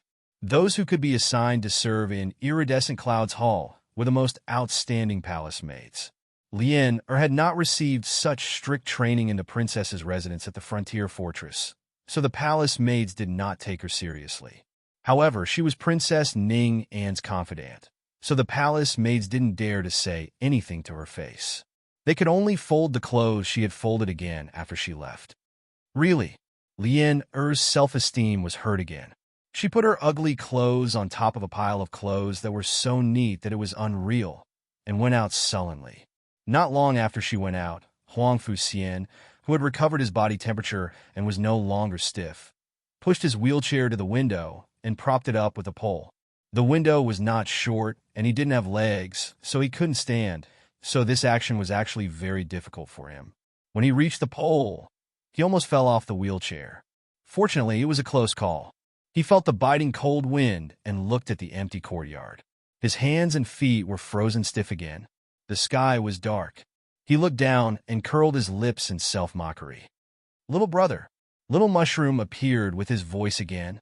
Huang Fuxian's eyelashes fluttered quickly, and his stiff body became even stiffer, but his expression didn't change at all. Little Jing Kong was small, so the windowsill was too high for him. Even if he used a stone as a cushion to climb up, it was still difficult for him. However, little Jing Kong was surprised to find that the stone had grown taller today. He climbed up the stone first, then easily flipped over the windowsill. "Little brother." After he slid down, he turned around and looked at Huang Fuxian cutely. There was snow on his sleeves and pants, but there was no snow on his head or shoulders. "Did you fall?" Huang Fuxian asked coldly. "Yes." Little Jing Kong nodded honestly. "I only fell twice." What did he mean by only fell twice? 2 falls were not enough? Little Jing Kong hadn't fallen for a long time, but his instincts were still there. He hugged his little head in time so it didn't hurt. Huang Fuxian glanced at him indifferently, then reached out his hands expressionlessly. He supported the wheelchair with one hand and reached for the pole with the other. He had done this many times before, but now he was embarrassed in front of little Jing Kong. He successfully fell off the wheelchair. "Little brother, are you okay?" Little Jing Kong squatted down to help him up. "Go away," Huang Fuxian said angrily. Little Jing Kong looked at him, thought seriously, and said, "You don't have to be embarrassed. I often fall too. You're a kid. It's natural for you to fall. You won't fall anymore when you grow up. But I'm a cripple. I'll fall my whole life. I'll be a good-for-nothing for the rest of my life." Huang Fuxian refused little Jing Kong's help. He used his hands, which were full of veins, to drag his injured body back to the wheelchair with difficulty. His leg started to hurt again. It was the place where his leg was amputated. Every once in a while, his bone would pop out. Every time this happened, he had to endure the pain and grind his bone. Every time he had to grind his bone, he had to go to hell. He almost couldn't save himself several times. He didn't want to experience the pain of grinding his bone again, or he was afraid that he wouldn't be able to survive this time. But it was strange, wasn't it? Didn't he want to die long ago? What was he afraid of now? Little brother, what's wrong? Is it painful? Little Jing Kong looked at Huang Fuxian, who didn't look right, and asked with concern. No, Huang Fuxian said indifferently, grabbing a blanket to cover his injured leg. Little Jing Kong wasn't a person who liked to stare at other people's injured parts. In fact, no one taught him this on purpose. He just observed how Jiao Jiao did it and did it accordingly. His gaze quickly turned to Huang Fuxian's face. Little brother, why is your face swollen? It was swollen last time, but it wasn't this serious. It seemed that he had been exposed to too much cold wind for the past 2 days, and the swollen part was frostbitten. Huang Fuxian looked at him calmly. Are you curious? Yes. Little Jing Kong nodded. Huang Fuxian curled his lips slightly and said playfully, My mother hit me. Little Jing Kong put his hands behind his back and leaned forward. He looked confused. Why did your mother hit you? Huang Fuxian sneered. Because I'm disabled? Little Jing Kong clenched his fists and said seriously, She can't hit him. Bad brother-in-law is a cripple. And Jiao Jiao didn't hit him. Huang Fuxian was speechless. Why is he a bad brother-in-law? Huang Fuxian asked. He's a bad brother-in-law? Little Jing Kong curled his lips and said, How bad? Huang Fuxian's eyes had a trace of true coldness. Very, very bad, Little Jing Kong said. Huang Fuxian knew very well how bad an adult could be to a child. Do you want me to help you teach him a lesson? He asked. That's not necessary. Little Jing Kong coughed softly. I can teach him a lesson myself. Little Mushroom's face was red, and his eyes were flickering. Obviously, he didn't really hate that bad brother-in-law. Huang Fuxian's mood became worse. He couldn't explain why. Little Nine fluttered his wings and flew to Huang Fuxian's pillow. After tearing down so many things, he found that his favorite was Huang Fuxian's pillow. Little Nine, don't tear down the house, Little Jing Kong said helplessly. Little Nine didn't listen and kept tearing down the pillow. Soon, the cotton in Huang Fuxian's pillow was pecked out. Little Jing Kong sighed like an old man. It's all because of little 8 of Brother Yan's bad influence. Huang Fuxian asked, Who's Brother Yan? Little Jing Kong said, He's my brother at home. Huang Fuxian frowned. You have other brothers? Little Jing Kong stretched out 2 little fingers. Yes, I have 2. Brother Yin and Brother Xiaoshan. Huang Fuxian asked with a dark face, Do you like them? Little Jing Kong nodded without hesitation. Yes, I like them. Huang Fuxian's face became even darker. You have so many brothers. Why do you still come to me? To take you out to play? Huang Fuxian turned his face away coldly. Little Jing Kong stretched out his chubby little hand and grabbed his fingers. The soft touch reminded him of a kitten's paw pad. Little brother, I'll take you to my house.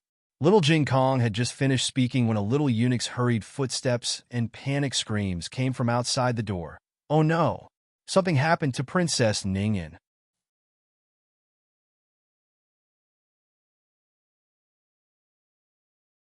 Chapter 562. Little brother, something happened to your mother. Little Jing Kong looked at Huang Fuxian worriedly. Don't be sad. I'm not sad, Huang Fuxian said calmly. Little Jing Kong scratched his head in confusion. How could he not be sad? If something happened to Jiao Jiao, he would be very, very sad. Huang Fuxian slowly withdrew his hand from the little guy's grasp. Maybe they heard wrong. Nothing happened to my mother. You should go back first. Little Jing Kong, oh. This time, something did happen to Princess Ningyan. The incident happened in the Imperial Study. Once the news spread, the entire harem was alarmed. Empress Xiao, noble consort Zhuang, consort Shu, and the others all went to the imperial study, only to find that it was surrounded by imperial guards. No one could enter. I can't enter either? Empress Xiao asked coldly. The commander of the imperial guards was surnamed Fu. He cupped his fists in salute and said, "We're searching for assassins inside. For the safety of the Empress and the other imperial concubines, please wait here for a moment." "How is His Majesty?" Consort Shu asked anxiously. Commander Fu said, "His Majesty retreated from the back door and returned to Pure Flowers Palace." Noble Consort Zhuang rolled her eyes. "Why didn't you say so earlier? Did they come here to catch assassins?" Empress Xiao and the others hurried to Pure Flowers Palace, which was also surrounded by imperial guards. Fortunately, there were no assassins here, so no one stopped Empress Xiao.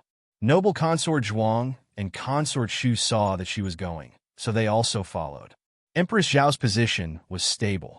Her son was the crown prince, and her brother, Marquis Xinping, was fighting in the South Island.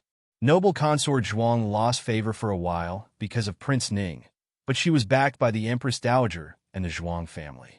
As long as the Empress Dowager didn't punish her and the Zhuang family didn't dislike her, she would always have a place in the harem. Consort Shu was the same. Her two nephews had just made great contributions at the frontier fortress, so she also rose in status. Who would dare to block her path? The fourth concubine to enter Pure Flowers Palace was Consort Yu, Rui Wang's birth mother. Last year, Consort Rui Wang gave birth to Xiao Junju in the 10th month of the previous year, which could be considered a meritorious service for the imperial family. The other concubines were not so lucky. All of the palace servants in Pure Flowers Palace knelt on the ground with their heads bowed. The entire palace hall was filled with a cold and solemn atmosphere.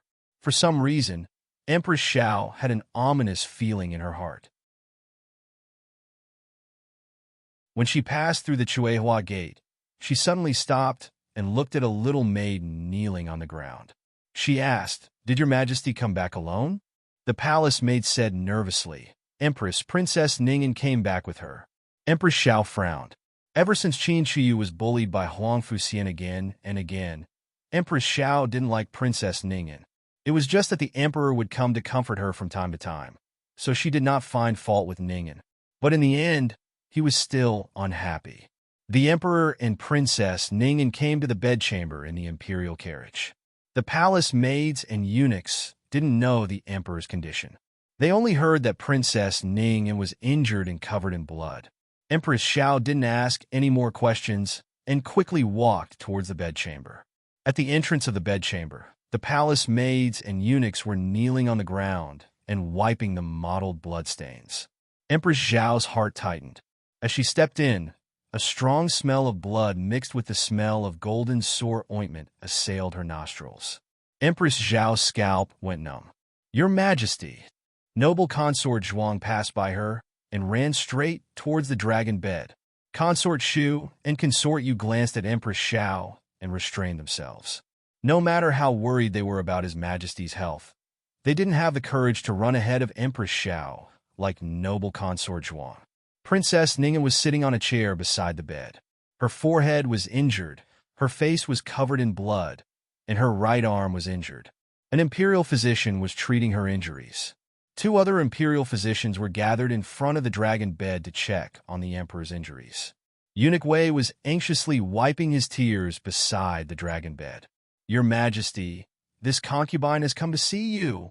Noble Consort Zhuang couldn't wait to come to the bed, only to find that the emperor's forehead was wrapped in thick gauze. His face was pale, and he seemed to have fallen into a coma. Noble Consort Zhuang's beautiful face turned pale as she asked, "What's wrong with His Majesty?" After imperial physician Liang finished examining the emperor's right arm, he began to examine his left arm. Hearing this, he bowed to Noble Consort Zhuang and said, "His Majesty's head is injured. As for other injuries, we are carefully diagnosing." Empress Xiao stopped in the middle of the bedchamber and said with dignity, "Noble consort, come here. Don't disturb the imperial physicians who are treating His Majesty." I want to protect His Majesty. Someone come." At Empress Xiao's command, Eunuch Su, along with two powerful eunuchs, stepped forward and grabbed the shouting noble consort Zhuang. Empress Zhao's gaze swept over noble consort Zhuang, consort Shu, and consort Yu. All of you wait outside. Eunuch Su came in front of the 3 imperial concubines and said, 3 imperial concubines, please. Noble consort Zhuang didn't want to go out, but she also knew that the situation was better than her. After Prince Ning's accident, her imperial mother no longer spoiled her. She had no capital to challenge Empress Xiao. Noble consort Zhuang angrily left the bedchamber. Since she had gone out, consort Shu and consort Yu also couldn't stay in the same place and had to leave together. Princess Ning came to greet Empress Xiao. Empress Xiao looked at her injury and asked, "What did the imperial physician say?" Princess Ning looked haggard. "It's just a superficial injury. It's not a big deal." Empress Xiao asked, "What happened in the imperial study?" "I heard that an assassin came." Princess Ning lowered her head and choked with sobs. "Yes, an assassin tried to assassinate imperial brother. I couldn't stop it and let imperial brother get injured." Empress Xiao sternly said, "You go back to Bixia Hall to recuperate. I will deal with the assassin." Princess Ning reluctantly looked back at the unconscious emperor. She also glanced at Eunuch Wei. Eunuch Wei quickly lowered his eyes. Princess Ning turned her face and bowed to Empress Xiao. "Yes." After she left, Empress Xiao called Eunuch Wei over and asked with a dignified look, "What's the matter with the assassin? Why would an assassin sneak into the imperial study? Doesn't His Majesty have an imperial expert around him?" Eunuch Wei looked embarrassed. "There is, but..." Empress Xiao frowned. "But what?" Eunuch Wei said with a pained heart, "It just happened too quickly. No one expected this to happen. If Princess Ning had not stepped forward bravely and blocked the blade for His Majesty, I'm afraid His Majesty would have been dead by now." Seeing that the first move failed, the assassin grabbed the inkstone on the table and smashed it on His Majesty's head. Empress Zhao's eyes were cold. "Who is the assassin?" Eunuch Wei lowered his eyes and said, "A Yamen runner from the Ministry of Justice." After interrogating Eunuch Wei, Empress Xiao finally figured out the ins and outs of the emperor's assassination. It turned out that His Majesty had recently been investigating a case related to the royal family. Today, the prisoner in the prison of the Ministry of Justice pleaded guilty. The Yamen runner, named Sun Ping, came to deliver the prisoner's confession to His Majesty. Minister Xing was the emperor's trusted aide. Naturally, the emperor would not suspect the person he sent. Sun Ping took advantage of the fact that the emperor was flipping through the confession letter to suddenly pull out the soft knife hidden in his belt and stab towards the emperor. Eunuch Wei was at the door. He was far away and didn't see what Sun Ping was doing. Princess Ning reacted first. She rushed over and blocked the knife. Her right arm was seriously injured. When she fell down, she accidentally hit her forehead on the stool. When Eunuch Wei found something wrong and called someone to protect His Majesty, it was too late. Sun Ping was too close to His Majesty. His Majesty was hit by the inkstone Sun Ping grabbed. When Sun Ping wanted to hit Princess Ning a second time, Princess Ning rushed over, pulled out the remaining knife in her right arm, and stabbed Sun Ping's heart. At that time, there were only His Majesty, Princess Ning, and Eunuch Wei in the imperial study. There was no fourth witness.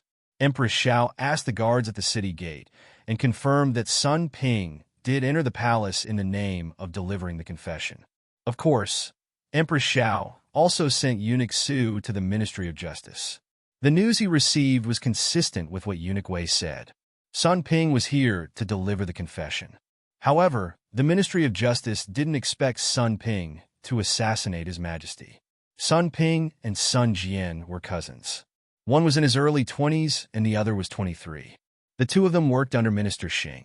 Their positions weren't high, but they were always around Minister Xing. Minister Xing thought highly of them. When they heard that Sun Ping had done such a rebellious thing, everyone's first reaction was disbelief. If it was Sun Jian who did it, they would think twice. Sun Jian was more cunning than Sun Ping. Occasionally, he would bully others. However, Sun Ping had always been honest. Eunuch Su, Where is Sun Ping? Minister Xing asked. He's already dead, Eunuch Su said coldly. Minister Xing sucked in a breath of cold air. Eunuch Su asked in an arrogant tone, who let Sun Ping enter the palace? Xiaoheng took a step forward.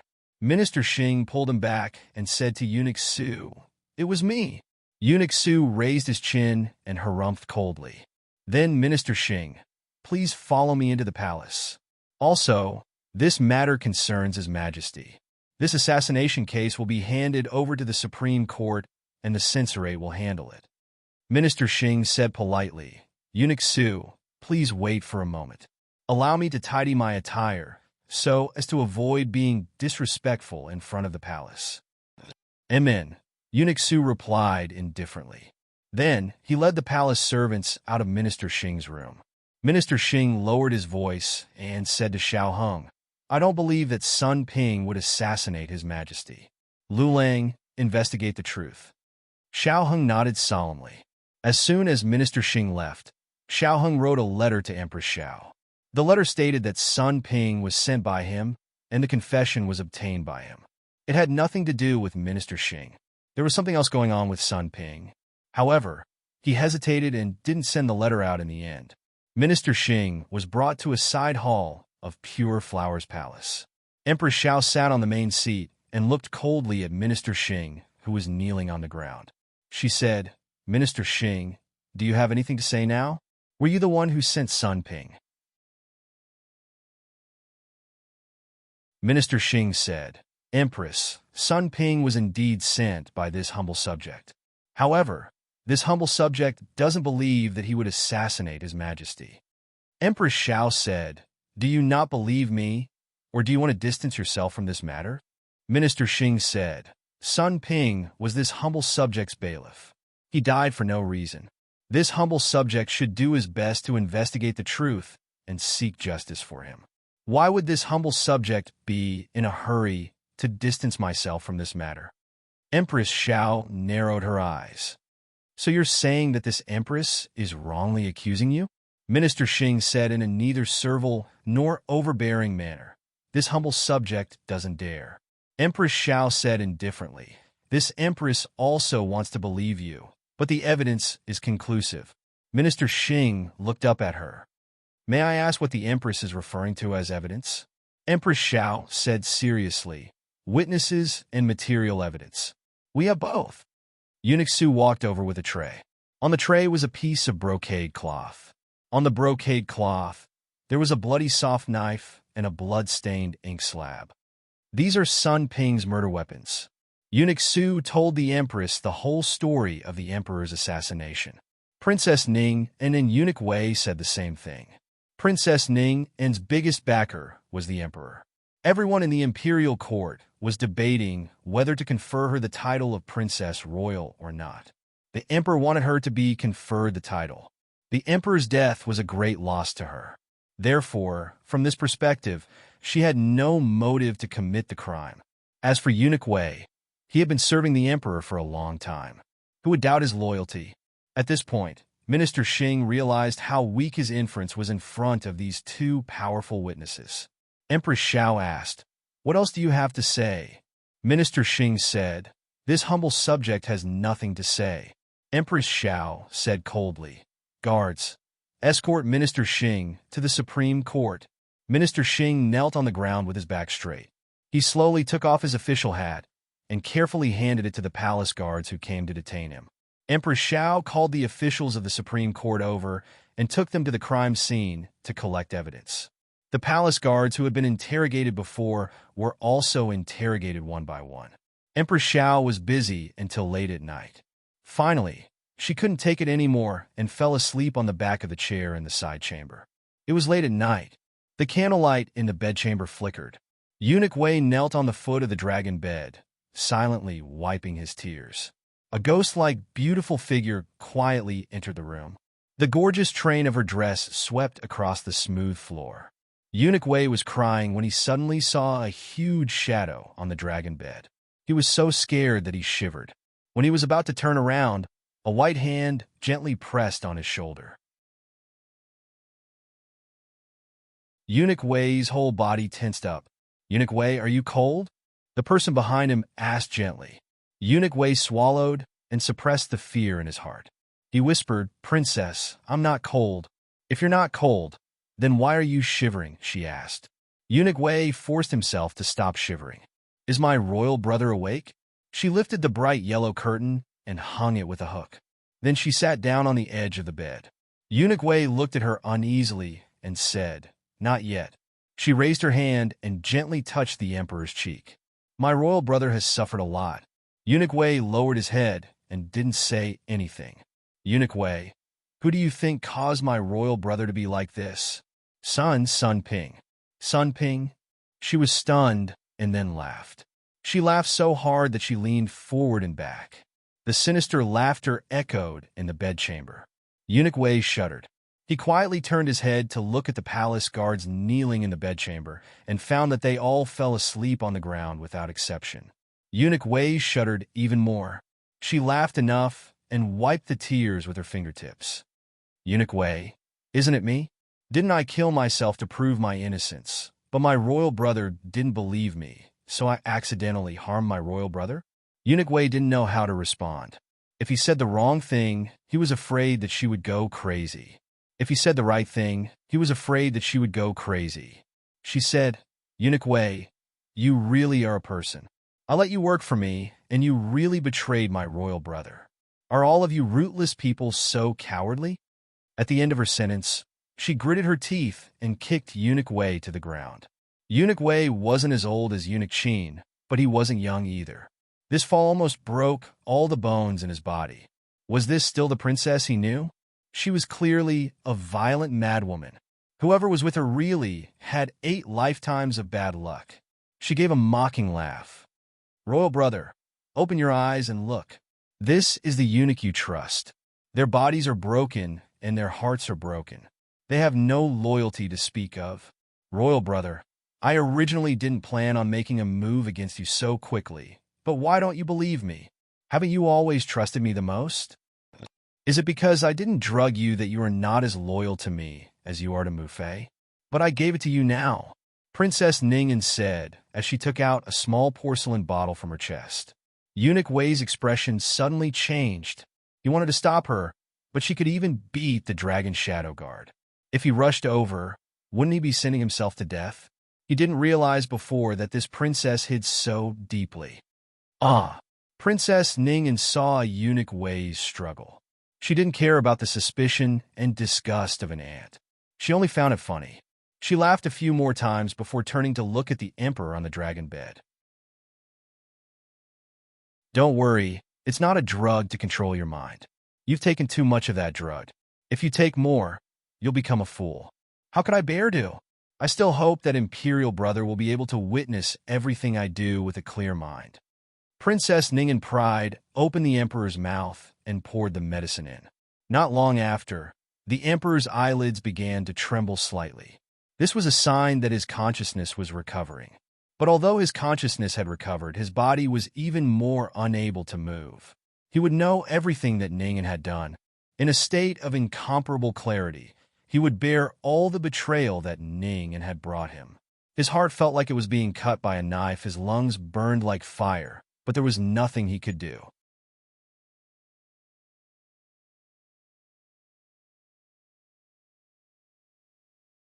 Chapter 563. Little Jing Kong sat in Lu Quan's carriage and returned to Bai Shui Alley at night. The secret guard on the roof of the carriage who was responsible for protecting him also flew into the house. Jiao Jiao! Jiao Jiao! The first thing little Jing Kong did when he entered the house was to shout Jiao Jiao, regardless of whether Gu Jiao was there or not. Fortunately, Gu Jiao was really at home today. She came to treat Master Zhao next door. In the evening, Master Zhao's eldest grandson suddenly ran to the clinic and said that Master Zhao fell and couldn't get up. Gu Jiao quickly put down her work and rushed back. Uncle Zhao's fall was an accident. His right wrist and right ankle were sprained, and the pain was unbearable, so he couldn't get up. When Gu Jiao checked Uncle Zhao's injuries, she also checked other things and found that Uncle Zhao had high blood pressure. It wasn't serious, so Master Zhao didn't feel much. But if he really felt unbearable discomfort, the situation would be very serious. After Gu Jiao treated Master Zhao's injuries, she prescribed some medicine to lower his blood pressure. When she returned to the East Room, she heard little Jing Kong's voice. Gu Jiao put down the medicine box and walked out. Jiao Jiao. Little Jing Kong threw himself into Gu Jiao's arms. The 5-year-old boy could no longer hug Gu Jiao's thigh when he first came here. Now, he could barely reach Gu Jiao's waist when he stood on his tiptoes. Gu Jiao would usually bend down and let little Jing Kong throw himself into her arms. When she did this action, she did not have the same motherly gentleness as Yao Shi. In truth, she was a little stiff, and her expression was a little too calm. But in the instant that she wrapped her arms around little Jing Kong, the sense of security that came from being blocked behind her was something that no hug could compare to. Little Jing Kong breathed in Gu Jiao's scent with peace of mind. He closed his eyes and calmed down. Jiao Jiao. Gu Jiao rubbed his little head. You went to the palace? Gu Jiao had heard about it from Yao Shi. Okay. Little Jing Kong nodded. I'm going to visit Great Aunt and my brother. Gu Jiao took his little hand and walked to the backyard. How are Grand Aunt and little brother? Little Jing Kong said happily, Good. It's all good. No, that's not right. Little brother isn't very well. What's wrong? Gu Jiao asked. Little Jing Kong sighed. Something seems to have happened to his mother. I don't know what happened. I'm worried about him. Something happened to Princess Ningyan? Gu Jiao paused. They'll ask around for you. Okay. The two came to the well, and Gu Jiao fetched a bucket of water for him to wash his hands. Fortunately, little Jing Kong was a child who could withstand the cold and was not delicate at all. If it were Qin Shuyu, he would have been screaming from the cold. Gu Jiao felt that the well water in winter was really warm, and she could take a bath directly. But her family didn't let her. After washing his hands, little Jing Kong went to practice the set of boxing that Gu Chongqing taught him. He practiced it every day, at least once, at most 3 or 4 times without stopping. Gu Jiao felt that once a day was enough to strengthen his body. There was no need to work so hard. Little Jing Kong didn't just want to strengthen his body. He wanted to protect Jiao Jiao and his chickens. There was no harm in practicing more boxing, so Gu Jiao let him be. At night, Gu Jiao learned that the emperor was assassinated and was in a coma. In the study of the old chancellor next door, Gu Jiao, Xiaoheng, and the old chancellor sat on a cushion beside a short table. I knew she would do it, but I didn't expect her to be so ruthless. The old chancellor sighed. They publicized the case of a mortal music house, forcing the emperor to investigate the case and give the people an explanation. Then they got Hua Xiao's confession. Their original intention was to force her to do it. After all, a person would only reveal their flaws when she did it. The old chancellor said thoughtfully, I thought she would use the trick of injuring herself to make the emperor soften. Or she would destroy the confession before the emperor saw it, and then send someone to assassinate Hua Xiao. But why did she stab the emperor? She smashed it. Xiaoheng corrected. It's all the same. The old chancellor cleared his throat. The emperor is so pitiful. Xiaoheng, your expression clearly doesn't show that. Gu Jiao was thirsty and went to drink tea. Xiaoheng took her cold tea without a trace and gave her the cup of hot tea that he hadn't touched. His eyes didn't fall on Gu Jiao, and his expression was very indifferent, as if it was just a casual movement. He said, the emperor should have seen the confession and chose not to believe her. He might even want to detain her, so she took the risk to attack the emperor. There are 2 doubts. First, why didn't the emperor believe her? Second, there was a dragon shadow guard beside the emperor. How did she get past the dragon shadow guard and attack the emperor? Empress Xiao hadn't seen the power of the dragon shadow guard, so she couldn't imagine how fast they were.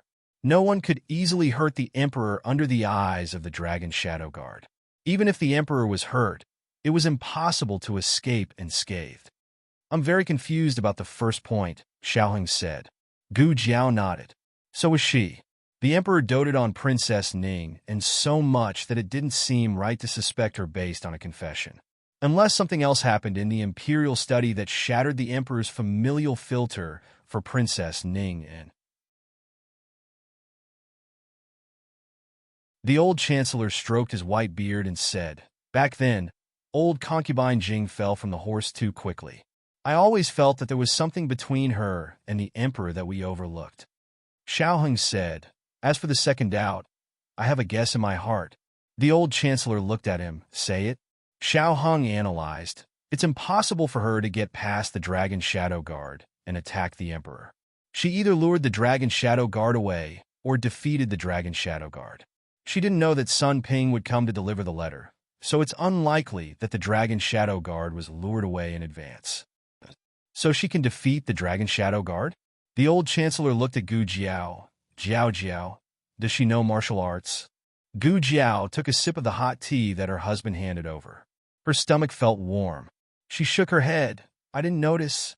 The old chancellor frowned. Could it be that she's an expert like old concubine Jing, who used medicine to change her pulse and hid the fact that she knows martial arts? Gu Jiao said, "If that's the case, her body will show signs of weakness. She doesn't have this kind of situation." Xiao Heng said, "You don't have to know martial arts to deal with the Dragon Shadow Guard. Everything in the world reinforces and restrains each other. The Dragon Shadow Guard came from the Yin Kingdom. I think that the Yin Kingdom must have a way to deal with the Dragon Shadow Guard." The few of them coincidentally thought of the power behind the collusion with Immortal Music House. Could it be that they were really afraid of a young lord of Immortal Music House? With Empress Dowager Zhuang's ability, was it difficult to issue an edict to depose the princess? The reason why she had to lower herself to play mind games was largely to test the power of the Yin Kingdom hidden in the dark. Xiao Heng paused and said, "Hua Xiao can't continue to stay in the Ministry of Justice." The emperor couldn't tell whether the confession letter was real or fake, but the young master of Immortal Music House could see the flaw at a glance. After all, what was written in the confession letter wasn't Hua Xiao's real experience at all. The narrative tone was also wrong. The only similarity was the handwriting. However, in the case that the first 2 points were fake, it wasn't difficult to guess that the handwriting was also fake. The young master of Immortal Music House understood that Hua Xiao hadn't betrayed her so far. However, things were different now. She had made such a big move, and the risk she had to take was much greater than before.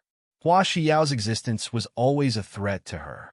Xiao Heng didn't care about Hua Xiao's life, but Hua Xiao was always one of the important witnesses to bring down the young master of Immortal Music House. After several people's discussion, Hua Xiao was secretly sent to the medical center that night and became neighbors with Mo Qinxue. Hua Xiao, Mo Qinxue, Gu Jiao planned to transfer secret guard A to watch Hua Xiao, but Mo Qinxue snorted and said, "No need to be so troublesome. I can keep an eye on her. Use more bone-softening powder." Hua Xiao. After settling Hua Xiao, they assessed the risk of the other related people. From the youngest to the oldest, it was Empress Xiao, the emperor, and Minister Xing. Empress Xiao was investigating this case. The less she knew, the safer she would be. As long as her direction was wrong, it was what Princess Ning wanted. Once she realized who the real murderer was, the situation would become dangerous. This was also why Xiao Heng decided not to tell her the inside story for the time being. The emperor was now in the hands of Princess Ning, and his personal safety was difficult to guarantee. But if he died at this time, Ning An's interest would stop here. Before squeezing the emperor's value, Ning An would not touch him. She just didn't know how long she could squeeze this value out of him. The first one to be executed might be Minister Xing. The next day, the Supreme Court began to investigate Sun Ping's assassination of the emperor. Minister Xing firmly claimed that Sun Ping was wronged and hoped that the Supreme Court could give Sun Ping justice. Minister Xing was, after all, a second-rank official. Unless His Majesty personally issued a decree to torture him, the Supreme Court really couldn't torture him. But it was not a good idea to waste time like this. Just when the Supreme Court could not find conclusive evidence for the case, a Yamen runner from the Ministry of Justice came to the Supreme Court and claimed that a suspect detained by the Ministry of Justice had evidence of the case. The Supreme Court hurriedly called the person to the interrogation room. Minister Xing was also there. Minister Xing never expected that the person who came would be Assistant Minister Li. Assistant Minister Li was set up because he was investigating the case of Xian Le House and took a life. There was not enough evidence to reverse the case for him, so he was temporarily detained in the Ministry of Justice. Minister Xing had a plan in mind. When Xian Le House was overthrown, he would release Assistant Minister Li, two lords. Assistant Minister Li saluted the two of them. The Minister of the Supreme Court said, "No need to be so polite. I heard that Assistant Minister Li has clues of the case." "That's right." Assistant Minister Li looked straight at the ground in front of him and said, "Actually, this official knows who the mastermind behind this is." "Oh, Sun Ping is only a sharp blade. The real murderer is someone else. He's—" Assistant Minister Li suddenly paused. Minister Xing's heart surged with an ominous premonition. Assistant Minister Li steeled his heart and said, "Lord Xing, I'm sorry. I've let down your years of cultivation, but this official really can't hide it for you anymore." Minister Xing looked at him in disbelief. Assistant Minister Li did not look at him. He only took out a few letters and handed them to the Minister of the Supreme Court. These are the evidence of Lord Xing and Sun Ping's private dealings. Sun Ping's cousin, Sun Jian, used to be a street thug. Once, Lord Xing met a few robbers on a trip. Sun Jian had a grudge against them, so he beat them up. Unexpectedly, this incident caught Lord Xing's eye. Lord Xing brought the two brothers into the Ministry of Justice to become yamen runners. Sun Ping can be considered honest, but Sun Jian's bad habits did not change. Lord Xing had helped him pay off his gambling debts several times. These are all Sun Jian's promissory notes and letters of remorse. Not long ago, Lord Xing gave Sun Ping a large sum of silver and asked Sun Ping to do something important for him. This official accidentally overheard it outside the watchroom. Lord Xing told him that this matter was of great importance and that he must keep his mouth shut about Sun Jian. This official also heard Sun Ping say that if I don't come back, please take care of my cousin for me. Although my cousin likes to gamble, he has been changing and has been changing for a long time. The Minister of the Supreme Court asked, "Why didn't you say so earlier?" Assistant Minister Li said bitterly, "We are the Ministry of Justice and often have to investigate some confidential cases. I thought that Sun Ping had been sent out to investigate a major case that could lead to his death. That is not something I should ask, so I didn't think too much about it. It was only this morning that I heard the yamen runners outside the prison say that His Majesty was assassinated and that the murderer was Sun Ping that I thought of this matter. The most hurtful thing was never the enemy's sword or spear, but the cold arrows of one's comrades. Why'd you do this? Lord, is what I said not true?" It was true, but it was not the entire truth. Minister Xing had indeed asked Sun Ping to do something for him and gave him a few banknotes, but he was only taking care of the family of a yamen runner who had passed away. That yamen runner had been killed by the murderer while investigating a murder case. Minister Xing had always felt guilty, feeling that he had not protected his subordinate well. Who would have thought that something like this would happen before Sun Ping could give out the banknotes? As expected, when one was unlucky, even water would be stuck between one's teeth. The Minister of the Supreme Court looked at Minister Xing with a complicated expression and said to Assistant Minister Li, "So, the mastermind who ordered Sun Ping to assassinate His Majesty was Minister Xing?" Assistant Minister Li said, "The person who ordered Sun Ping was Minister Xing, but the mastermind behind the assassination of His Majesty was not him. Minister Xing was only acting on behalf of someone else." With these words, not only was Minister Xing stunned, even the Minister of the Supreme Court was stunned. The Minister of the Supreme Court said seriously, "Is there something else? Who is the mastermind behind the scenes?" Assistant Minister Li closed his eyes with a pained expression as if he had made a huge decision. He said, "It was the Empress Dowager." Minister Xing punched Assistant Minister Li to the ground. Assistant Minister Li handed over a portion of the letters that Empress Dowager Zhuang had written to Minister Xing. They were not personally written by Empress Dowager Zhuang, but this was easy to understand. Afraid of leaving something behind, How could such a clever person like the Empress Dowager have her own handwriting? She did not even know how to use the handwriting of the people around her. However, if each letter was burned with candlelight, Empress Dowager Zhuang's phoenix seal would appear on the paper.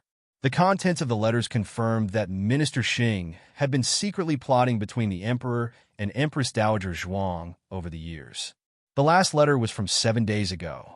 Empress Dowager Zhuang said that she had endured the Emperor for a long time. The Emperor had been at odds with her for many years and found that he could not win against her by force. So he began to use filial piety to confuse her. She thought that the Emperor had truly buried the hatchet with her and even gave away the power of court that she had controlled for many years for the Emperor.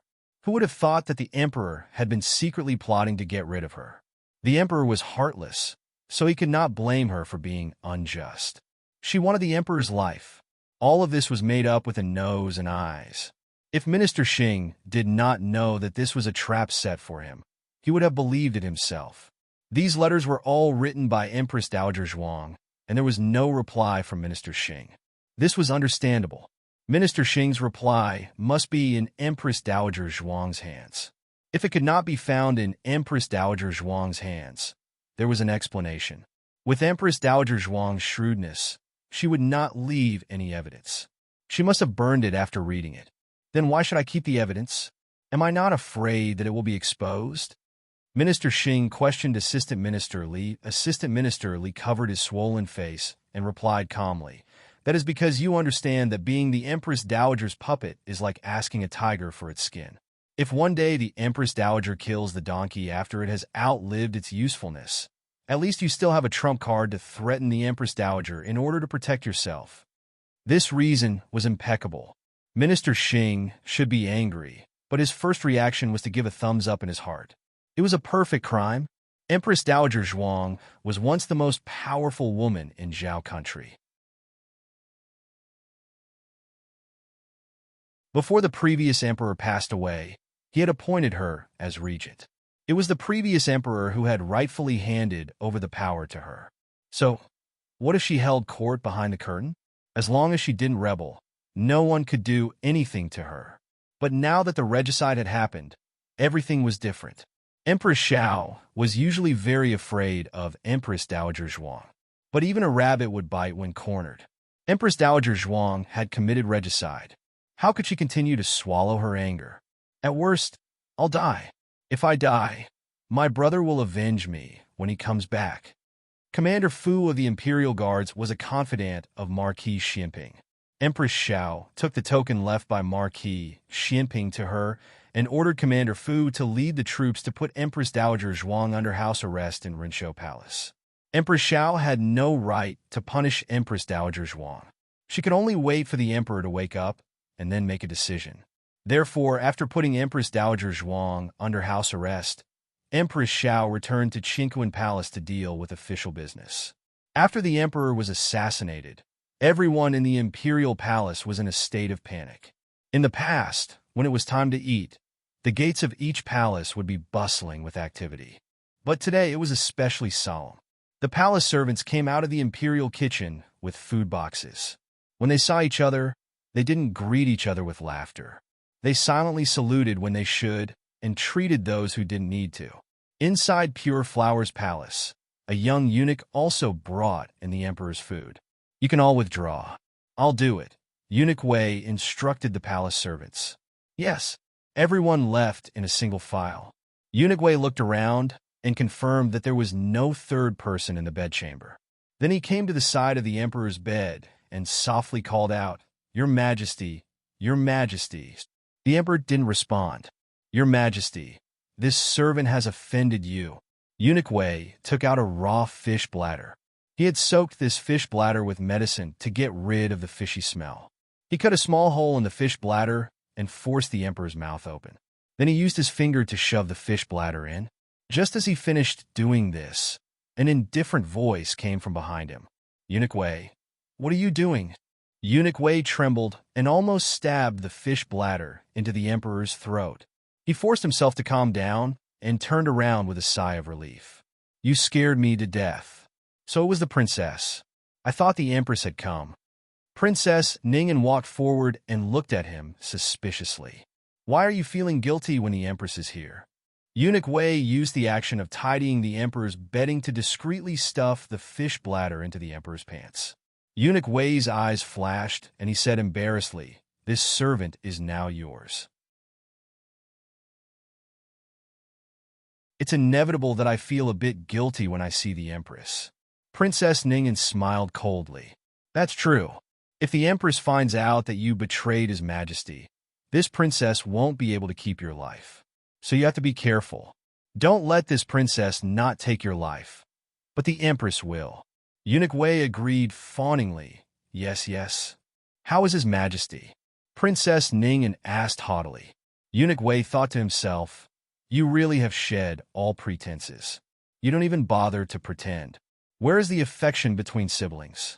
Even Princess Xinyang treats His Majesty better than you. Eunuch Wei replied. He still seems to be unconscious.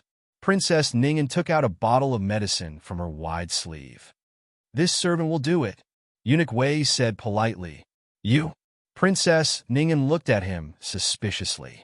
Eunuch Wei said, His Majesty hasn't washed in 2 days and is a bit disheveled. The princess is precious. It's better for this servant to do it.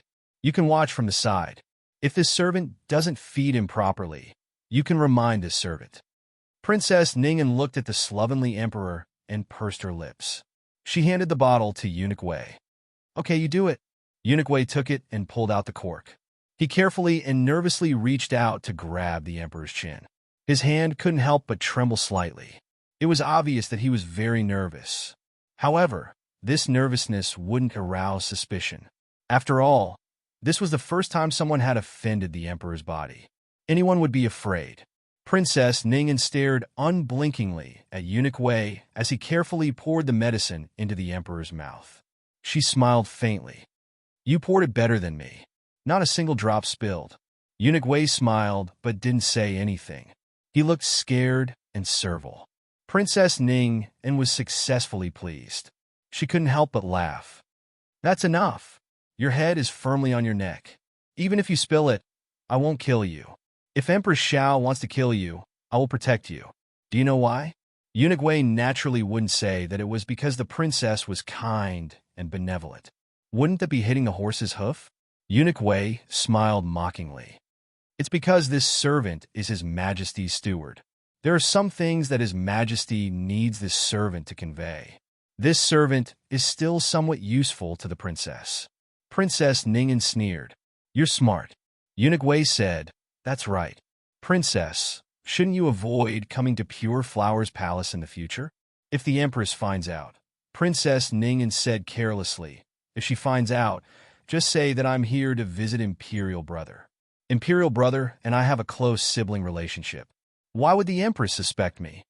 Eunuch Wei said sincerely, That's because you came openly. The Empress won't suspect you. If you keep coming here secretly and get caught by the Empress isn't stupid. Why did Princess Ningen come here secretly? Wasn't it to drug the Emperor while avoiding everyone? There weren't many people at this time. When she thought of this, Princess Ningen realized that the palace servants weren't here tonight. Where did they all go? She asked in confusion. I sent them away because I did something bad. Eunuch Wei broke out in a cold sweat, but his expression didn't change as he said, I calculated that the princess might come at this time, so I sent them away in advance. Princess Ningen looked at Eunuch Wei and laughed. No wonder Imperial Brother thinks so highly of you. Eunuch Wei, you're truly meticulous. Eunuch Wei said with a sincere expression, It's this servant's duty to share the master's worries. If this servant wants to live, I naturally have to show the princess my abilities. Princess Ningen smiled. Good. After this matter is done, whether or not you can live will depend on how much this princess likes you. Eunuch Wei said, This servant will be willing to sacrifice my life for the princess. Princess Ningen coldly hooked the corners of her lips. All right, you go guard outside. I have something to say to Imperial Brother. Remember, don't let anyone in. Yes. All right. Princess, please give your orders. Where is my Imperial Brother's Imperial Jade Seal? Eunuch Wei froze. Princess Ningen looked at him with a faint smile. Just now you said that you would sacrifice your life for me. Now you're not willing to give me the Imperial Jade Seal? Eunuch Wei braced himself and went to the small study in the bedchamber. He opened a secret compartment, took out the Imperial Jade Seal, and handed it to Princess Ningen with both hands. Princess Ningen smiled proudly. Go out. Eunuch Wei looked back at the unconscious His Majesty, then turned and left the bedchamber. Princess Ningen took the Imperial Jade Seal and sat down next to the Emperor. Her other hand took out a bright yellow Imperial Edict from her wide sleeve. In Zhao country, the Emperor's Imperial Edict was mostly dictated by the Emperor. Hamlin officials wrote the edict with a little rhetoric. Finally, it was presented to the Emperor to be stamped. But there were also special cases. For example, the Emperor wrote his own edict or appointed someone to write the edict. Imperial brother, you must want to know what happened today. Why don't I tell you? There's progress in the case of Sun Ping's assassination of Imperial brother. You can't imagine who the mastermind behind Sun Ping is. It's Imperial Mother. I didn't expect it either. Imperial Mother loves you so much. How could she let someone kill you? But there are witnesses and evidence. Imperial Mother can't overturn the case this time. Who is investigating the case? It's the Minister of the Supreme Court and the Empress's sister-in-law. Imperial brother knows the temper of the Empress sister-in-law. Hearing that Imperial Mother had done such a terrible thing, the Empress sister-in-law made a prompt decision and ordered the Imperial Guards to put Imperial Mother under house arrest in Rinshou Palace. The Empress sister-in-law also told me to ask Imperial brother how to deal with Imperial Mother. What? Imperial brother wants to kill Imperial Mother? That's not appropriate. Imperial Mother raised Imperial brother for a while. How could Imperial brother kill his mother? Ah, I forgot. Imperial brother has already done it. Wasn't Imperial Mother killed by Imperial brother? Thinking about it, Imperial brother won't even bat an eyelid if he kills Imperial Mother, right? Princess Ning An's smile made people shiver. It was as if she was possessed. But in the next moment, her smile disappeared. She said coldly, Imperial Mother was killed by you all. You have the face to ask me if I have any resentment? Imperial brother, how about I kill your Imperial Mother and then ask you if you have any resentment? The unconscious Emperor's body suddenly began to tremble slightly. His hands and eyes under his eyelids seemed to be violently struggling and shaking. He was like a beast trying to break free of its shackles and cages, even if the price was his own flesh and blood. Ha! Princess Ningen held him down with one hand. She said mockingly, killing her is too easy for her. It is better to let her become a nun and taste the pain my Imperial Mother suffered. Then let her watch as her son dies, tragically in front of her. Let her watch as the country she protected falls bit by bit into the hands of others. Isn't this worse than death? The Emperor's entire body trembled violently. There was no pity in Princess Ning An's eyes. She withdrew her hand from the Emperor and stood up. Taking the Imperial Edict, she left the bedchamber. She threw another bottle of medicine to Eunuch Wei. Give him another dose at night. Eunuch Wei looked at the Imperial Edict in her hand. His pupils contracted. He didn't dare ask more. He lowered his head and took it with both hands. Yes. Princess Ningen raised her chin and said, His Majesty just woke up. This is the Imperial Edict he asked me to write for him. Empress Dowager Zhuang killed the Emperor and rebelled. She is disgraceful and will go to Taiping Temple to become a nun. She is not allowed to return to the palace without being summoned. Eunuch Wei, come with me to Rinshou Palace to issue the Imperial Edict now. Eunuch Wei's expression changed. Princess Ningen looked at him coldly. Go or die. Eunuch Wei trembled as he took the Imperial Edict. He didn't believe that His Majesty would do anything to Empress Dowager Zhuang. The mother and son had already buried the hatchet. His Majesty would rather die than hurt the Empress Dowager. This was clearly, Princess Ningen said coldly, Don't challenge my patience. If you don't go, you can change to someone else. Eunuch Wei's chest rolled. I can't die. I can't die. If I die, and she changes to someone else to His Majesty's side, His Majesty will be even more doomed. Eunuch Wei's eyes were red. He said in a trembling voice, Go. I will go to Rinshou Palace to issue the edict now. Eunuch Wei followed Princess Ning into Rinshou Palace. Empress Xiao ordered that no one could enter Rinshou Palace to visit Empress Dowager Zhuang. However, seeing the imperial edict was like seeing His Majesty. Therefore, Eunuch Wei and Princess Ning were not among those who were stopped. The imperial edict has arrived, Eunuch Wei sang. There was no response from Rinshou Palace. Eunuch Wei sang again, The imperial edict has arrived. Only the palace people came out. Princess Ning looked at the closed bedroom. Mother, His Majesty has an imperial edict. Empress Dowager Zhuang didn't seem to want to pay attention to people. Since ancient times, no emperor had ever given an imperial edict to the Empress Dowager. This was the first time since the beginning of time. It was reasonable for Empress Dowager Zhuang to ignore it. Eunuch Wei shouted the imperial edict again. Princess Ning frowned. She walked forward and pushed open the red hollow door. She saw an empty bedroom. Where was Empress Dowager Zhuang?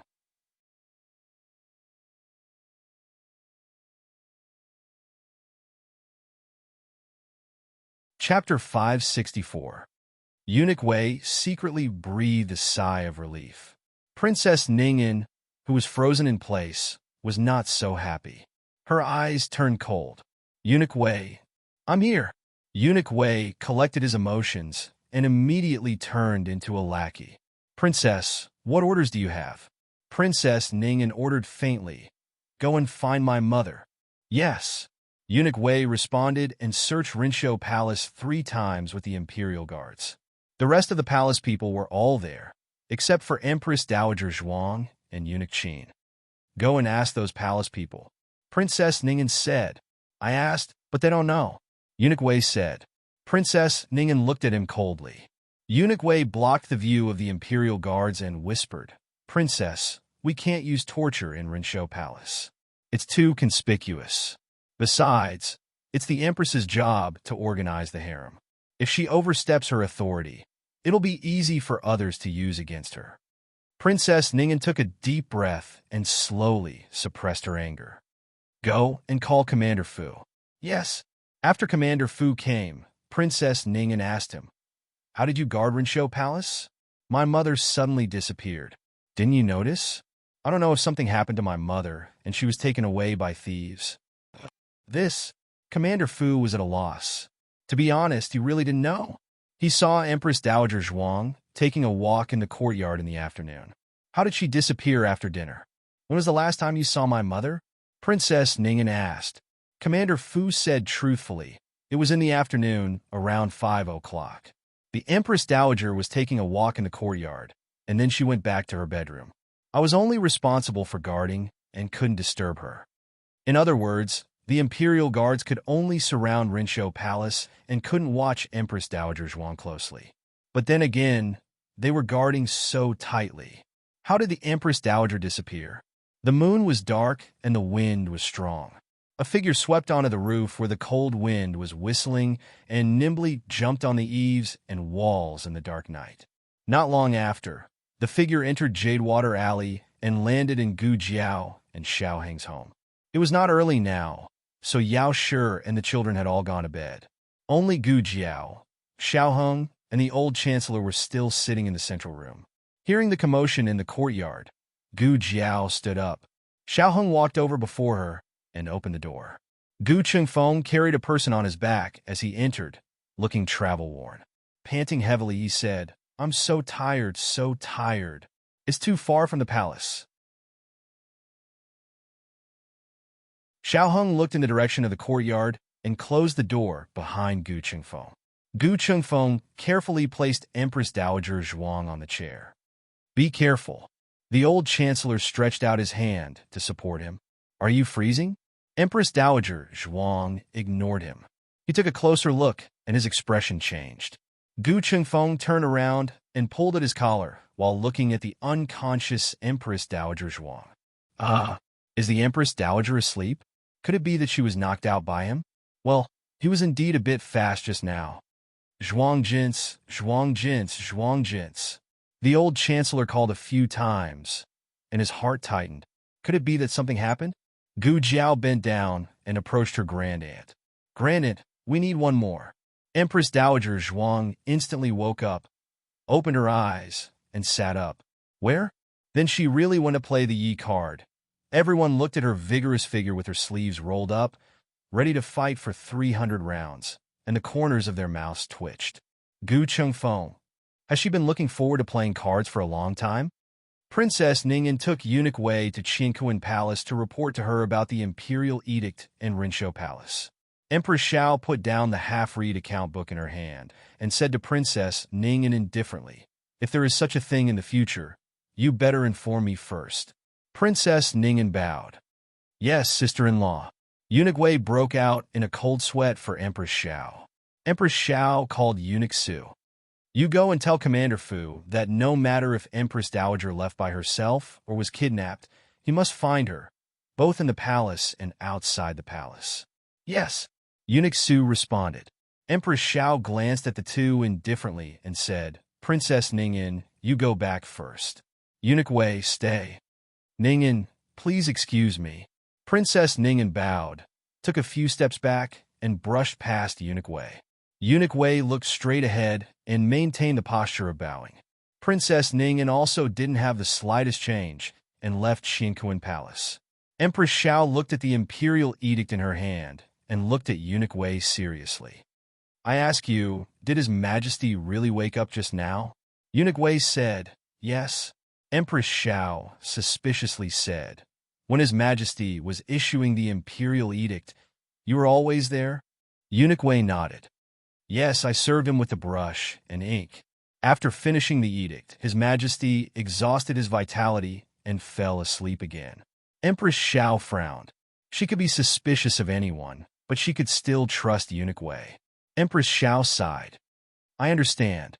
Keep the imperial edict well and take good care of His Majesty. The next time His Majesty wakes up, remember to send someone to inform me first. I will remember. After leaving Qinkuan Palace, Eunuch Wei headed in the direction of Pure Flowers Palace. He hadn't taken a few steps when he saw a beautiful figure under a large tree. He jumped in fright. Princess? Princess Ningyan turned around with a smile that wasn't a smile. Eunuch Wei blinked and bowed. Princess, the Empress just asked. There's no need to tell me. I don't think you have the guts to betray me in front of the Empress. Yes, yes.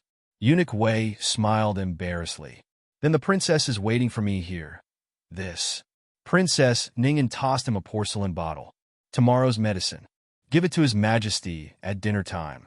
Eunuch Wei's eyes flashed. Ah, yes, this servant will definitely do as instructed. Princess Ningyan chuckled. If you can't, Eunuch Wei shook his head like a rattle drum. I don't dare. This servant's life is in the princess's hands. If the princess tells this servant to go east, this servant doesn't dare to go west. Princess Ningyan's lips hooked coldly. It's good that you know. All right, hurry and go serve Imperial Brother. This medicine isn't foolproof. If he really wakes up, Eunuch Wei hurriedly said, this servant won't let anyone discover that His Majesty is awake. This servant will immediately notify the princess. It's good that you know. After saying this, Princess Ningyan calmly returned to Jade Cloud's hall. After confirming that she was far away, Eunuch Wei let out a long sigh of relief and quickly returned to Pure Flowers Palace. It's been so long. I wonder how the swim bladder in His Majesty's mouth is doing. Did he sprinkle the medicine? Did he swallow it? Eunuch Wei arrived in front of the dragon bed and sent the palace servants away. He then pried open the emperor's mouth and slowly took out the swim bladder. The medicine inside was still there. Eunuch Wei's heart relaxed. I have to quickly take care of it. Eunuch Wei took the swim bladder and walked out. He vaguely felt like he had forgotten something, but he couldn't remember what it was. The immobile emperor. Our underpants. There's something in our underpants. There was no wall in the world that didn't have a crack. The news of Empress Dowager Zhuang colluding with Minister Xing to murder the emperor quickly spread through the capital. The civil and military officials and the citizens of the capital never expected that the mastermind behind the scenes would be Empress Dowager Zhuang. But if one carefully thought back to the years when Empress Dowager Zhuang controlled the court and suppressed the emperor, it wasn't hard to accept the fact that she was the mastermind.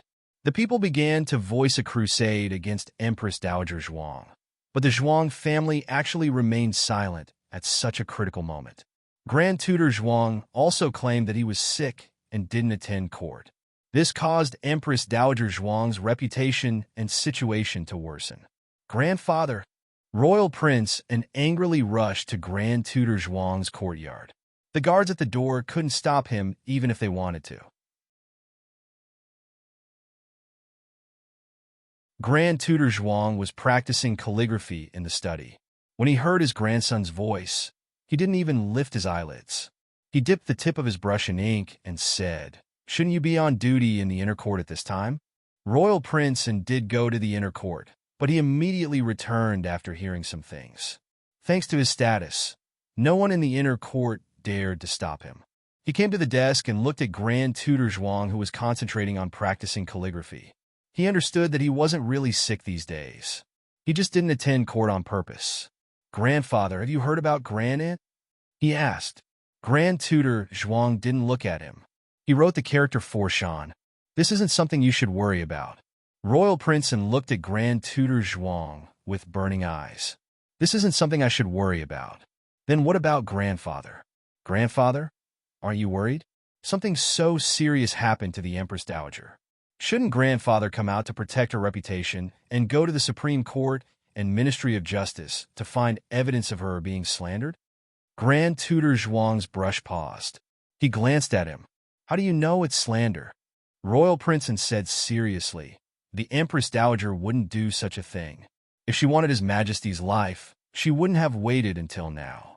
Grandfather knows the Empress Dowager's methods better than I do." Grand Tutor Zhuang asked, "So what?" Royal Prince looked deeply at Grand Tutor Zhuang. "Grandfather, are you planning to stand by and watch?" Grand Tutor Zhuang didn't admit or deny it. "I'm doing this for the Zhuang family." Royal Prince sneered. "For the Zhuang family? What for the Zhuang family? Without the Empress Dowager's protection, can the Zhuang family still be the Zhuang family of the past?" Grand Tutor Zhuang slammed the brush on the table. "Then do you think the Empress Dowager is still the Empress Dowager of the past? She drew a clear line between her and the Zhuang family long ago." Royal Prince clenched his fists and said bitterly, "So Grandfather just watched and didn't save her? She's your younger sister. After her biological father sold his daughter and sent her to that man-eating palace, after she lost her only flesh and blood, after she had licked her wounds and racked her brains for the Zhuang family for so many years, her grandfather had abandoned her just like that. Grandfather only remembers the year she drew a clear line between her and the Zhuang family. But he doesn't remember the decades when the Zhuang family ate her flesh and blood." Grand Tutor Zhuang said angrily, "Enough." Royal Prince wasn't intimidated by Grand Tutor Zhuang's anger. He looked disappointedly at Grand Tutor Zhuang, whom he had respected for so many years. "Grandfather, when I was 8 years old, you sent me to Qin country as a hostage. The Empress Dowager tried her best to stop you. She said that it was enough for the Zhuang family to have her, and that there was no need to sacrifice more people. What did Grandfather tell me?" "Grandfather, you said that it was too hard for the Empress Dowager to support the Zhuang family alone. She couldn't bear everything alone. So I went. I was humiliated all those years in Qin country, but I never regretted it. But now, I regret it. Grandfather, you didn't do it for the Empress Dowager or the Zhuang family. You only did it for yourself." These words were harsh, but Grand Tutor Zhuang was past the age to argue with the younger generation. He suppressed his anger and continued to write a few words. He said, "You're my most outstanding grandson and the future heir of the Zhuang family. I hope you can understand your identity." Identity. Royal Prince laughed at himself and didn't say anything else to Grand Tutor Zhuang. He had already understood his grandfather's meaning.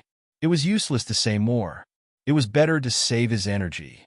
Grand Tutor Zhuang called out to him, Where are you going? Royal Princeton turned around and said coldly, Grandfather doesn't care about the Empress Dowager. Then I can only save the Empress Dowager myself. I'm going to reverse the verdict for the Empress Dowager. Grand Tutor Zhuang threatened, if you dare to take a step out of the Zhuang family, don't come back to see me again. Royal Prince clenched his fingers and stepped over the threshold. Grand Tutor Zhuang said in a low voice, I mean what I say. Zhuang Yuheng, your identity was given by me. Your power and status were also given by me. Without me, without the identity of the Zhuang family's legitimate grandson, you, Zhuang Yuheng, are nothing in the capital. Think carefully. It's not hard for you to walk out of the manor today, but it won't be so easy for you to come back in the future. Royal Princeton heard this and retracted his foot. Grand Tutor Zhuang raised his eyebrows in satisfaction. Don't go to the cabinet these few days. Stay at home. Before he could say the words rest, Royal Princeton lifted the hem of his robe and knelt on the ground. He put his hands on the ground and kowtowed heavily. With just one kowtow, his forehead turned red. Thank you, Grandfather, for teaching me. Grand Tutor Zhuang was stunned. Royal Prince's eyes turned red. He kowtowed for the second time. Thank you, Grandfather, for teaching me. Blood seeped out of his forehead and his eyes were watery. Grand Tutor Zhuang's expression changed. He shouted, Zhuang Yuheng. Royal Princeton didn't stop. He kowtowed for the third time. His hot tears fell onto the cold floor. Thank you, Grandfather, for your love. Yuheng is unfilial. After he finished speaking, he stood up with his forehead full of blood. He turned around with a choked voice and ran into the night without looking back.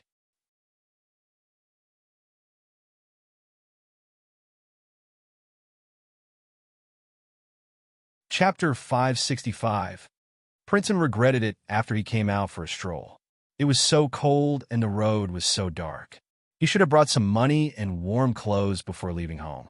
Now, he was penniless, without a carriage, and even his trusted secret guard Wu Yang had been detained by his grandfather.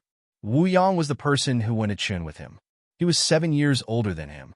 He was both his secret guard and his playmate. He always thought that Wu Yang was completely loyal to him after going through so many hardships. Reality gave him a cruel blow.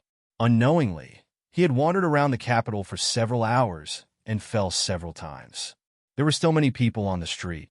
However, for the first time in his life, he felt that the bustle had nothing to do with him. He walked through the busy streets and came to a small courtyard where he used to live. However, he was stopped by the servant inside when he was about to enter. The servant said awkwardly, Prince, I just received orders from the Zhuang family. You are not allowed to enter the house. Very good. Very good. He couldn't even stay in the courtyard. If he couldn't stay here, there were other places. Princeton went to 3 residences under the Zhuang family's name in a row. Without exception, he was rejected. Princeton couldn't even enter the restaurants and inns where he was treated as a guest. First, he didn't have money. This wasn't the main point. In the past, he didn't have money and could do whatever he wanted in the capital. There were many people fighting to pay him. The second point was the main point. Grand Tutor Zhuang ordered people to send messages to the restaurants and inns he went to. How did Grand Tutor Zhuang know his past like the back of his hand? Thank you, Wu Yang. After being rejected countless times, Princeton looked at the quiet sky and laughed until his shoulders trembled. His grandfather was right. Without the identity of the Zhuang family's grandson, he was nothing. Grand Tutor Zhuang probably wanted to use this method to force Royal Princeton back. Royal Princeton had been a sensible and obedient child since he was young. He had suffered and suffered, but he had not faced all of this alone. He had Wu Yang and many masters by his side. He had the Empress Dowager and Grand Tutor Zhuang behind him. Now, he had nothing left. He couldn't even find a place to stay. It was sad and laughable. However, there was one thing that he was very thankful for, and that was that Gu Jiao had cured his eyes. He was no longer night blind. Otherwise, it would be an extravagant hope for him to even walk on the streets. The biting cold wind cut his face like a knife. At first, he could still feel the pain, but gradually, he became numb. After walking for a while, even his mind was numb. He had no idea where he was. When he realized where he was, his eyebrows twitched, and he turned around to leave. Unfortunately, it was too late. A small mushroom head poked out from the door. "Are you looking for someone?" "I—" Royal Princeton opened his mouth. The courtyard door was pushed open by the little bean, and the candlelight in the courtyard came in. The little bean saw his face clearly and said, "You're the big brother who came to my house. We've met in the countryside. Do you still remember me, brother?" Royal Princeton was speechless. When Gu Jiao's family was still in the countryside, he went to their house. In order to meet the Empress Dowager, he went there more than once. But how long had it been? How could the little bean still remember him? Then, before Royal Princeton passed by and didn't disturb them, the little bean rushed into the courtyard and shouted, "Brother-in-law, there's a guest at home." Royal Princeton was shocked. Xiaoheng came over and said to little Jing Kong, "Do you want to sneak out to play again?" Little Jing Kong blinked guiltily. "I didn't." After saying that, he ran away. Xiaoheng looked at Royal Princeton, who was trying his best to stay calm, but was actually at a loss. He didn't know what to say. Royal Princeton also felt guilty. Although he wasn't an adult according to the customs of the Zhao Kingdom, he was going to get married and the ceremony would be brought forward. Soon, he would be a real man.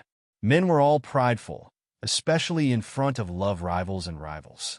Royal Princeton made up his mind not to let Xiaoheng see that he was a stray dog. He straightened his back and said with a strong aura, "I'm just passing by. I'm not here to be a guest. I'll leave first." Xiaoheng looked at him deeply and said, "Come in and sit." Royal Princeton was stunned. Were they close? He was just passing by. Xiao Luling actually invited him to sit in the room? "Fine, I'll sit. Who's afraid of who?" Royal Princeton nodded without changing his expression and entered the room with Xiaoheng with a cold face. At this time, the young men were running around in the courtyard. The front and back doors of the central room were open, and there was no fire. Xiaoheng invited Royal Princeton to sit on the chair by the table and poured a cup of hot tea for him. Royal Princeton had been wandering the streets for the whole afternoon and half the night. He was cold and thirsty. He took the teacup and slowly took a sip. His stomach instantly warmed up. Xiaoheng sat opposite him. "You haven't eaten yet, right?" "I've eaten," Royal Princeton said stubbornly. "Gulp," he growled alone. Royal Princeton's face turned red. Xiaoheng called Yuya over and had her go to the kitchen to cook a bowl of noodles. Yuya looked back at Royal Princeton a few times. Royal Princeton thought, "Even if I'm handsome, you don't have to keep looking at me, right?" Xiao Luling, your servant girl, doesn't know the rules grand and went to Annie Lu's house to play cards. Old Chancellor went to serve tea in his private savings. They were not at home. Yao Shi carried Gu Xiaobao to watch Grandaunt play cards. Gu Xiaobao was excited when he saw the cards. Yao Shi didn't know why. Royal Princeton drank his tea and looked around. Zhao Jiao is not here. Xiaoheng exposed him. Gu Jiao went to the clinic. Indeed, she was not here. Royal Princeton drank his tea to hide his awkwardness. Yuya cooked a bowl of noodles with smoked bamboo shoots and bacon. It was accompanied by a small dish of pickled vegetables. Royal Princeton was the legitimate grandson of the Zhuang family. He usually ate all kinds of delicacies. However, he didn't know why, but he felt that this was the best noodles he had ever eaten. After a bowl of noodles, Royal Princeton felt comfortable all over. Even his frozen toes were warm. He didn't leave a single drop of soup. He also finished all the pickled vegetables. He drank the tea and ate the noodles. If he stayed any longer, Royal Princeton would feel embarrassed. Just as he was about to leave, little Jing Kong's frantic voice came from the room. This kind of voice usually only happened when Gu Jiao was out. When Gu Jiao was at home, he was very obedient. "Sit for a while. I'll go take a look." Xiaoheng got up and went to the West Room. Little Jing Kong couldn't find anything again. He rummaged through his little treasure chest. His toys were scattered all over the floor. "What are you looking for?" Xiaoheng asked. Little Jing Kong put his hands on his waist and stomped his feet. "Xiao Jin, my Xiao Jin is missing. It's being naughty again." Xiaoheng got down and found the golden abacus under the bed. Then he pulled little Jing Kong to clean up the things on the floor. Royal Princeton didn't mean to peek. It was just that he was facing the west room. It was hard not to see him. He didn't expect that an official from the imperial court would do something that only the servants would do at home. Wasn't there a maid? It's late. You should take a bath. I don't want to take a bath. Sure enough, when Gu Jiao wasn't here, he wasn't a good baby who liked to take a bath. Xiao Heng didn't want to spoil him. Xiao Heng came out to get water. He pointed to the study room and said to Royal Princeton, "I'll give Jing Kong a bath first. Why don't you sit in the study room? It's warm there." Forget it. It was hard to refuse such kindness. He would just sit there for a while. When Xiao Lulang finished his work, he would bid him farewell. Thinking of this, Commandery Prince entered Xiao Heng's study. Before Royal Princeton came, Xiao Heng had been in the study room. Therefore, he lit a brazier and it was burning brightly. Xiao Heng went to the kitchen to get hot water. He carried it back and forth a few times.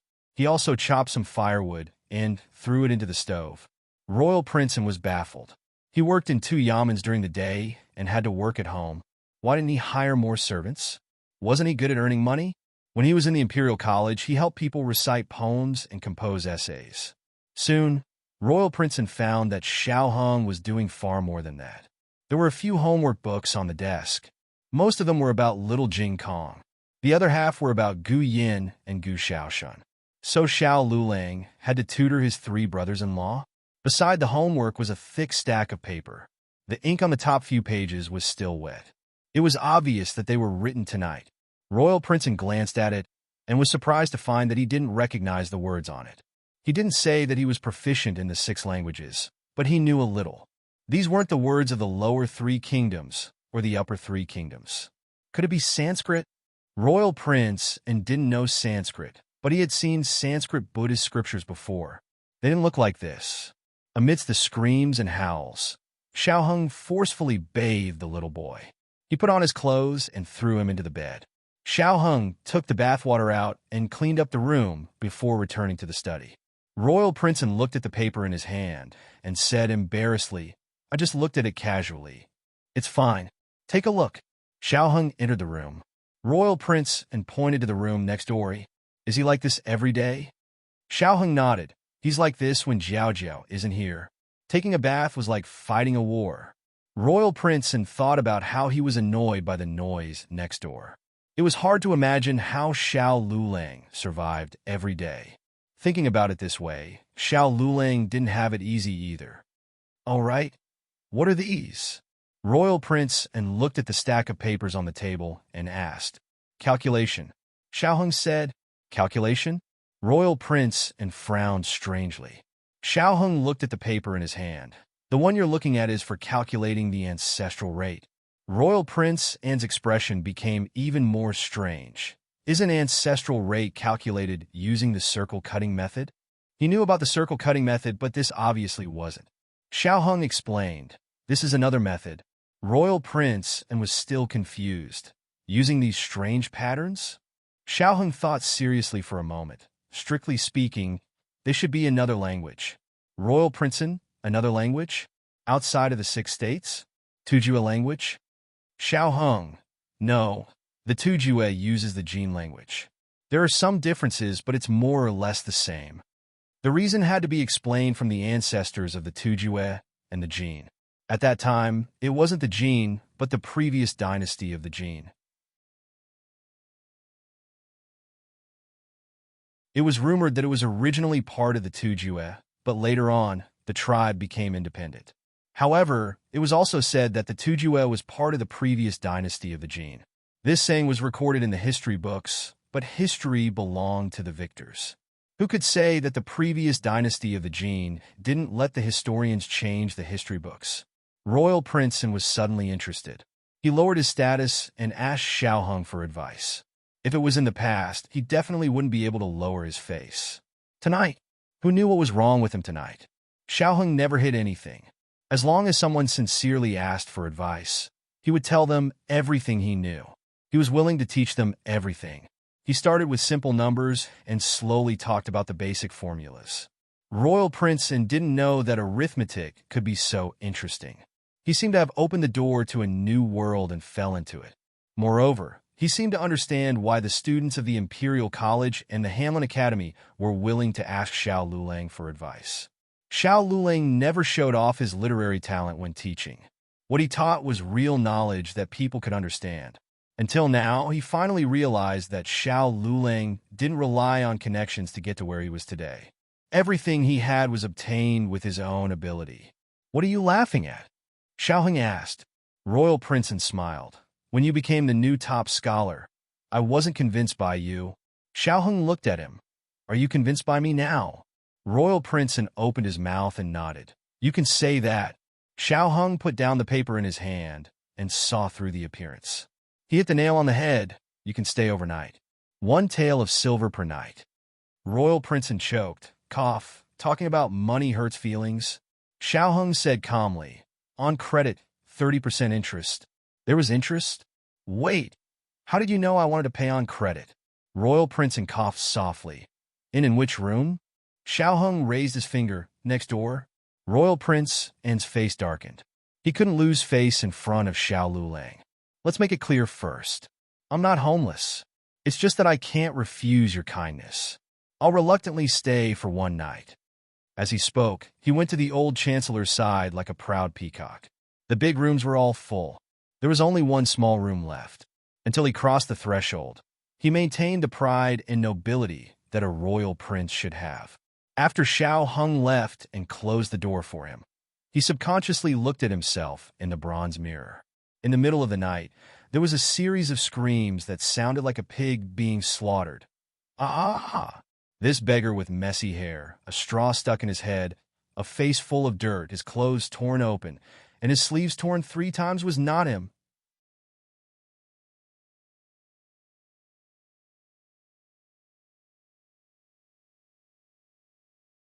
Chapter 566. There are all the novels that can't be found on the internet here. After Princeton died on the spot for a full 3 seconds, Xiaoheng asked Yu to send a bottle of medicine. Princeton wanted to die. Even more, Gu Jiao treated Mo Qinxue and Hua Xiao's injuries in the medical center and returned to Bishui Alley with a small medicine box. Hua Xiao was originally next door to Mo Qinxue, but in order to better monitor Hua Xiao, Mo Qinxue directly asked Gu Jiao to put the 2 of them in the same room. It was not Gu Jiao's room. Mo Qinxue didn't want others to live in Gu Jiao's room. Hua Xiao lay on the small bed.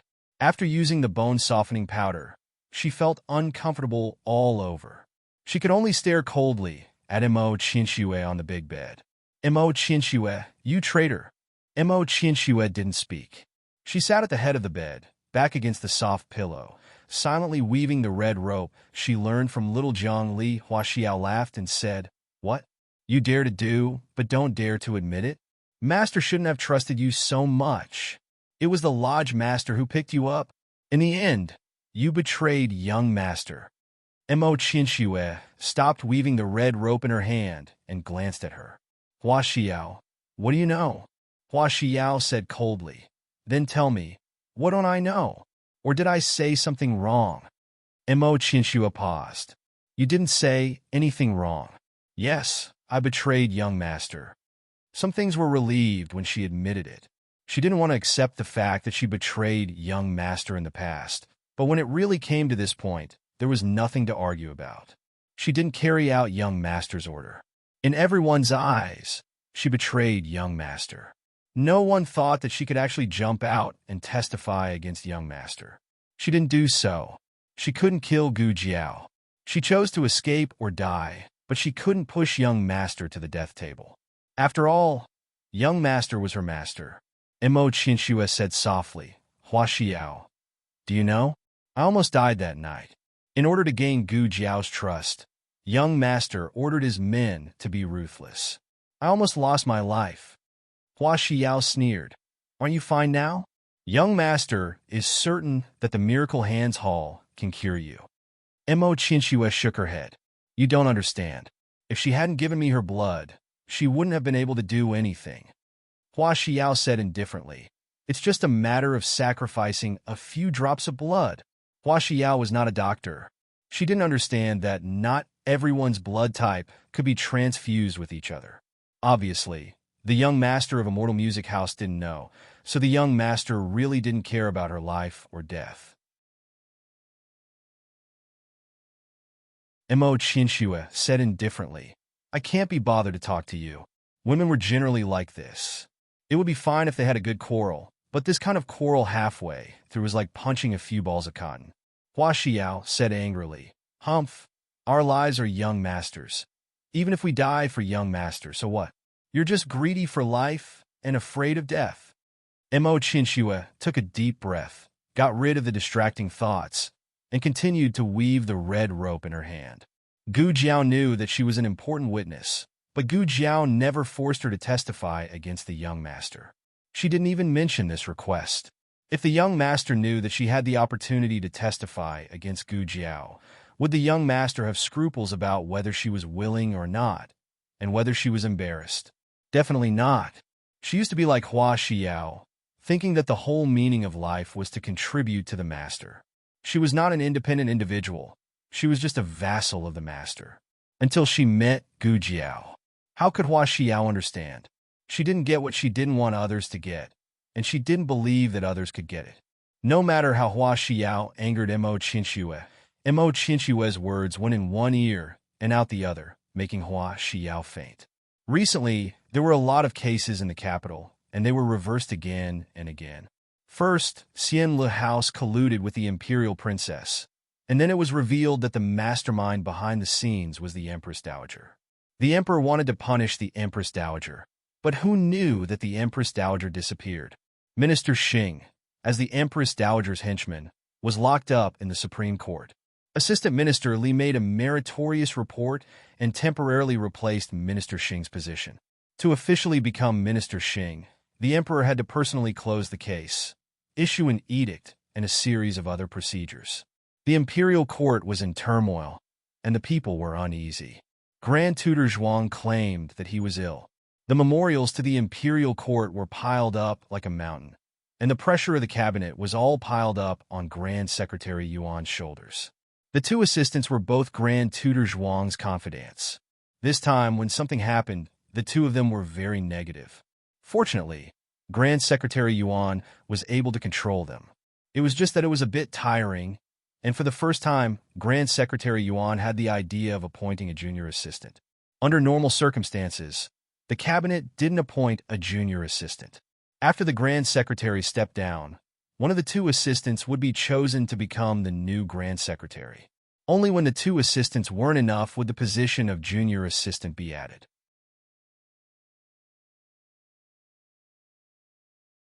The interests of the junior assistant conflicted with those of the assistants, as well as the powerful chain of interests behind the assistants, because it would often encounter strong opposition from the cabinet ministers. However, it was indeed a type of revolutionary new method, and as a result it received the emperor's support. The monarch and his ministers competed with each other, and in the end, they reached a clever balance, agreeing to establish a junior assistant. However, the position of junior assistant had many restrictions. First, the age couldn't exceed 20. Second, one had to be a scholar of 2 lists. Third, one had to have made great contributions to the court, or at least 2 years of experience as a Hanlin official. These conditions were too harsh, to the extent where no one had ever met them. No, it wasn't that there hadn't been anyone. The Zhuang family was Zhuang Yuheng, 20 years of age, a scholar of 2 lists, second place in the new imperial examination. He had previously taken the crown prince's place as a hostage in Qin country, making great contributions. However, on one hand, he was a member of the Zhuang family. On the other hand, Grand Secretary Yuan actually had another candidate he favored. Unfortunately, the conditions weren't met. Grand Secretary Yuan sighed regretfully. The two matters that gave Empress Xiao the most headaches recently were the emperor's illness and Empress Dowager Zhuang's whereabouts. The emperor's head was injured, and the imperial doctors couldn't say when the emperor would wake up. As for Empress Dowager Zhuang's whereabouts, there was no progress either. There were checkpoints at the city gates. How high were the city walls? How high were the walls of Rinshou Palace? Empress Xiao didn't believe that Empress Dowager Zhuang had the ability to fly out of the imperial city. So Empress Dowager Zhuang was definitely still in the city. Empress Xiao ordered Commander Fu to increase the search efforts. In the past few days, Princess Ningen either stayed at Pure Flowers Palace to accompany the Emperor or went to Cunning Palace to pay respects to Empress Xiao. No one found her actions strange. One of her two backers in the Imperial Palace was gone, and the only remaining emperor was unconscious. If she didn't curry favor with Empress Xiao, how could she establish herself in the Imperial Palace in the future? In addition, her son Huang Fuxian didn't come out to cause trouble these days. She really was someone who understood the situation. In the afternoon, Princess Ning and went to Empress Xiao's Cunning Palace again. Empress Xiao was checking on Qin Shuyu's homework in the warm room. Qin Shuyu was stuttering and absent-minded, giving Empress Xiao a headache. "Can you focus a bit more? I want to see Imperial Father," Qin Shuyu said pitifully. "Didn't I already take you to see him?" Qin Shuyu was the Emperor's son. How could Empress Xiao not take him to see the Emperor? She also took the Crown Prince. The Crown Prince was an adult.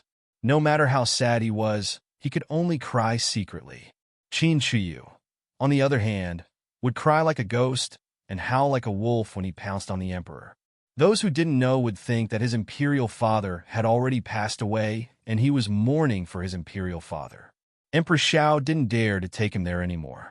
A young eunuch stuck his head in at the door. Eunuch Su walked over and asked him a few questions. When he came back, he reported, "Empress, Princess Ningen is here." Empress Xiao frowned. "Take the seventh prince to the study and let him carry him properly. I'll check on him later." "Yes." Eunuch Su took Qin Shuyu's hand and led him to the study. Princess Ningen walked in. After returning to the Imperial Palace to recuperate, she lived a life of luxury. It was no longer as hard as it was at the border. Princess Ningan's face had turned pale, and her hands were much more tender. "How are your injuries?" Empress Xiao asked. She winked at the young maid. The young maid brought a stool and placed it next to Empress Xiao. Princess Ningen looked at her right arm and said with a smile, "It's fine. Thank you for your concern." "Sit down," Empress Xiao said. Princess Ningen sat down slowly. The young maid served hot tea. Princess Ningen took the teacup with her left hand and took a sip. She pretended to ask casually, "Sister-in-law, is there any news about my imperial mothers?" Princess Ning and Empress Xiao used to have a good relationship. It was just that they hadn't seen each other for many years, and Huang Fuxian always bullied Qin Shuyu. That was why Empress Xiao was dissatisfied with Princess Ningen. Now Princess Ning had saved the Emperor and treated her respectfully. Moreover, Princess Ning was on the Emperor's side. This made Empress Xiao and Princess Ningen less unhappy. Empress Xiao shook her head. "Not yet." Princess Ningen paused and said, "Sister-in-law, I don't know if I should say something." Empress Xiao said, "Go ahead." Princess Ningen said in a low voice, "A few days before the incident, I saw Lord Xiao in my imperial mother's study. He came for the case of Xian Leju." Empress Xiao frowned. Princess Ningen continued, "I don't mean to suspect Lord Xiao. It's just that my imperial mother has a good relationship with Lord Xiao." "Could it be?" Empress Xiao's eyes darkened. "Could it be what? Are you suspecting that Xiao Lulang has something to do with the assassination of the Emperor, or that Xiao Lulang is harboring Empress Dowager Zhuang?" Princess Ning's eyes flashed with astonishment. Empress Xiao's good impression of Princess Ning disappeared. Xiao Lulang is the new top scholar promoted by the Emperor. He is loyal to the Emperor.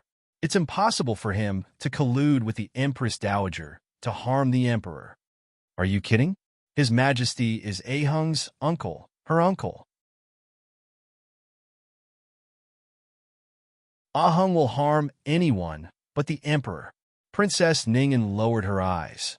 "Sister-in-law, don't be agitated. I am too worried about my brother. I hope to find my imperial mother one day. After all, she cares for me. I hope to persuade her to repent and be saved." Empress Xiao said coldly, "In short, this matter has nothing to do with Xiao Lulang. I won't allow anyone to slander her by insinuations. Don't mention this again in the future. Otherwise, I won't be polite to you." Princess Ningen looked at the tea in the teacup. Her tone was weak, but her eyes were calm. "Ningen will remember." Empress Xiao pressed her aching temples and reached out to pick up the tea on the table. Serve the tea and send the guest off.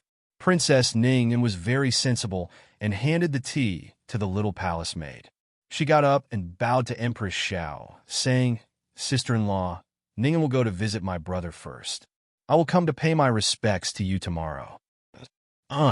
Empress Xiao responded faintly. Princess Ning was about to turn around when she thought of something. She said, "By the way, sister-in-law, the servants who serve Xian are at the border have arrived." At the time, the army left in a hurry. They had to say goodbye to their families, so they set off a few days later. "Can they continue to serve Xian?" Empress Xiao said carelessly. "You can arrange it yourself. They were just servants." She could go to the Ministry of Internal Affairs to register them. She wouldn't make things difficult for the mother and son over such a small matter. Princess Ning glanced at the high and mighty Empress Xiao, but the latter didn't look at her directly. Princess Ning looked down, bowed, and left Kuan Ning Palace. Unexpectedly, on her way to Pure Flowers Palace, she ran into Qin Shiyu, who had snuck out. Because he had snuck out, only Qin Shiyu was there. Princess Ning looked at him with narrowed eyes. Empress Zhao's arrogant attitude flashed through her mind. She coldly curled her lips and walked toward Qin Shiyu. "Little Qi, what are you doing?" "Annie Ningen," Qin Shiyu greeted her. Although Huang Fuxian was annoying, Ningen had never bullied Qin Shiyu. Princess Ningen smiled and said, "Did you sneak out?" Qin Shiyu felt wronged. "Yes, they didn't allow me to see Imperial Father." Princess Ningen asked again, "Did anyone see you on the way?" Qin Shiyu shook his head like a rattledrum. "No, I was very careful." Princess Ning's smile deepened. "Are you sure?" "Yes." Qin Shiyu nodded. He was very sure. Princess Ning raised her hand and gently patted Qin Shiyu's head. She said gently, "Little Qi is really an amazing prince. You didn't even get discovered. It seems like no one knows that you came here." Qin Shiyu looked at her smile, and for some reason, he felt scared. "Aunt, why is your smile so strange?" "I'm so scared." Princess Ning pinched his chubby little face. "Don't be scared. I'll take you to a place."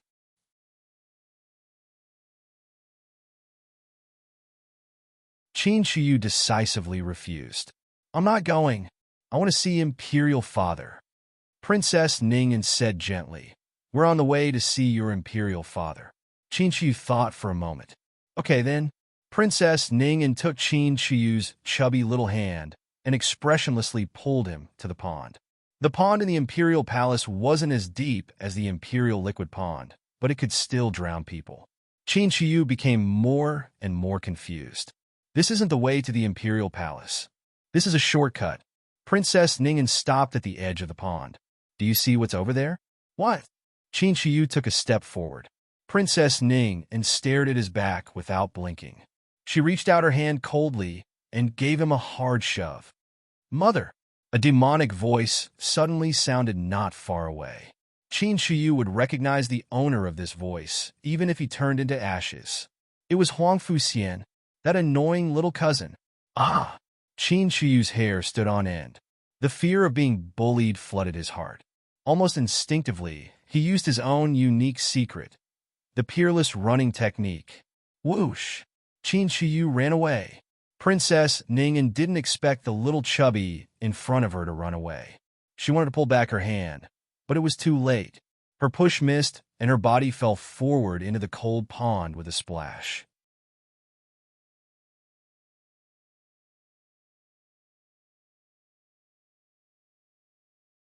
Chapter 567. The lake water in the first month was bone-chilling. Even though Princess Ning could swim, she was still frozen to the point of almost losing consciousness. Coupled with the heavy winter clothes, she couldn't swim at all. By the time Princess Ning finally managed to swim ashore, she was already half dead. The little fatty who caused her to fall into the water was long gone. Huang Fuxian didn't run away. He just sat in a wheelchair by the shore. Princess Ning lay in the grass, trembling and gasping for breath. After a long while, she finally had the strength to speak. "Who allowed you to come out?" Princess Ning and had already grounded Huang Fuxian. Huang Fuxian said, I came out of my own accord. They couldn't stop me. Huang Fuxian did whatever he wanted and threatened to kill her. Who in the palace could stop him? The injuries on Princess Ning An's right arm and forehead were real. The injury on her forehead was lighter and had already healed. However, her right arm had been stabbed by a knife and needed several stitches. Just now, when she flopped in the water, the wound split open again. Blood seeped into her wet sleeves and dyed a large patch red. Princess Ning An endured the piercing pain and gritted her teeth to get up. She walked shakily to Huang Fuxian and gasped. You did it on purpose, didn't you? Huang Fuxian met her cold gaze and said fearlessly, I just saw Mother and wanted to say hello. Princess Ning An raised her hand to slap Huang Fuxian. Unfortunately, she didn't have much strength left. Before the slap landed on Huang Fuxian's face, she fell to the ground first. When Lien came out to find Huang Fuxian and found this place, Princess Ning An had already fainted. Princess Ning An slept for 4 hours before waking up. The first thing she did when she opened her eyes was to teach Huang Fuxian a lesson. Princess, you should at least put on some clothes. Lien took the cloak and chased after her. Don't come in. Princess Ning An locked Lien outside the door. She ignored the pain from her wound and came to the bed aggressively. Just as she was about to vent her anger, she found that something was wrong. Huang Fuxian's condition was not very good. To be exact, it was very bad. His entire face was as pale as paper, and his forehead was covered in a thin layer of sweat. His consciousness seemed to be drifting. Princess Ning An suddenly panicked. She changed her terrifying aura and sat down by the bed. She held Huang Fuxian's hand and touched his forehead. Xian, what's wrong with you? Don't scare me. Huang Fuxian was tortured half to death by the pain of his broken limbs, but he did not say a word. He just silently endured the pain of his flesh being pierced by the bones. Princess Ning An choked and said, Xian, talk to your mother. Don't sleep. I don't want you to leave Mother too. Mother cannot lose you. What's wrong with you? Huh? What's wrong with you? As she spoke, she turned around and shouted towards the door, Imperial Physician. Summon the Imperial Physician. Huang Fuxian finally opened his eyes and looked at her. He used most of his willpower to endure the pain and said weakly, Stop, Mother. Princess Ning An's emotions stopped abruptly. What did you say? Huang Fuxian's breath was drifting. I will be filial to you for the rest of my life. I will be filial to you. I will not be angry with you. I will not make you angry. I will be your good son.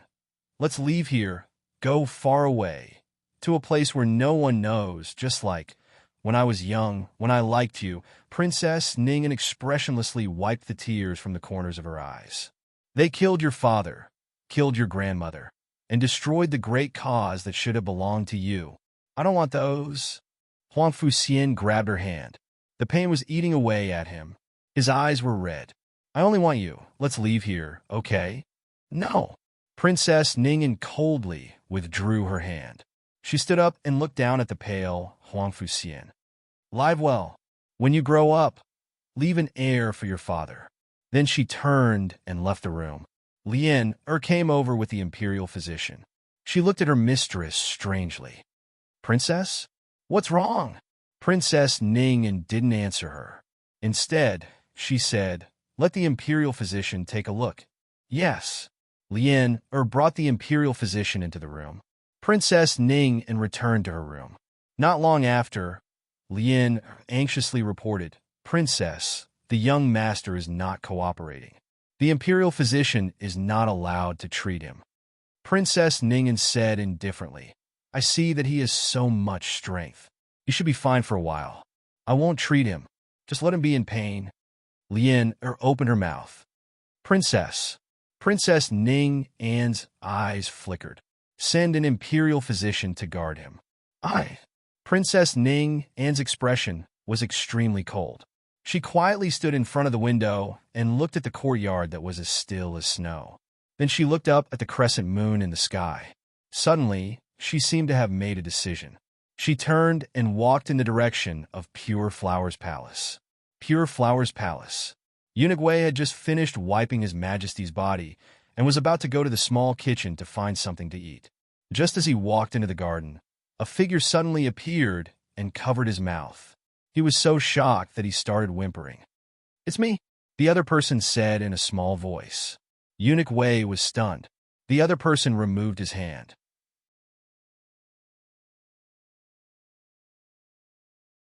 Eunuch Wei turned around and said in surprise, "Eunuch Qin?" "Shoo." Eunuch Qin made a shushing gesture and pulled him behind a large tree. Eunuch Wei was puzzled. "Didn't you escape? Why are you still in the palace?" Eunuch Qin said, "I originally planned to leave that day, but I was still worried and decided to stay." Eunuch Wei clicked his tongue and said, "Aren't you afraid of being caught?" Eunuch Qin said, "I've worked in the palace for so many years. It's not hard to find a place to hide." Eunuch Wei glared at him. "Even so, you shouldn't have come here. It's too dangerous. I'll keep an eye on the palace people for you. Hurry and leave. Don't come here again." If Eunuch Wei could still say this, it meant that he hadn't betrayed him. Eunuch Qin inwardly sighed in relief. To be honest, he had gathered a great deal of courage to come find Eunuch Wei. He was worried that if Eunuch Wei really did betray him, then his appearance would spell his death.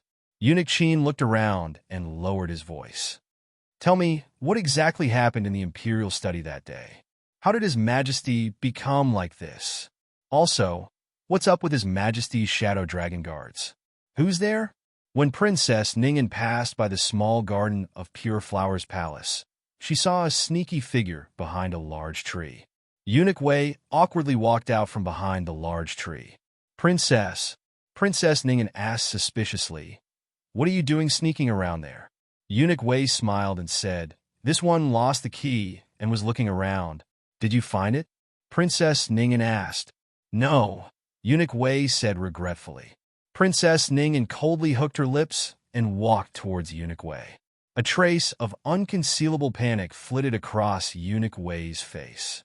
Princess Ning'an walked closer and saw the other figure on the ground. Her eyes turned cold. "Hurry and get out here." That figure timidly walked out. Princess Ning'an frowned. "You are..." Eunuch Wei hurriedly blocked the person behind him and begged, "Princess, this servant didn't do it on purpose. This servant won't dare to do it again. This servant." Princess Ning'an looked at Eunuch Wei's hand grabbing the other person's wrist and realized something. She burst out laughing. "So Eunuch Wei is also into food. The palace really does prohibit it, but this princess is kind-hearted and didn't see anything tonight." Eunuch Wei pulled the palace maid behind him to kneel. "Many thanks, Princess. Many thanks, Princess." Eunuch Qin only walked out from behind the large tree after Princess Ning'an went to the Emperor's sleeping quarters. Everyone let out a long sigh of relief. This person can be trusted, right? Eunuch Qin was referring to the palace maid that had been pulled in at the last minute to put on a show. "She can be trusted, don't worry," Eunuch Wei said, who didn't have a few trusted subordinates. She was the one who had reported that Princess Ning and had entered Pure Flower's palace. Eunuch Wei.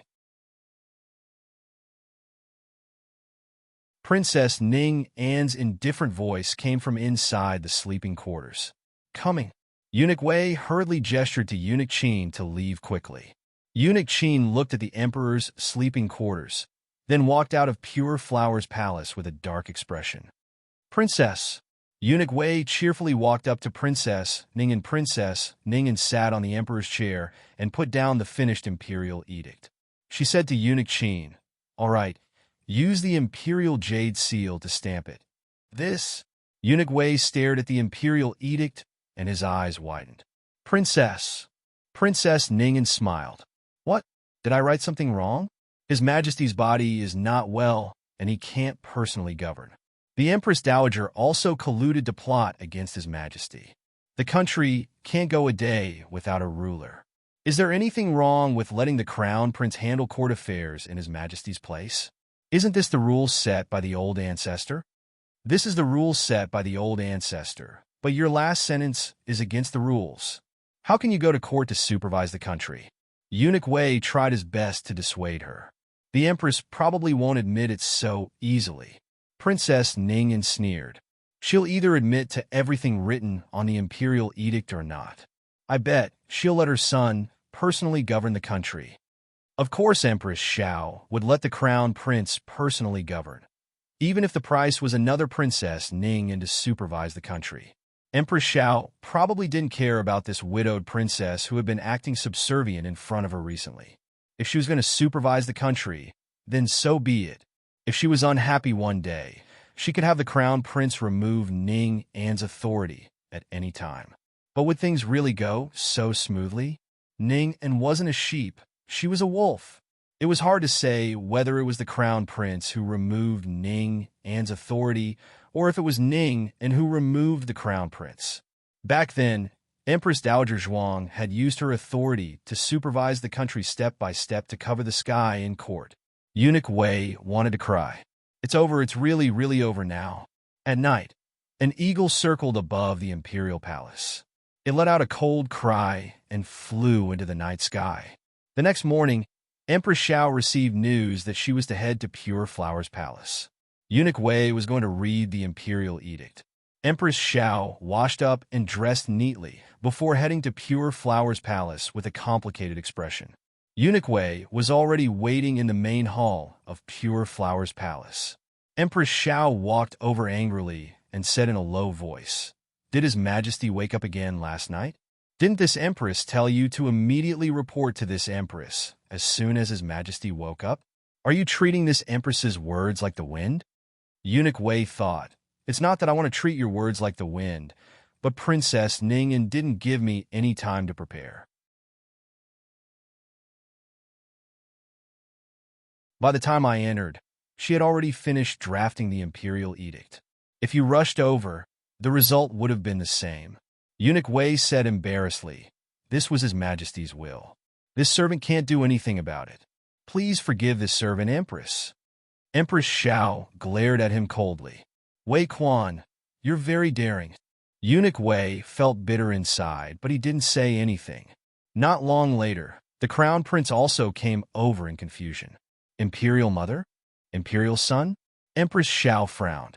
Why was the crown prince also here? Could it be that the imperial edict was related to the crown prince? Empress Xiao looked indifferently at Eunuch Wei. "This empress and the crown prince are both here. You can announce the edict." Eunuch Wei laughed dryly. "This is an important matter. His Majesty wants to announce the edict in front of the empress and all the imperial concubines. Those who could bear the title of imperial concubine were at least standard third-rank noble concubines or above. Soon, noble consort Zhuang, noble consort Shu, noble consort Yu, and all the imperial concubines arrived at Pure Flowers Palace one after another. Princess Ning An also came. There were enough people here, so everyone thought she was also called here to listen to the imperial edict and didn't pay too much attention to her. Seeing that everyone was here, Eunuch Wei unfolded the imperial edict in his hand. "Everyone, hear the edict." Everyone led by Empress Xiao knelt on the ground. "By the will of the heavens, the Emperor decrees that we have ascended the throne for 21 years. Although we have worked tirelessly day and night, we have bowed to the Emperor. Today, we are bedridden and our dragon body is lacking in health. The crown prince is of noble character and deeply respects us. From today onwards, the crown prince will take over the court and temporarily govern the country." Hearing this, Empress Xiao let out a long sigh of relief. Fortunately, this was an imperial edict to help the crown prince ascend the throne. The other imperial concubines were also very shocked when they heard the contents of the imperial edict. However, they weren't shocked that the crown prince would temporarily govern the country, but rather that the emperor would hand over his authority. This meant that the emperor was too ill. It was even possible that he would fall sick forever. Back then, the previous emperor had been like this. Also, Eunuch Wei cleared his throat. Everyone was shocked. Also, the crown prince is still young and has just started governing the country. We are also worried and have specially appointed him as regent. Eunuch Wei opened his mouth, a trace of extreme fear flashing through his eyes. "What do you mean?" the crown prince asked. Princess Ning An's lips curved imperceptibly. Unique broke out in a cold sweat.